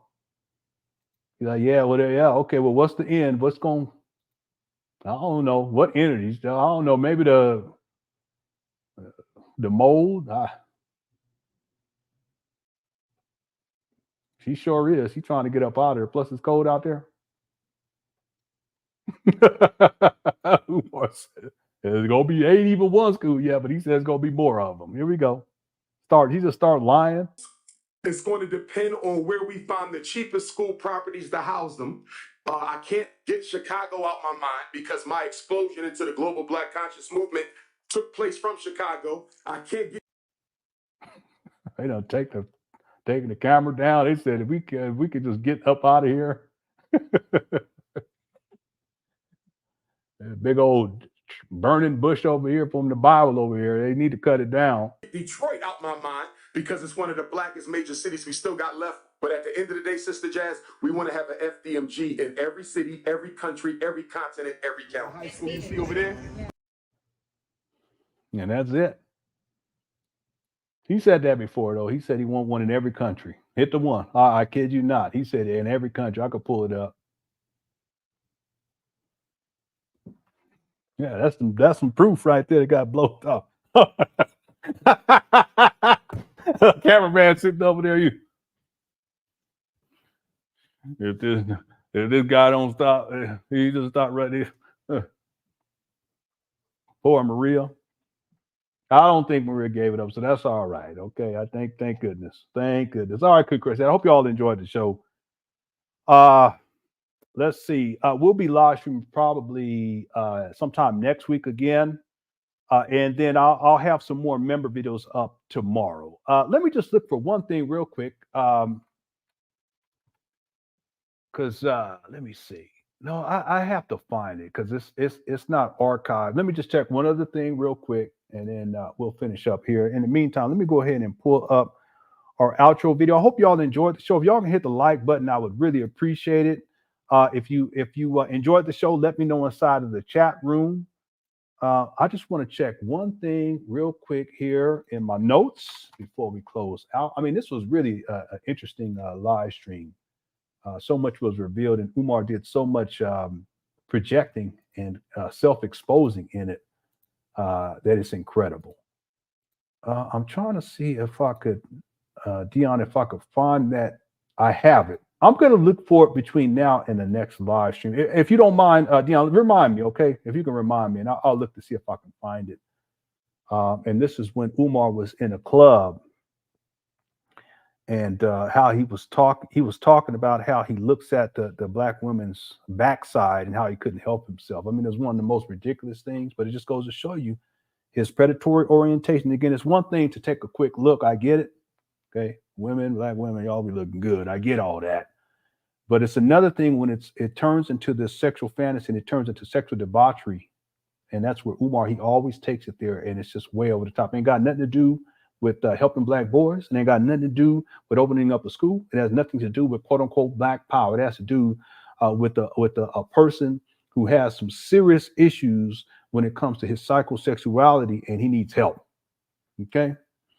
All right. Thank you all again. Cook Curse Chat. Y'all undefeated. Make sure y'all hit the like button. If you enjoyed the show tonight, go ahead and let me know inside the chat room. Hope you all enjoyed it. And as we always do, all right, show me love.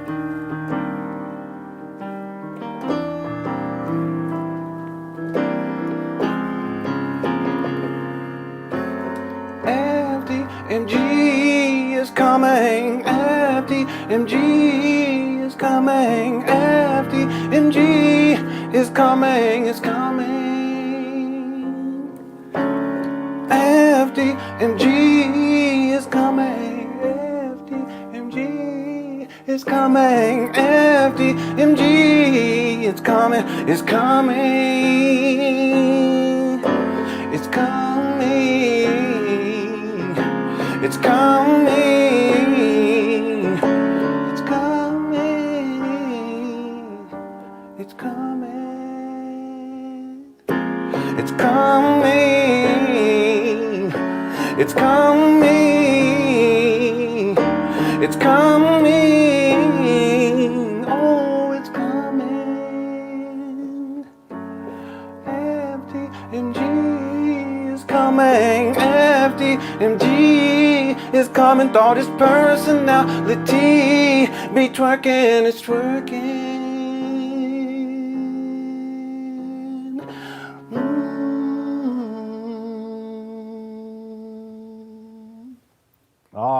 right, y'all. Please enjoy the rest of your evening. Love y'all. I appreciate y'all taking the time to hang out for another live stream, and I'll see y'all very, very soon. Thanks to all the mods. Cookie Crush is undefeated.